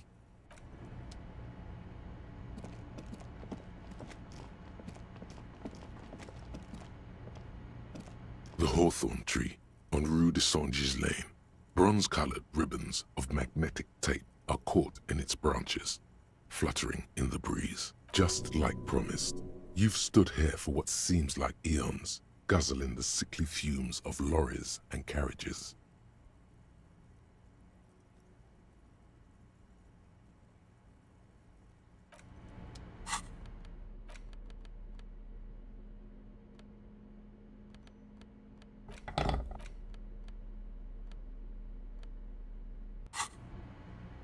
The gnarled hawthorn tree on Rue de Saint-Gilles Lane. A wintry breeze blows like an immaculate labyrinth. The magnetic tape twists and turns around the branches. You just can't get it loose. All you've done is make your fingers bleed from the thorns.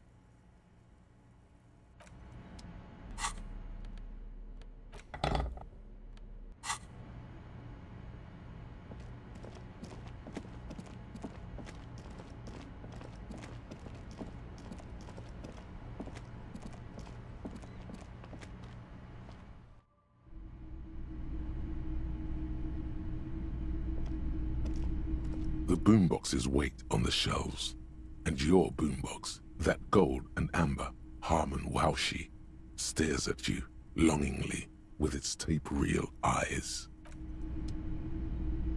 Hello, hello. Let me know if I can help you with anything. Sure thing. Sure, man. Sure. Let me have a look.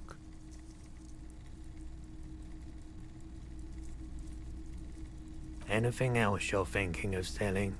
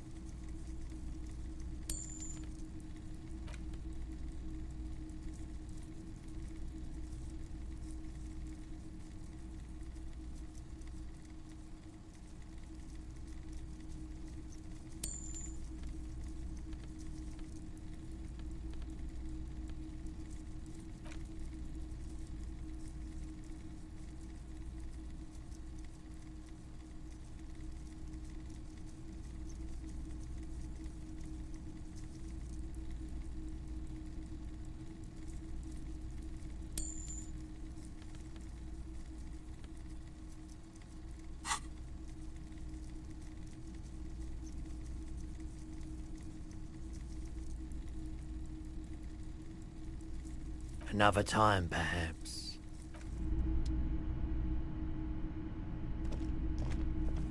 You see rows of toy soldiers guarding the rest of the trinkets displayed on the table. Some on horseback, others in rags, others yet in bright blue uniforms. All are... This set of soldiers isn't meant to look impressive. A few have rifles, but most of them can... I think their poverty has been exaggerated for effect. When you place them next to the Royalists, it doesn't seem like they could possibly win.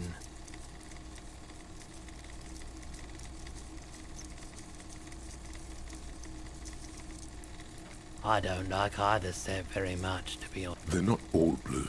These figures... Which ones? Ah. Big men on big horses, clad in lamella armor and carrying flintlocks. The kind that would mow down a line of enemy soldiers in the blink of an eye. I used to be very serious about my Franco-Nigerian nights.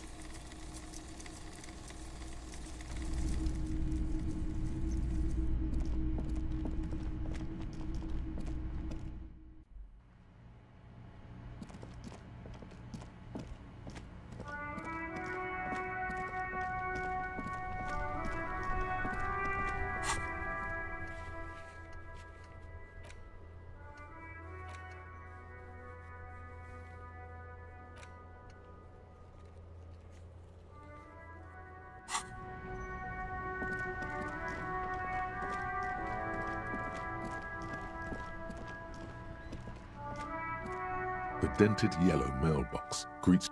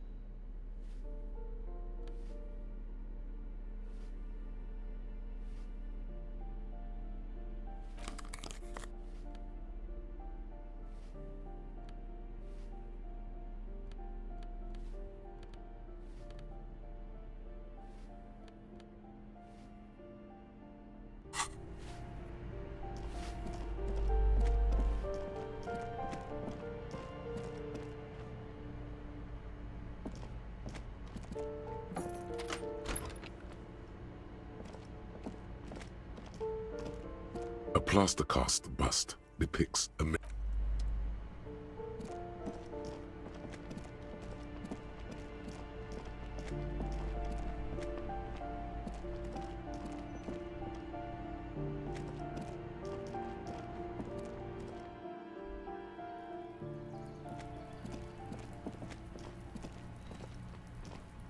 weathered brown door. The number reads 20. Something smells good. Soup allons, yo. The lieutenant motions to you to go ahead and knock. You're right. Let's talk this through. You hear light footsteps passing by the door and some folk music playing on the radio. We have our first preliminary identification. In all likelihood, the deceased is the husband of Billy Méjean. We need to confirm this, as well as... Now, delivering a death notification is never an easy task. There's a reason why it's often called the most stressful part of our job. This is why it's usually done in pairs. You got this. I'll be monitoring reactions, ready to act if necessary. Dead? Just don't say that you know how they feel. You don't.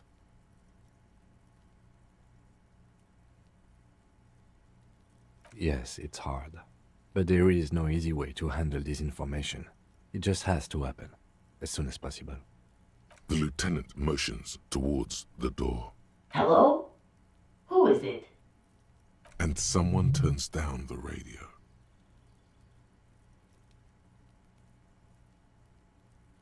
The police? A moment, please give us a moment. Tidying up. Nervously. Come in, the door is open.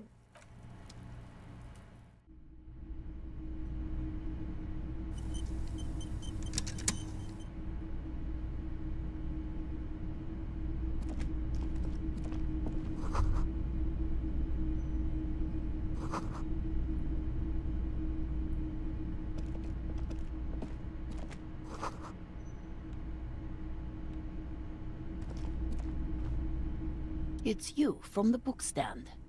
Did you come to bring my cockatoo back? I don't think I introduced myself properly. I'm Billy. Would you like something to drink?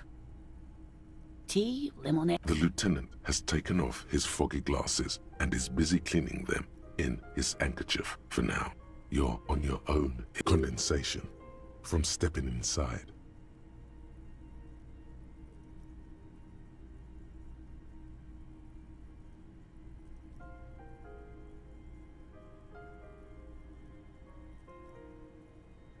She just nods. Keep it together. Your body language shouldn't give it away. Sorry, I'm rambling. It's just that Victor often gets into all kinds of trouble. So, how can I help you? How about some small talk before you break the news? It's me, Victor, and the kids here. We have 2 daughters, Jenny and Jolie.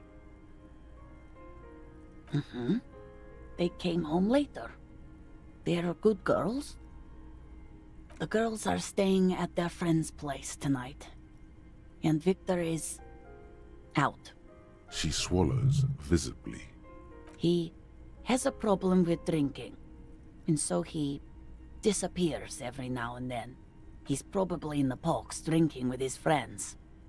I sent him to the library a few days ago, but I guess something came up. Oh, it's in Jamrock. The one at Mayro Street. I don't know the official name. Central Jamrock Public Library? I think, yes, if that's the one on Mayro. It is.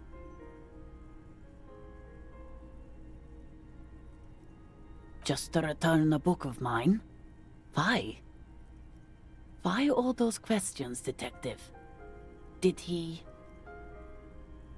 I think it was, Thibault's The Glinting Curve.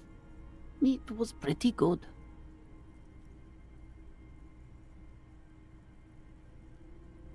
His old leather jacket. It's just your average brown leather jacket, but he bought it as a teenager, so... No, well, the lining is hand-sewn. It's blue. I tried to make the thing more weatherproof since he's running around with it in the middle of winter. She folds her hands across her chest.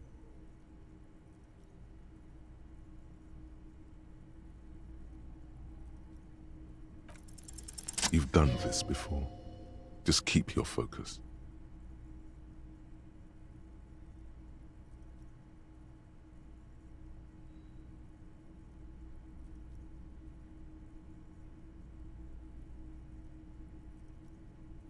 What did you say? Oh. Oh. But he was just... But he was just here. Alive. We understand this comes as a huge shock. I want you to know that me and my partner are here for you if you have any questions. Take your time, ma'am. What happened to him?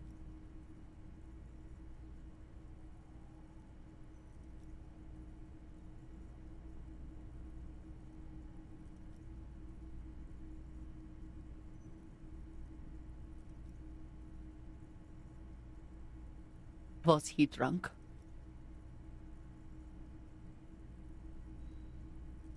I see. And you just found him there, lying in the cold. How long had he been there? If you say 2 days maybe, it will be etched in her mind forever.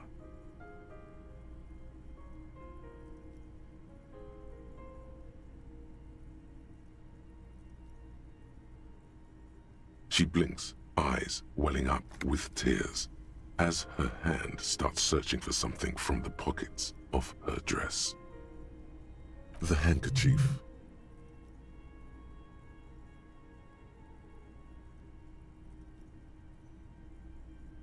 A small, terrified smile quivers on her face as she takes the handkerchief and wipes away the tears. She looks disoriented. Is there anyone we could call for you? A friend, a family member, someone who could be here for you? No. I just need to tell my girls. Unreal.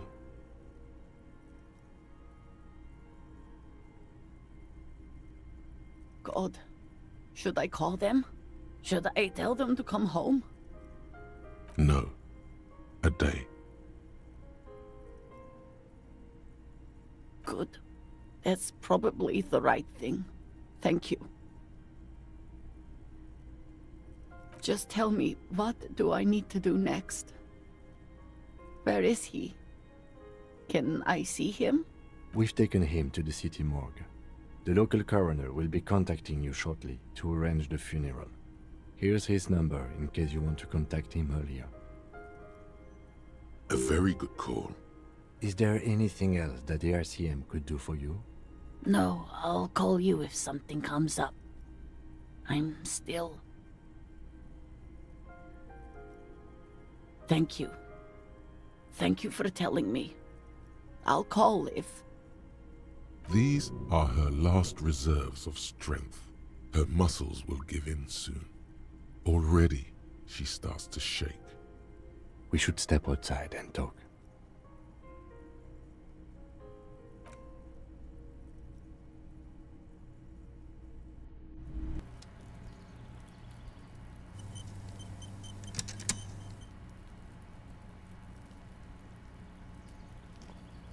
You did well.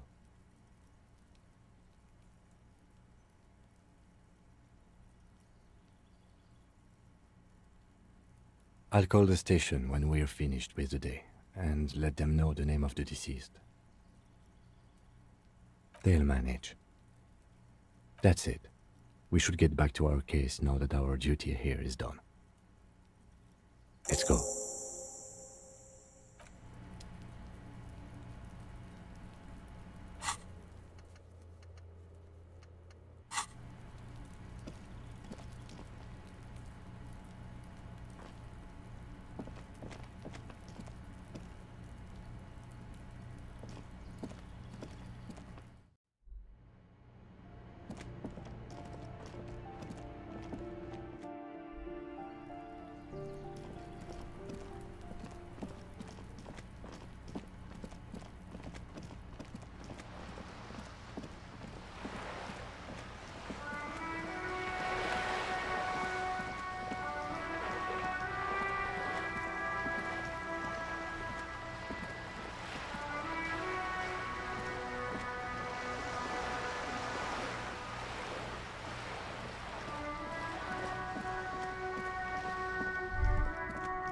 There.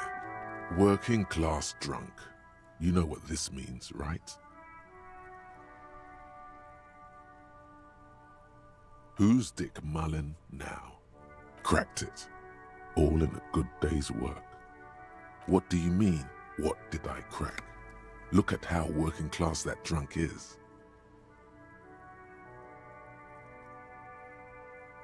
No. Stop goofing around, recruit.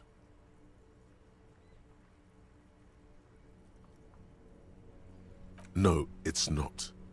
Yes, and you found him. Now go and tell the working class woman. Protect and serve, recruit. Didn't she repeatedly tell you her husband isn't missing though? Do marriages make any sense? Does honor? You're not a filthy philosopher. You're an officer of law.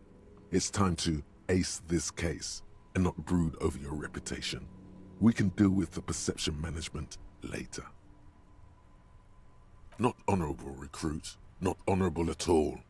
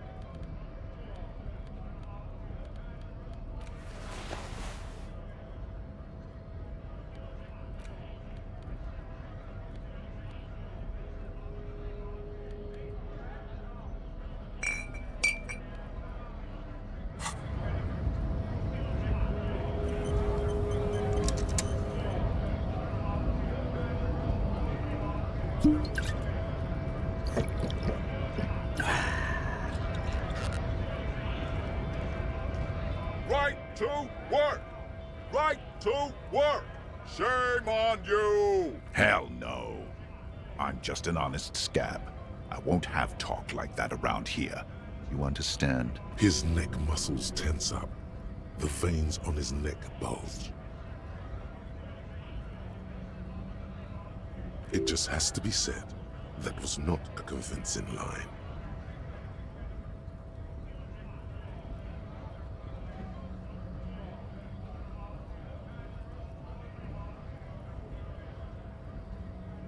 Fucking Bob. You hear a tiny rattle, a small radio, cracking somewhere. An earpiece? I'm going to interpret that as a yes. There's a tribunal, and it won't be long until it's ready. How about you fuck off now, huh? Okay, of course. Fucking loincloth. Loincloth? Now you see, that's not really what a scab would say, is it? Better not to press the issue further, sire. He seems tense. The man's breathing steadies, but his eyes are still narrow. Slowly, he's trying to get his right-to-work dance back on. Don't think so.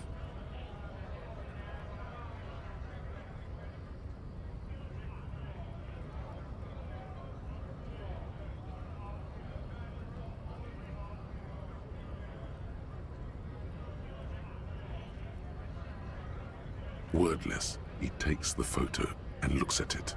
Grey eyes dart back and forth on the glossy surface. His face is unmoving. hard as a stone, but beneath it... Fucking loincloths. Really did him in. What it means. I can tell you what this one means. Only one. You want to hear what happened here? Our colonel is deep in the bush here. Deep in the fucking bush. In Benital, 41. Monsoon season. He's on a reconnaissance mission. Benital is one of the inhabited islands of the Seminese archipelago near the Pale. Covered in jungle, it was anchor point for the Seminese nationalists in the proxy war held on the islanders' territory. He spent a month behind enemy lines, scouting kept villages. Nothing but fucking bugs and snakes for fun. Men are getting restless. There's talk of switching employers. With some strange emotion, this is about to get really graphic. Last moment to back off.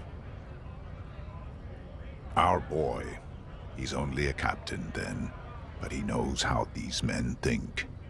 If they don't see action soon...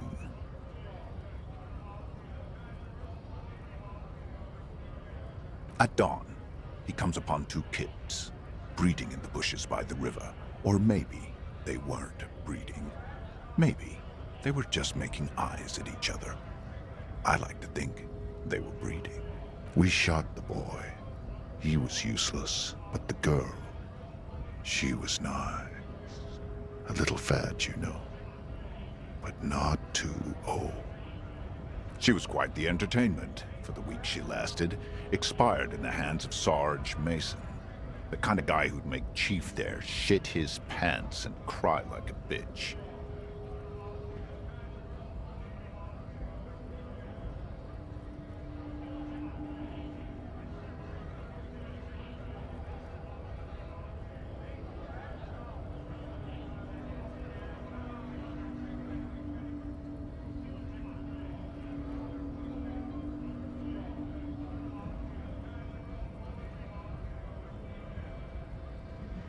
God. Mason couldn't let go. Cut the tits off her cold body and fucking ate them. Said primitive spirits were watching over him now.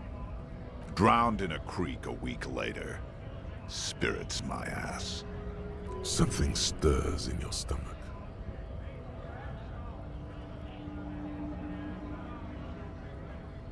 No, I was in the domain, in Jamrock, being a bouncer. Fucking mask is getting sweaty. I want to take my mask off. But... Go ahead. All right now. Free commerce! On the photo in your hands, the dead man's skin is studded with stars. Tens, hundreds of them, littering his dead skin.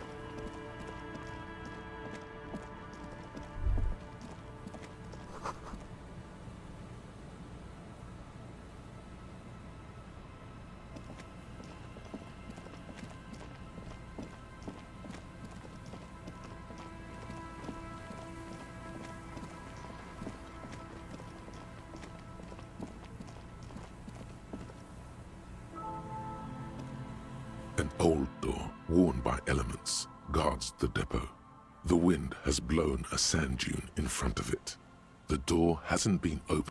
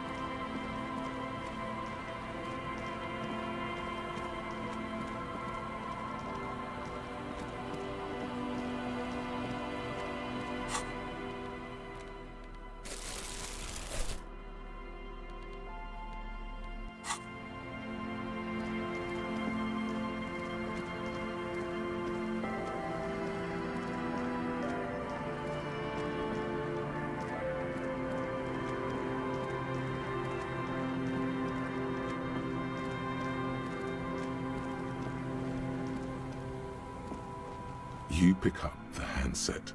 There's a tone. The machine is operable.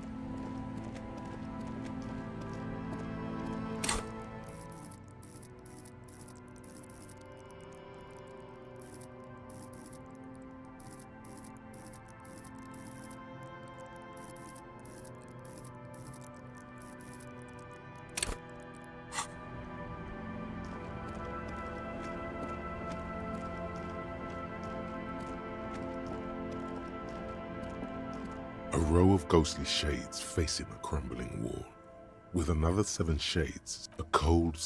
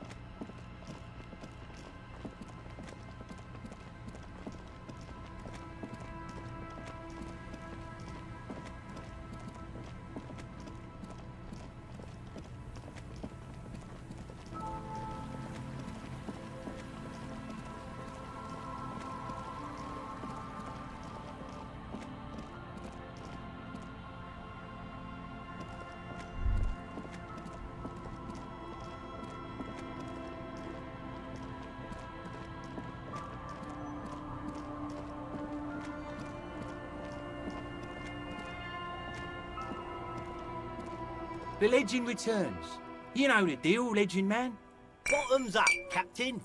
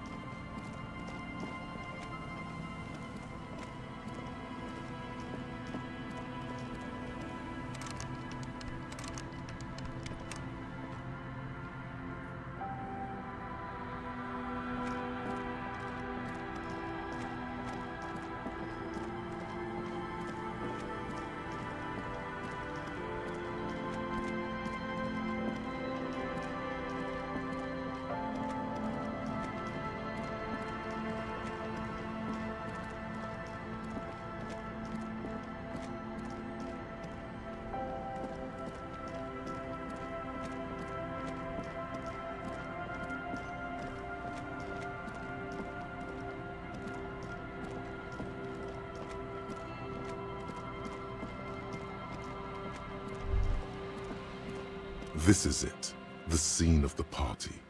The fire pit. Cigarettes and empty bottles all evidence it. Not as such. I'm talking about what came after the party scene. Looks like they were here a while, judging from all the bottles. The sunken motor carriage provided them a focal point, like a goose ice sculpture or a chocolate fountain. Looks like it.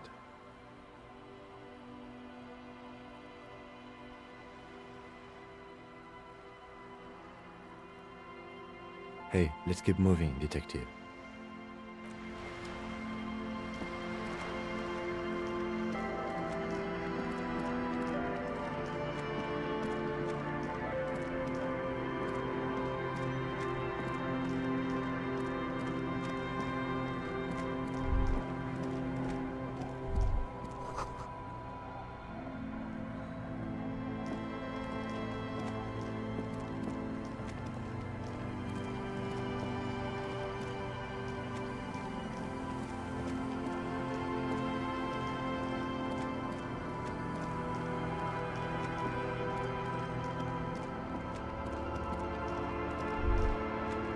Drop in temperature, an easy flow there.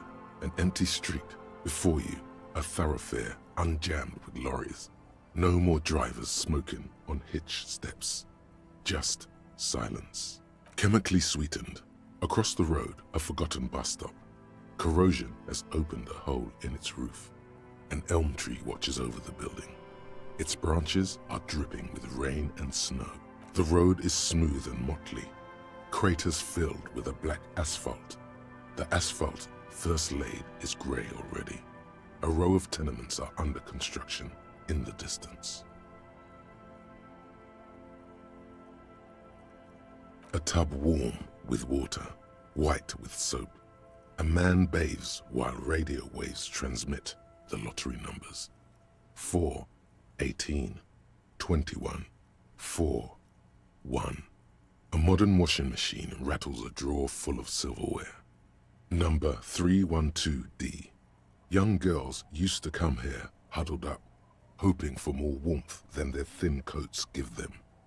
The bus took them to school. Craters pocked the surface. Children played in them, until heavy trucks full of black pitch rolled in. The landowners have filled the craters with money. There's one bump on the road. A dead dog lies flat about 200 paces away, right at the turn. Tragedy comes from the wheels of a fast RCM vehicle, hurrying to work. The cold washes over you. The sound of the sea has grown distant. The wind moves the aerosol. A detective stands behind the boom barrier. A breeze moves a curl of his hair.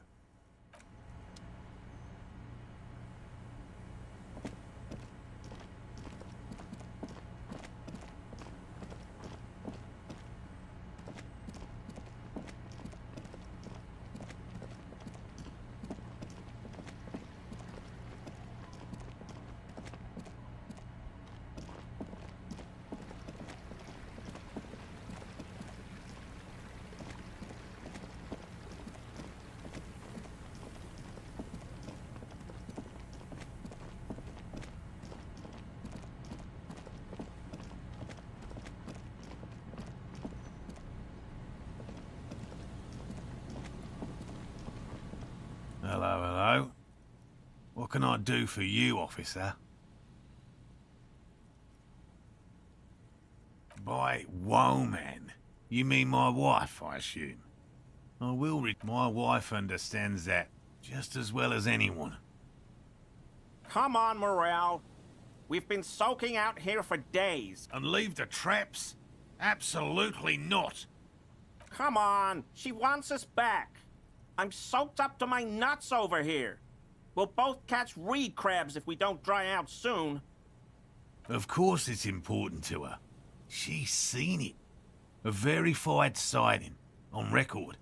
One of only 40th century, and it's hers. She's seen it? Yes. That's how we first came to know one another, in fact. But that's her story to tell, not mine. Suffice to say, it's long been our dream to find proof of the Insulindian phasmid together. I can't abandon course now. No. The traps need to be monitored on a regular schedule. What would we do if the phasmid were to starve while we were sipping tea at the hostel? I could go for some trap setting. I didn't expect you to take such an interest in our work here, officer.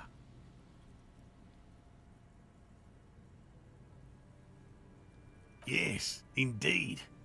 Both require a great deal of research, attention to detail, and, above all, persistence. There are 4 in total. One is to the south, on this little peninsula, by the boathouses there. It's very near. Another we set in Land's End, to the northeast. It's behind a small sand dune there, on your way to the old radio tower, after the church.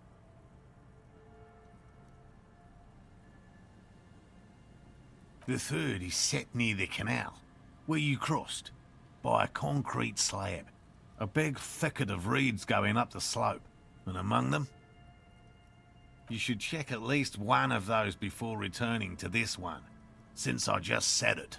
This one's more of a technicality, but still, better safe and stupid than sorry. That seems like a lot. Do we really have time for this extracurricular venture? Is it?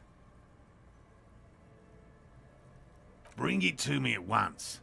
Just make sure the trap is closed tight. He's not comfortable with the possibility that you'll claim the find, but he's lying about this even to himself. That's highly unlikely, officer. But in the event you do, I'll spray you with a pheromone mixture I developed. It's made of musk and research chemicals. The pheromone should attract the insect to you, or at least prevent it from bolting at the sight of you. It's quite potent. Will last you about a week. Wise choice. This is the smell of dying reeds, of longing crumbling into the water.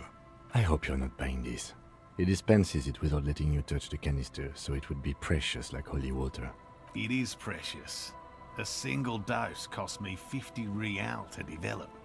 Not that I expect you to understand self-financing one's own research. Right, which means you two can pack up and go back to the boiling. Finally, someone's talking sense. Thank you for your help. Gary and I will start breaking down camp. If you have any more questions, now's the time to ask. We'll be gone once you get to it. Hello again. Very generous of you to help us out, officer. I can't wait to get out of here. Do I know how to turn back time? Is that a trick question? Are you still pursuing this? More important than our murder investigation?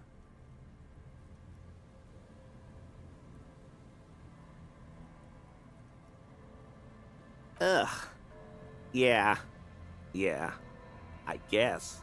Make it quick. And the question was rhetorical, not a trick. Make what quick? You're asking me about time travel. Is this some kind of a trick?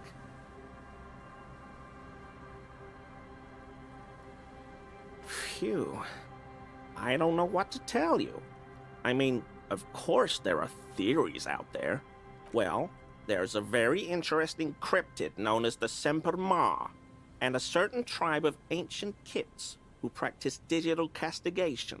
Though, frankly, I don't know how compelling you'll find that theory. And then you hear rumors that the Seolites possess technology that actually lets them move through time like it's a corridor. Back and forth, you see. Cryptids, actually. It's a so-called colonial animal, presenting as a large singular body when it's found in the subtropical jungles of Samara. Extremely difficult to spot, as it appears to the untrained eye like common mud.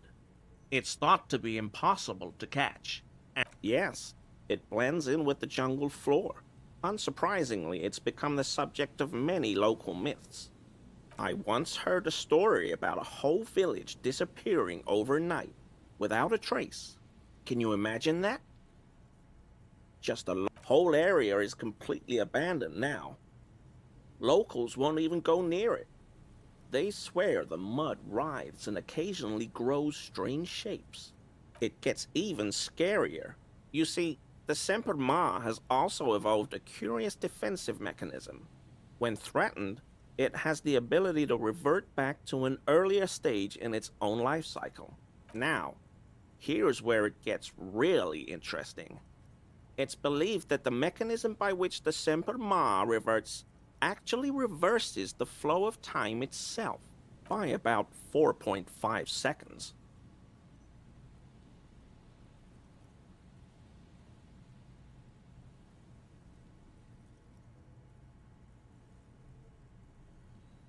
Well, you see, the fascinating thing about it is that this temporal reversion is said to extend to anything touching the Semper Ma at the moment of reversal. And attack it over and over again, you could theoretically punch your way back to the Franco-Nigerian era. Like a submarine fueled by suffering.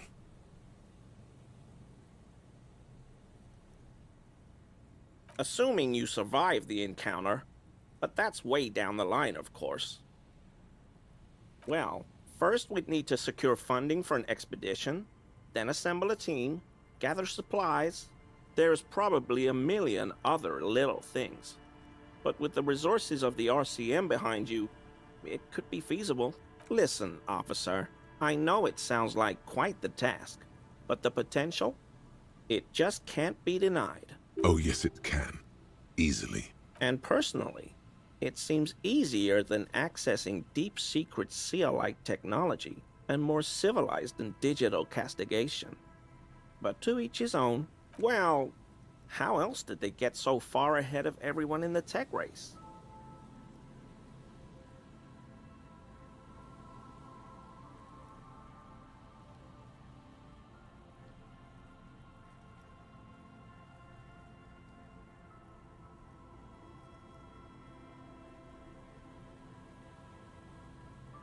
Absolutely.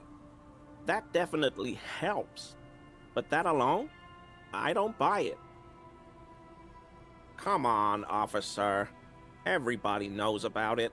The stuff they've got, most people here can't even dream of it. Believe me, it's there. Technology's so advanced, it defies description.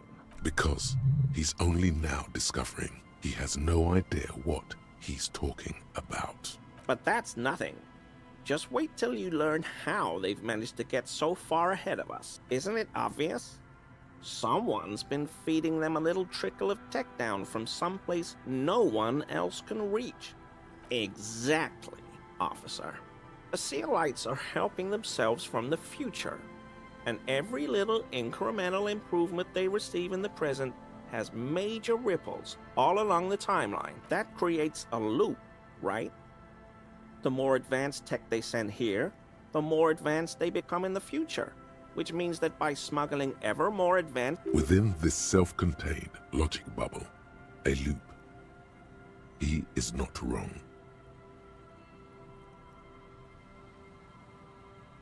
Now that is a paradox. A statement seemingly contradictory or opposed to common sense, and yet perhaps true, or perhaps not.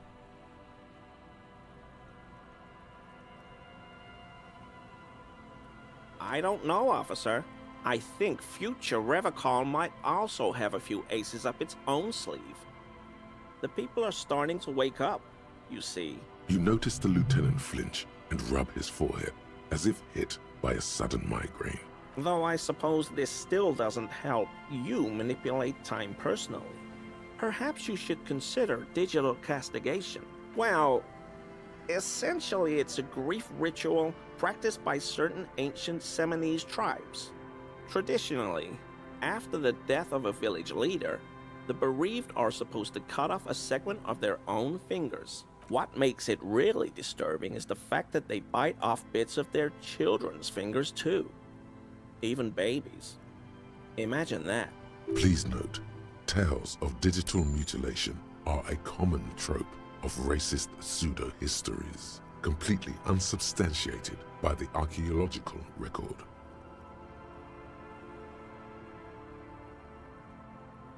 I'm getting there. See, the practice is derived from Seminese finger counting.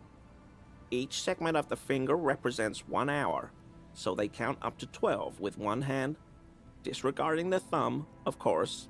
Absolute nonsense across the board. By removing one segment from their fingers, they remove the corresponding hour from their life. That's what they believe, anyway. No.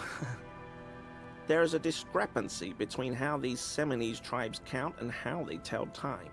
As I explained, they count up to 12 on their fingers, but they divide the day into 15 parts. But that's a whole other discussion. One you absolutely don't have time for. Let's be done with this idiocy.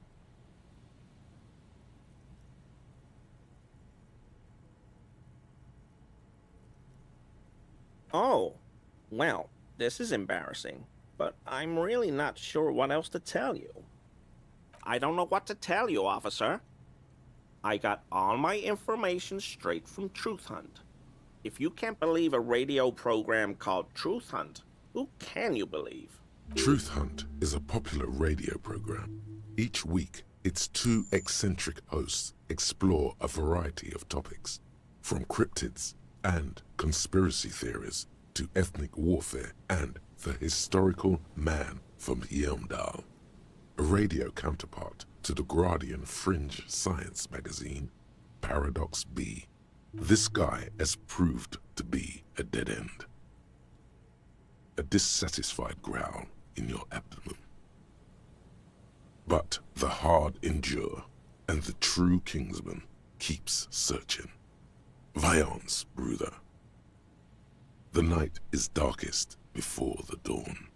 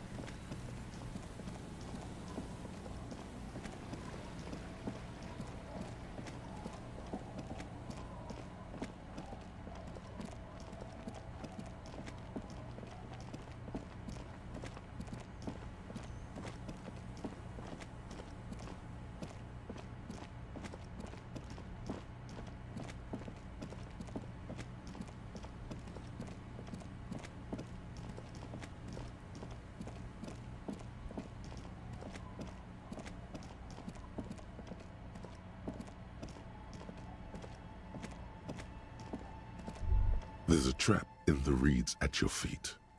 Looks like the same one you saw Morel set before. Same mesh, same wiring. The reeds bend forlornly toward the sand. Some tufts have been crushed. Snow covers the broken stalks like a shroud. In the east, the city center hums to you. The constant, distant song.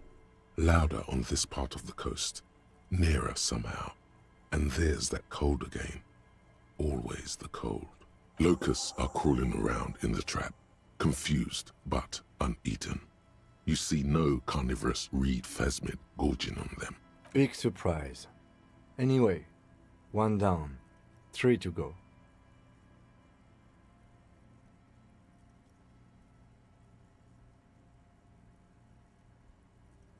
Surely. Anyway, the air is nice and fresh here. The reeds bend forlorn, the constant, distant.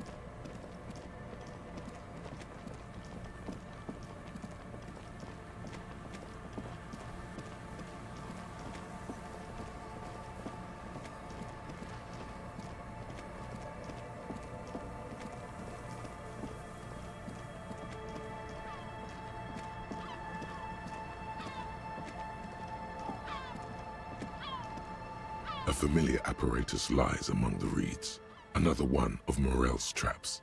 The reeds sway in the coastal breeze. The wind picks up here, near the cape's end, surrounding the narrow strip of land from 3 cardinal directions. It's cold for this time of year. This trap is also full of panicked locusts. No sign of any cryptozoological beast inside. Another empty trap.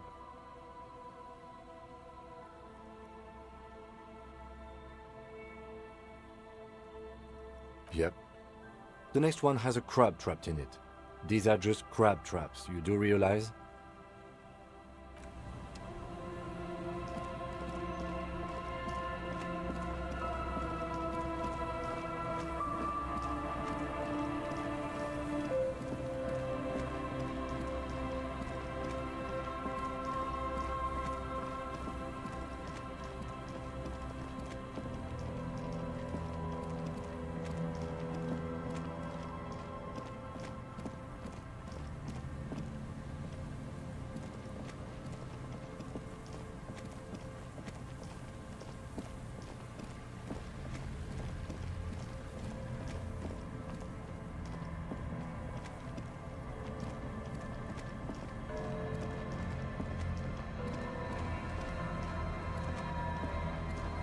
This is the trap Morel just set. Checking it over, he said, is just a technicality. But the reeds by the abandoned campsite hiss and shake. The later it gets, the colder. Remnants of the camp can still be seen in the sand. The fire that's gone out. You feel strange, somehow. Nothing but locusts in this trap as well. Definitely no cryptozoological monstrosity. Empty as all of them. One more of these and we're done.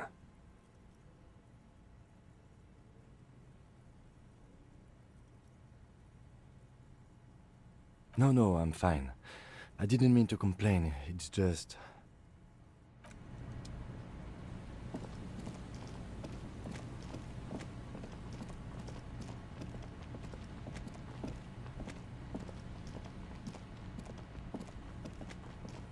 It takes you a moment, but finally, you spot the last of Morel's traps. This one's partially obscured by the reeds. Behind you, the ruins of a residential building rise over the reeds, shielding them from the wind. The reeds rustle confidently. When this district was booming, the reeds were kept at bay. Nothing obscured the freshly painted facades. Nowhere for drunks and adventurous teenagers to hide. Now only the wind blows. The trap feels light and silent as you pick it up. Something is different here. No locust. No phasmid either, but still. Well, the bait worked on something. This doesn't mean it was a reed monster, though. Unless you see one in there. I just see an empty trap. The netting is a little untidy, messier than the others. Like someone or something picked up the trap and shook it before dropping it back down on the ground.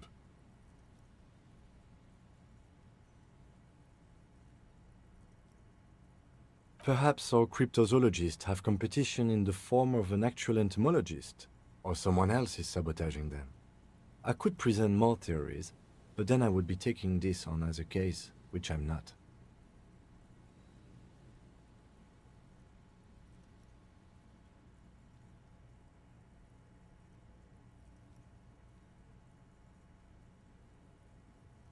We did sort of promise to tell them, didn't we? Behind you, when this You've checked all the traps now. There's nothing else to do with them. The cryptozoologists await your report.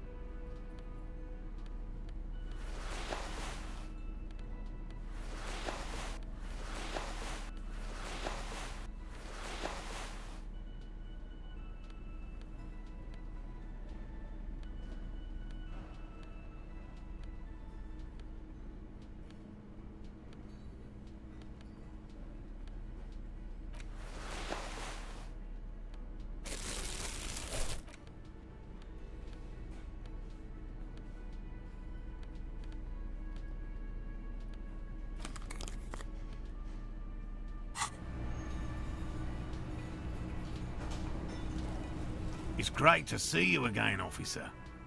My wife can't wait to thank you. Go on, talk to her. Oh, sweetie, I don't even know how to thank you for finding my husband and helping him out. I hope we haven't been too much trouble for you.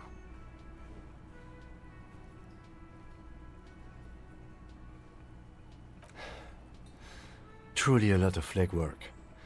My partner adores these kinds of things. Here, I want to give you a small token of my gratitude. It's a tie. Mexican origin. The pin is an antique. Quite special. The little silvery knob holding the tie together feels warm in your hand. It's in the shape of an avian skull, with 8 eyes. You could ask her about this when you get the time. It's probably a cryptid, but the phasmid, of course, is more important. Oh, you don't want to hear about some old woman's ramblings. Ramblings? Nonsense. Your description of the phasmid is the most precise I've ever heard. But darling, I didn't even get the size of it right. Measuring things is important. How did she get the size? You were a child, my dear. Really. It's extraordinary what you were able to describe. Now go on. Tell our friend about it. He's proven his interest in the field. Reflexively, the lieutenant read his familiar notebook. Well, it was summer. I was building a racing track out of sand on the beach near a tall stand of reeds. Quite a tall one. Many times my height, I remember. When, all of a sudden... I'm getting ahead of myself. I was 5.5 in Betancourt in the suburbs. My grandmother had a summer home there.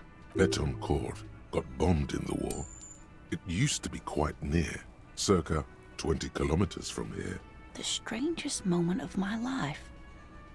I looked up and one of the reeds moved. Not like a plant, but like a living thing.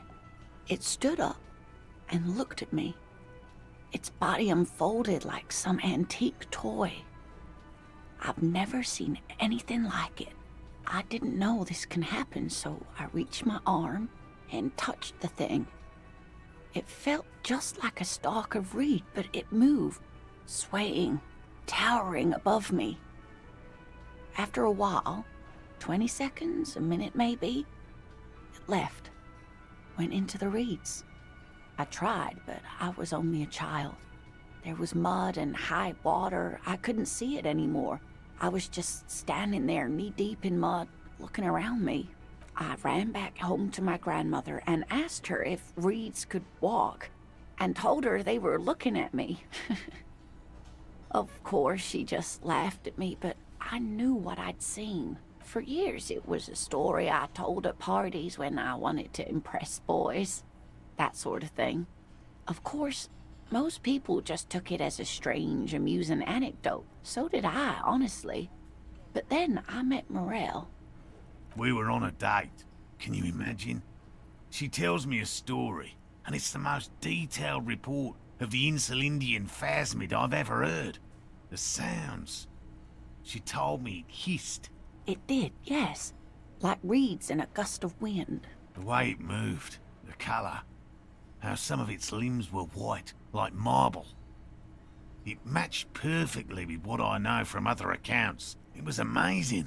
If it weren't for Lena, I might have given up hope years ago. It's no exaggeration to say that she restored my faith in my profession.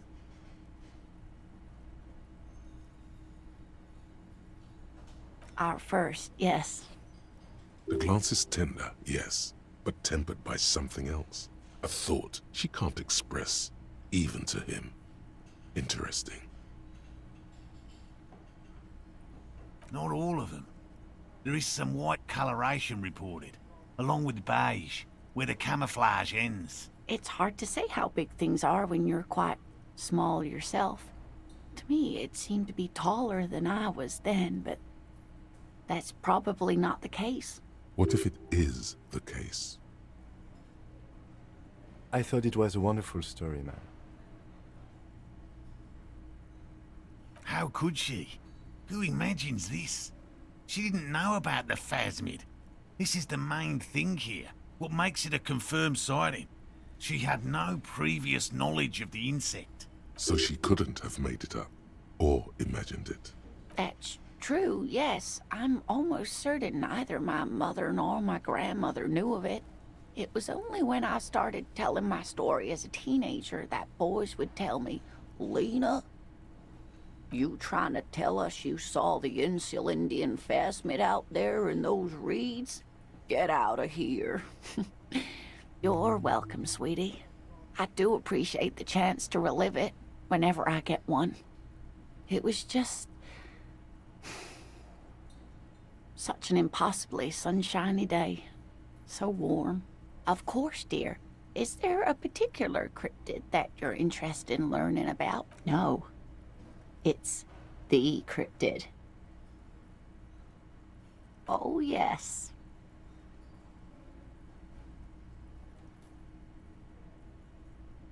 The eight-eyed teratorn, the largest flying avian ever discovered, with a wingspan of 11.5 meters.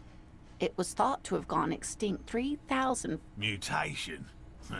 All of evolution is a mutation. Until it was sighted by renowned Gotvaldian explorer and naturalist Uwe Plattenkalk in 21. This renown seems a bit dubious. Your own catalogue comes up completely empty. But, of course, you are not all-knowing.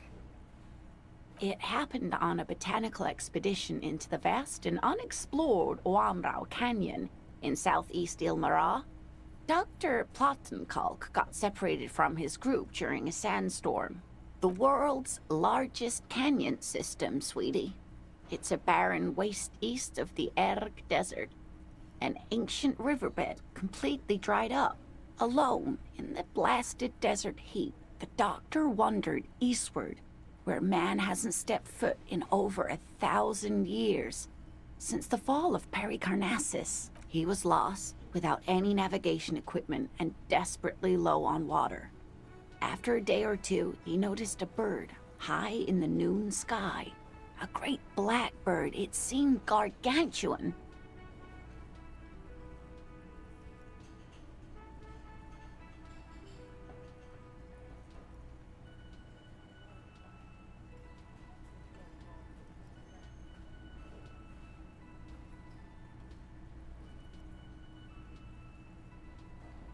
Every now and then, the bird would dive down to feed on an animal carcass somewhere on the horizon.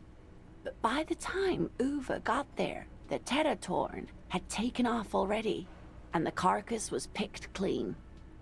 Yes, or rather, hunting. A bird that big has a lot of blood in it, and he was dying of thirst. For many days, Dr. Plattenkalk followed the teratorn until they reached a great canyon wall, where the bird finally landed to rest. The professor climbed up there with a rock in his hand. He found the bird sleeping with his head tucked under its wing, a great black pile of feathers on the perch. So he approached, slowly squeezing the rock in his fist. Watch out. Then the teratorn suddenly looked at him. He could see it had 8 eyes, 4 on either side of its skull, like a spider. And the man couldn't move. He was paralyzed, frozen into place with the rock in his hand. Whatever he did, he could not get closer to the bird. The bird was controlling his mind. It kept him from approaching. He could step back, but every time he stepped forward, paralysis. Uwe spent 3 days trying until the bird flew away. The 8-eyed teratorn was indifferent to him, as long as he didn't get closer than 2 steps. It even let him feed on some carcasses up there, and the 2 unfertilized eggs it left behind. Absolutely, sweetie. Cryptozoologists have been tracing it ever since, but Wamrau is vast, mysterious, and holds many secrets. Modern radar telemetry shows great promise. We will confirm this one by the end of the decade, latest. This one I liked. Not only does it have 8 eyes, and is a living fossil, and the largest bird ever to live, it also does mind control. He's sincere. He likes the audacity of it. Sadly, yes. But there are numerous reports of 8-eyed bird skulls from Il Mara. And then there's the striking resemblance to the Pericarnassian imperial eagle, an ancient heraldic symbol that is hard to pass off as coincidence. The imperial eagle, too, had 8 eyes. Not really. It's just stylization. The way they drew eyes. It's not a zoological drawing. Very, very hard. This one's very famous. Everyone knows it. People will be looking at that tie on you and thinking, that man is into cryptids. So, what else do you want to know? Of course, dear.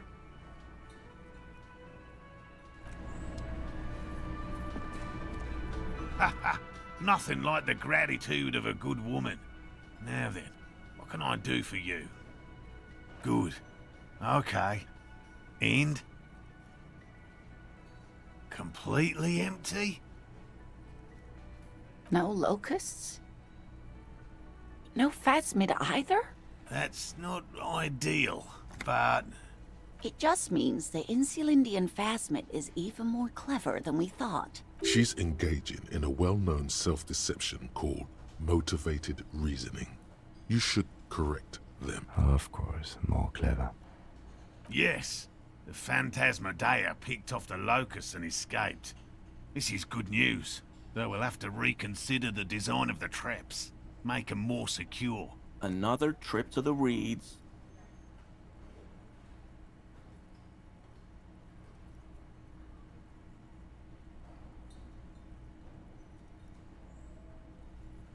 Why don't you try convincing Morell his hypothesis is invalid? Thank you for the vote of no confidence, Gary. An officer. I appreciate your concern, but please leave this to the experts. Unless you have an alternative hypothesis you'd like to venture. Actually, no. Excuse me for getting emotional. This is a big deal for us. You've helped us twice now. And brought some great news too. My gratitude, and the gratitude of the Société Cryptozoologique de Ravachol, is yours. Thank you, it's an honor. We should probably return to our main investigation here. This has been refreshing, but... Damn it, Lieutenant. Have you no intellectual curiosity?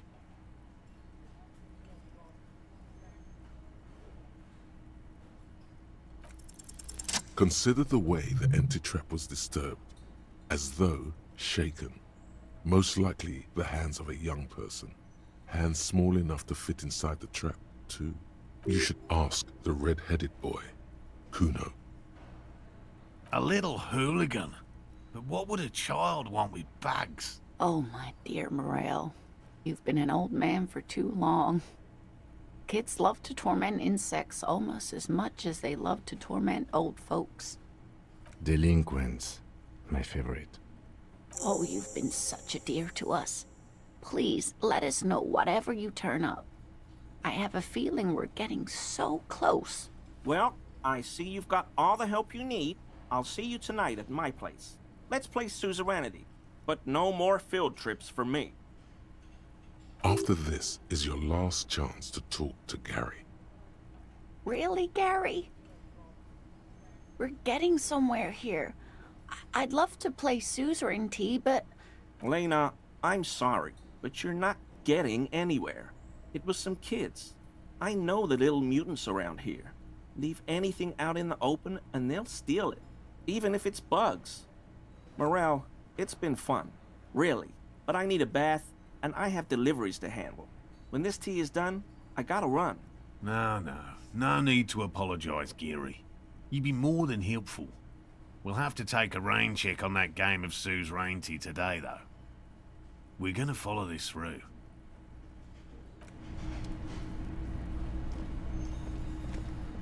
Can I help you? What is this thing?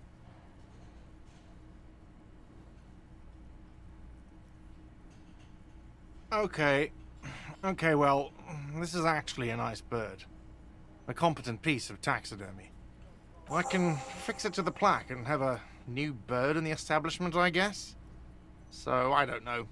Thank you. I'm gonna go with thank you. I feel good about our work here today. It's all about the little things, like bringing people random stuffed animals. It's not actually about that, but he liked it. Got the 20 real? Then why are you wasting my...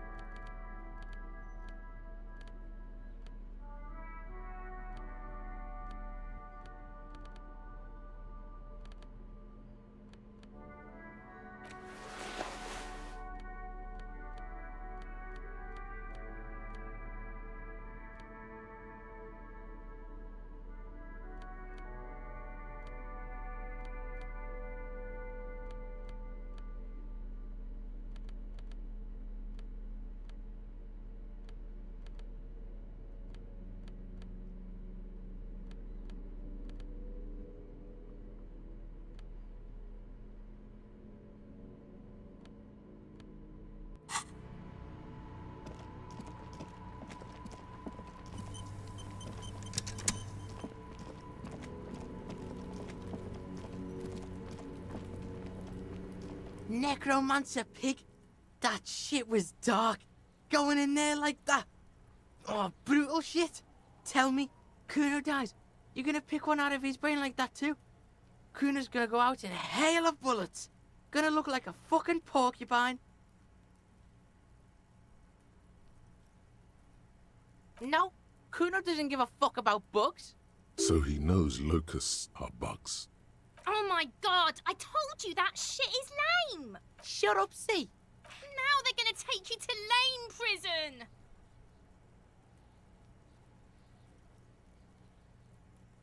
Deny everything, Kuno. You need to lawyer up. Kuno's not gonna say anything without his lawyer present. Lame. That rings some bells. Could this be connected to Night City? AKA the City of Rage? Yeah, that's pretty lame. Sounds like art. Oh god, Kuno, no! It's gonna happen now. They're gonna make you lame. Stop it, C. No one's gonna make anyone lame. Kuno's got this under control. There's definitely something going on here. You should check out Kuno's shack, the one with the pig's head. Kuno doesn't fucking care.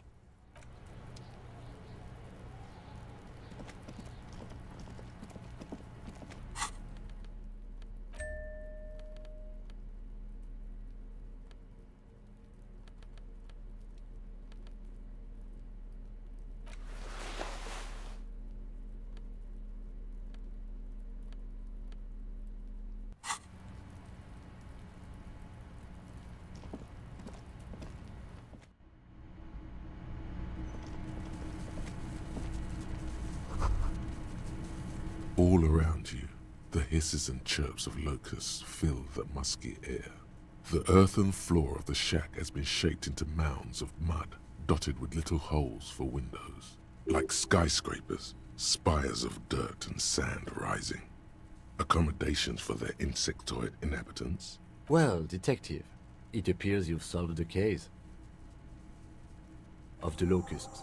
For the missing locust case, which is a sub-case of the imaginary insect case. So at least that's going well. Yes, I feel we are nearing a real breakthrough. If anything, the presence of the locust points to the opposite. The phasmid did not take the bait from the traps. It was Kuno. The phasmid doesn't exist. But what do I know? Use your powers of deduction. You knew the magic bug was nowhere near here. The phasmid is impairing your judgment. I'll let you handle the Kuno side of things. You are doing just fine.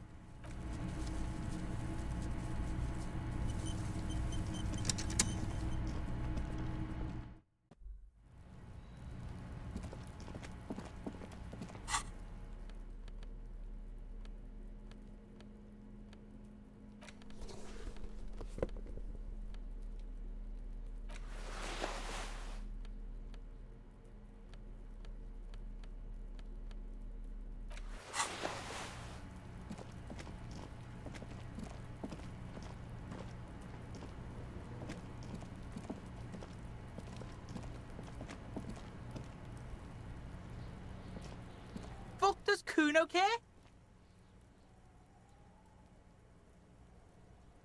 Yeah. Kuno took the bugs, so what?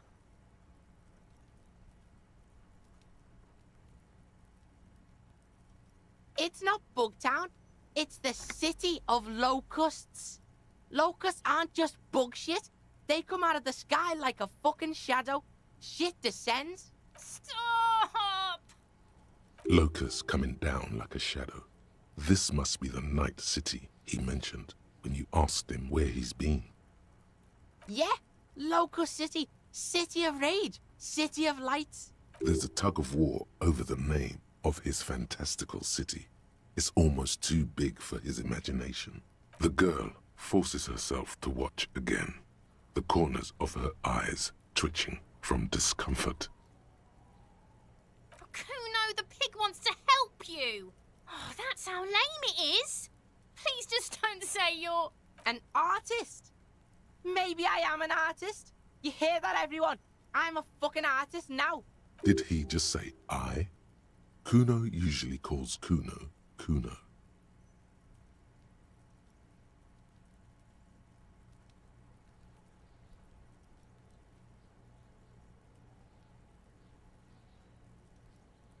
Kuno made Kuno. Kuno says whatever the fuck he wants. There are no rules here, pig.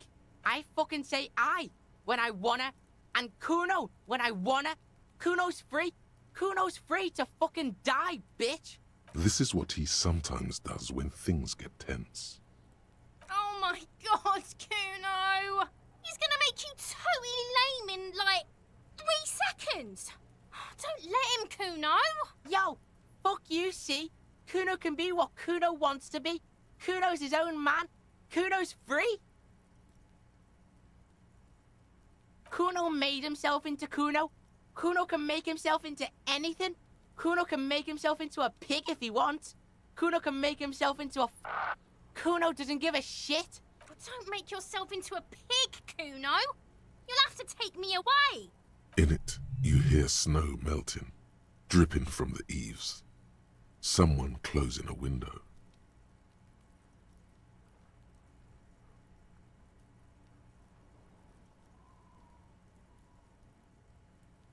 Without a word, she disappears entirely behind the fence. For once, the boy is lost for words. He turns completely red now, with splotches of white beginning to appear across his face.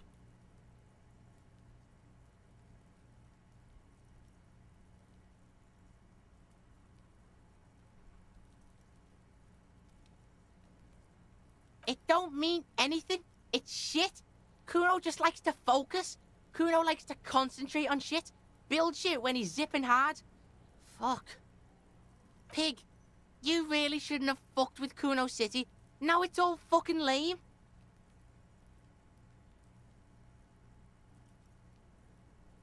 I don't give a shit. I don't need the locusts anyway. Shit is all lame now. C was right.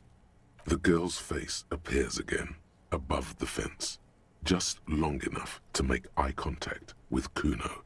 She doesn't know whether to be glad because Kuno's finally convinced of the lameness, or more worried because of his continued use of the first-person singular. Kuno is Kuno, not I. Kuno's gonna let the fucking locusts die. The fuck are they trying to catch anyway? With the traps? He recognizes the name.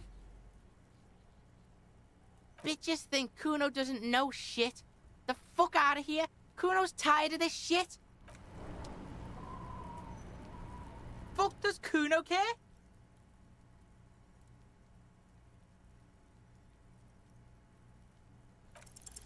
It's not Kuno. It's Kuno S. Kuno S is by far the worst of the two.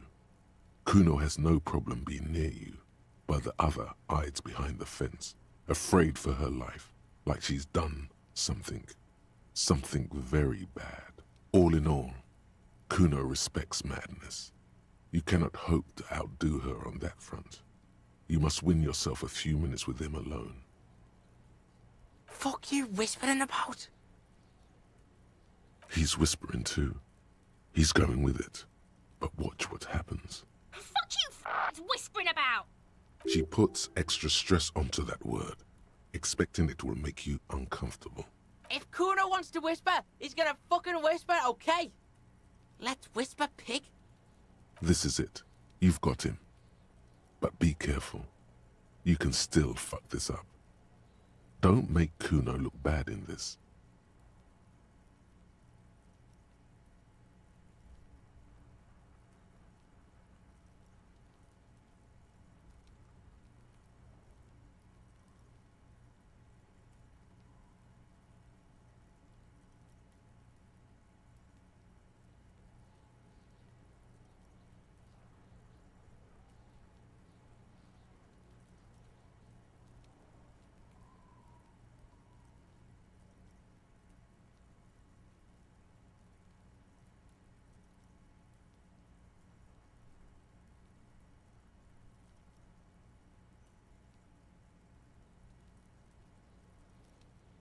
Crazy? You don't know the half of it. She's not crazy. She's insane. Dangerous. She's smoked a man. She's done people in. Probably even pigs. Stop talking to him! Kuno, I'm fucking warning you! You're gonna get us into shit! She understands what you're trying to do. Yo, see? Did Kuno not tell you? Kuno told you. Kuno talks to whoever he wants. Talk, pig. Kuno's got it under control. You did it. They're separated. He's even turned his back to her, so she can't read his lips.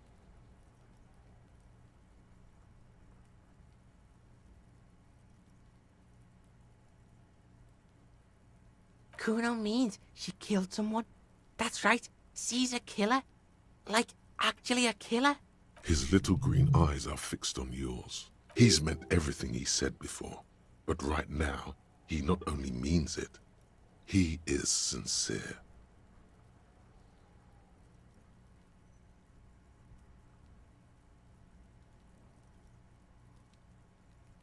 Fucking yeah.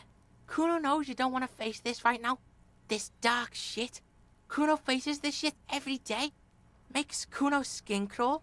She's probably killed a pig too. I mean, I'm pretty sure she has.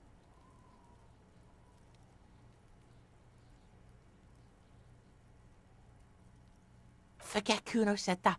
Kuno was just shitting. Kuno was just running his mouth. Kuno's stupid like that. A cop would be too large for her to overpower. But a determined child of her size can still kill the vulnerable, the elderly, the homeless, or other children. The creature peers at you both from over the fence. There is something searching in her eyes. Fear.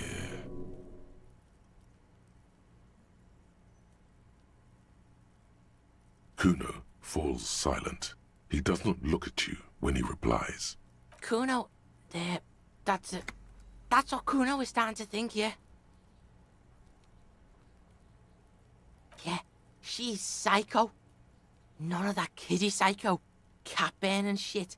She does the real deal. Snuff radio shit. Believe me, pig, you don't want to know. Like the private radio stations Noid mentioned, he doesn't want to think about it. This isn't just another boast. Fuck knows. She says it's the song of her people or some shit. Crazy people. The fucking Nakis. I don't know. It's Suruese. The Suru are an indigenous ethnic minority in the social democratic powerhouse Vasa on the tundra and taiga-covered Isola of Katla. Far, far away from here. As far as possible, really.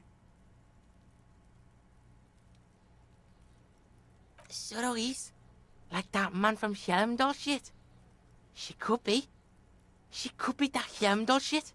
Revachol does have a small Suruese community, or she climbed into a yakberry crate and was shipped over accidentally. Fuck no, she's not me sister. She's just a stray who got in, like a mad dog or some shit. Yeah, she was just there. What was that, Kuno? She was in the hallway, dripping wet, by the fucking shoe rack, in the dark.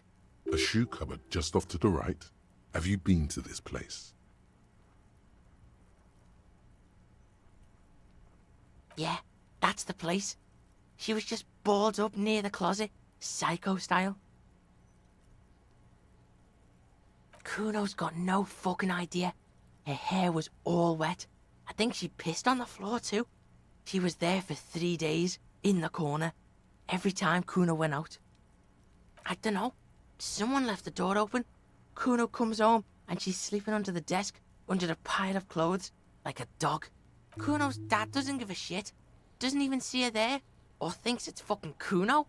Shit's all on Kuno. Kuno wasn't around and C was with Kuno. Told you this already. Look, Kuno's gonna put you at ease. We didn't do it. He speaks the truth, my liege. How's Kuno dealing? Kuno's dealing just fine. He doesn't need you fucking with any of it. C doesn't either. Kuno's got this shit under control.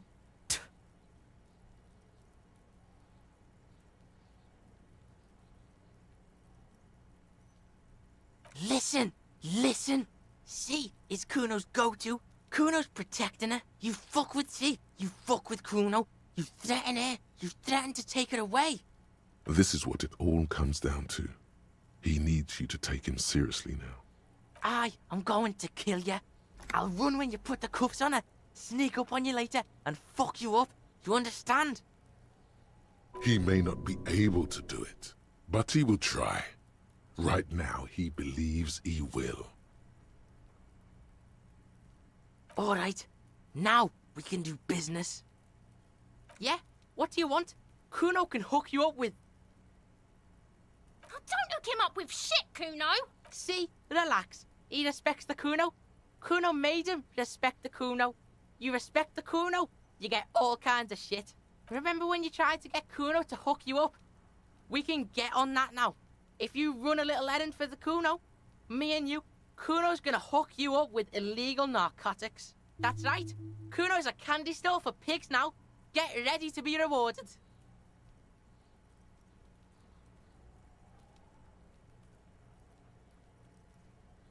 Kuno gets it from his dad. Kuno and his dad are major suppliers. That's where Kuno gets his lightning on. Problem is, Kuno and his dad had a little falling out. Now junkies clawing at Kuno's door. Streets going mad. Kuno's got to throw his dirty popo man at it. Dirty popo man is you. In there is Kuno's violent dad on steroids. Kuno's dad does steroids and speed. If you can take him, you can have half of the speed. Kuno's dad is a fucking monster. He's the most violent man in Revachol. He doesn't give a shit about a single thing. He drinks too. Are you sure you can take on the most violent man in Revachol? In your condition? Like half. A baggie, but like in this vial. That's half a gram. Yeah, half a G. Want it or not? Fuck you talking about half a G? This shit is giant, grade A shit. So clean you can barely see it. You can barely see it because there's barely any. Okay, Kuno's listening.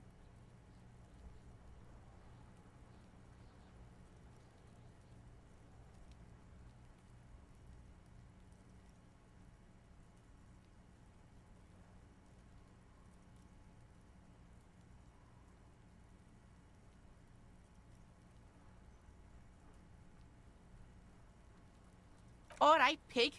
You can plug him, but you can't stop him. It'll only buy you time. Just get in the apartment building. Kuno knows you already fucked your way in. Kuno knows everything. Go to room 12, first floor, and kick down the door. Police violence style. Kuno style.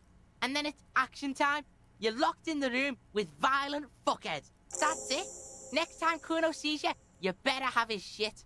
What the hell are you signing us up for here?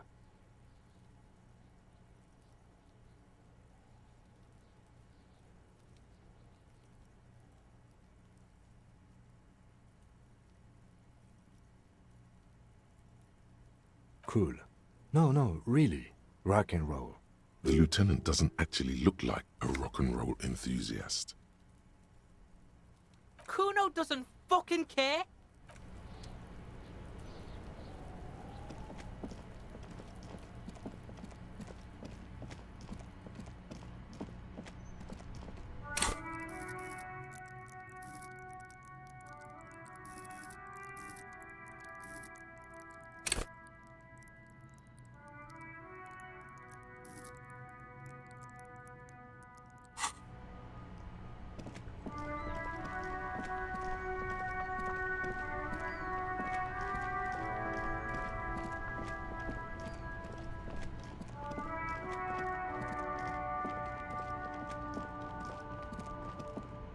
The gnarled hawthorn tree on Rue de Saint-Gilles Lane. A wintry breeze blows by, making the magnetic tape flutter.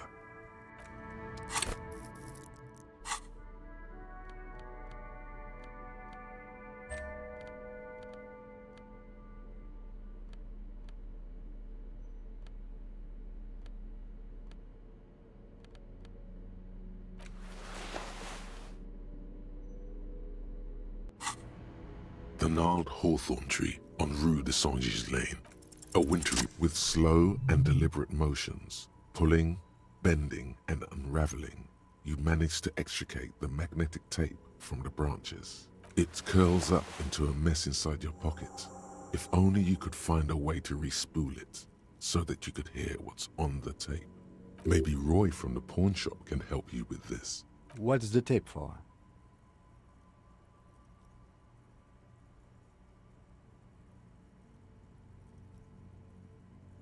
How? It's broken and unspooled. Do you think your new buddy knows how to fix it?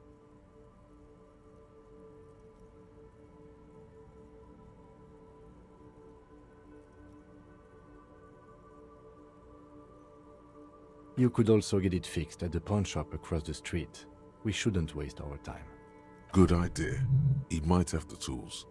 The tape projector in the pawn shop uses similar tape.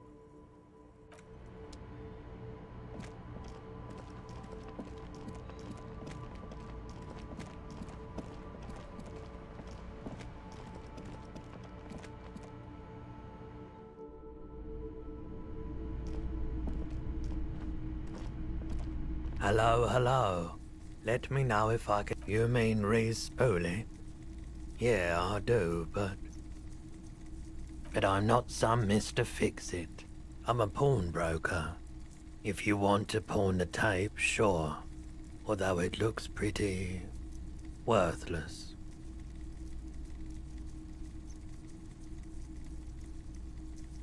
No, it's different. Those film tapes actually mean something to me.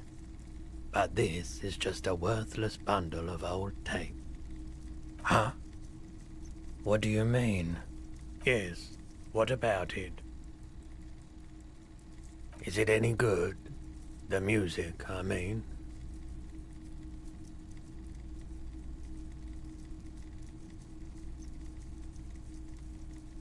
Man, you're really invested in this. Okay, I'll help you out. It's going to take a moment, though, so just sit back and relax. You take some time to look around the store. The play of visuals all around the pawn shop is mesmerizing. Suddenly, Roy turns back to you with a reel of tape in his hand and coughs. You know these visuals would look super cool in the church.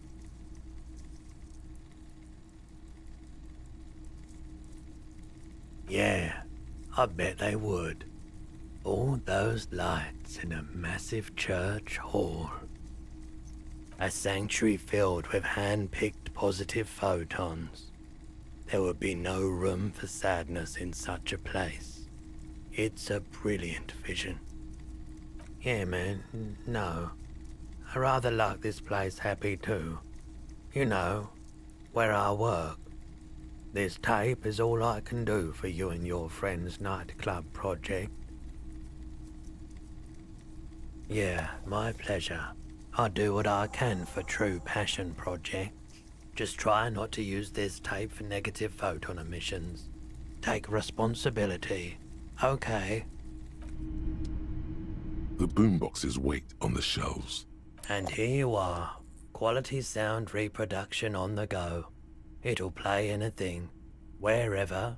Turn any tape into a conversation of sounds and shapes.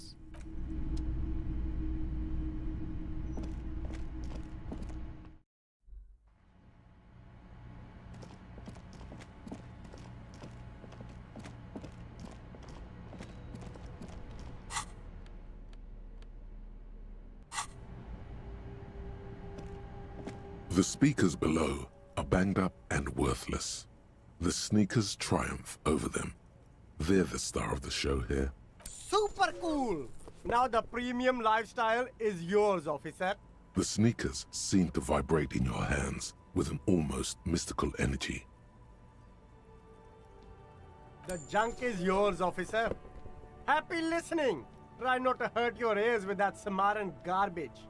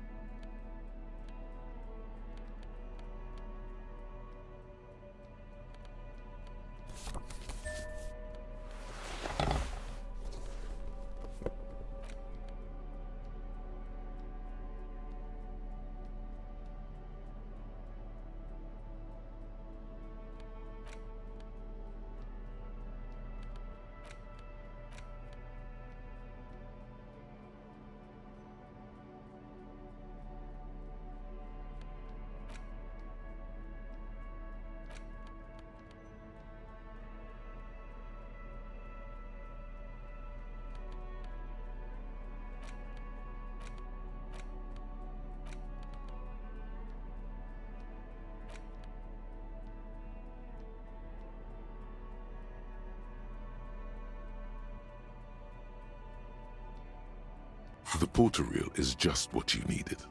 The reels attached to the apparatus with a satisfying click. The tape is routed behind the magnetic reader. You press the large button marked Commencer, and the tape starts spinning. There's a small delay before the song starts playing.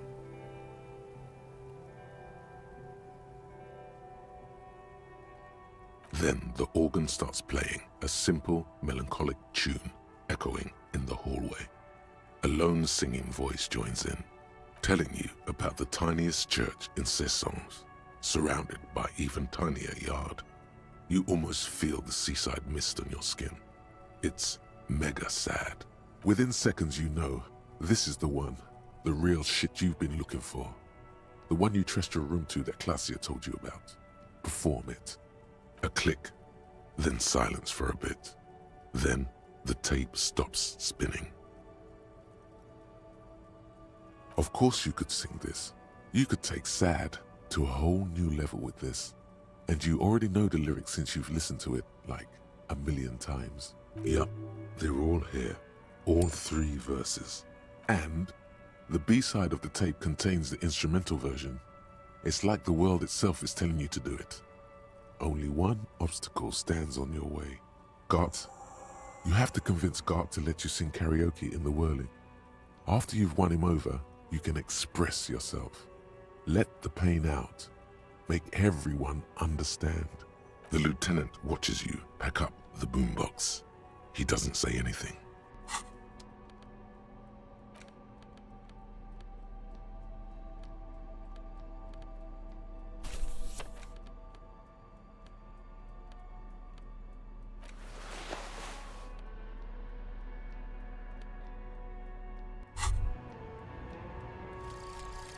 Apricot chewing gum scented one. August 2nd, early late summer. You're getting off the streetcar in Le Jardin, east of the river. Her father and mother are middle class. The nylon of her little jacket rustles next to you, in the dark, like autumn leaves. Her heels click on the pavement. You're walking up to the gate in front of her parents' house.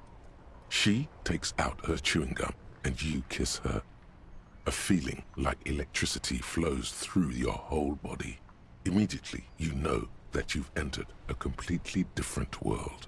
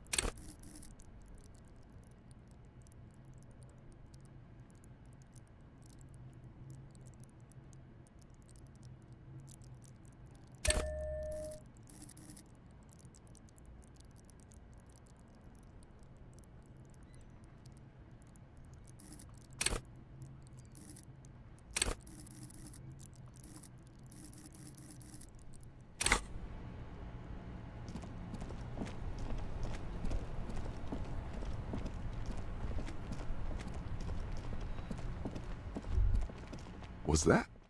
Could it be the Col de Mama d'Aqua? No, it's probably just your imagination ringing in your ear. There seems to be an extremely high-pitched ring. Ultrasonic. Lena said it was very high-pitched, right? It's like something tickles your ear. Lena also said that it couldn't be heard by any other animal, including humans. What you're hearing must just be a regular bird. Honestly, your ear isn't hearing a whole lot. The distant hum of the industrial harbor, the traffic. But, admittedly, there is a high-pitched noise somewhere there too. But then, isn't there always? There it is again. You're about to rediscover a long-lost species. It must be very close. Maybe, just maybe, it will come toward you. Keep still. It might perch on your shoulder. What are you doing?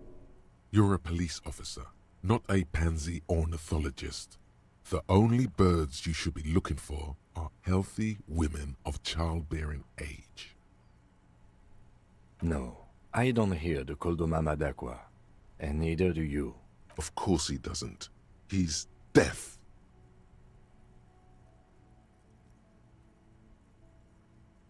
Oh no. The sound. It's moving away. Somewhere over there. Go after it. No. Too late. It's gone. There is no ringing anymore. Just the sound of the streets. Keep your ears peeled, then. If the species really has migrated to Martinez, you're sure to hear it again.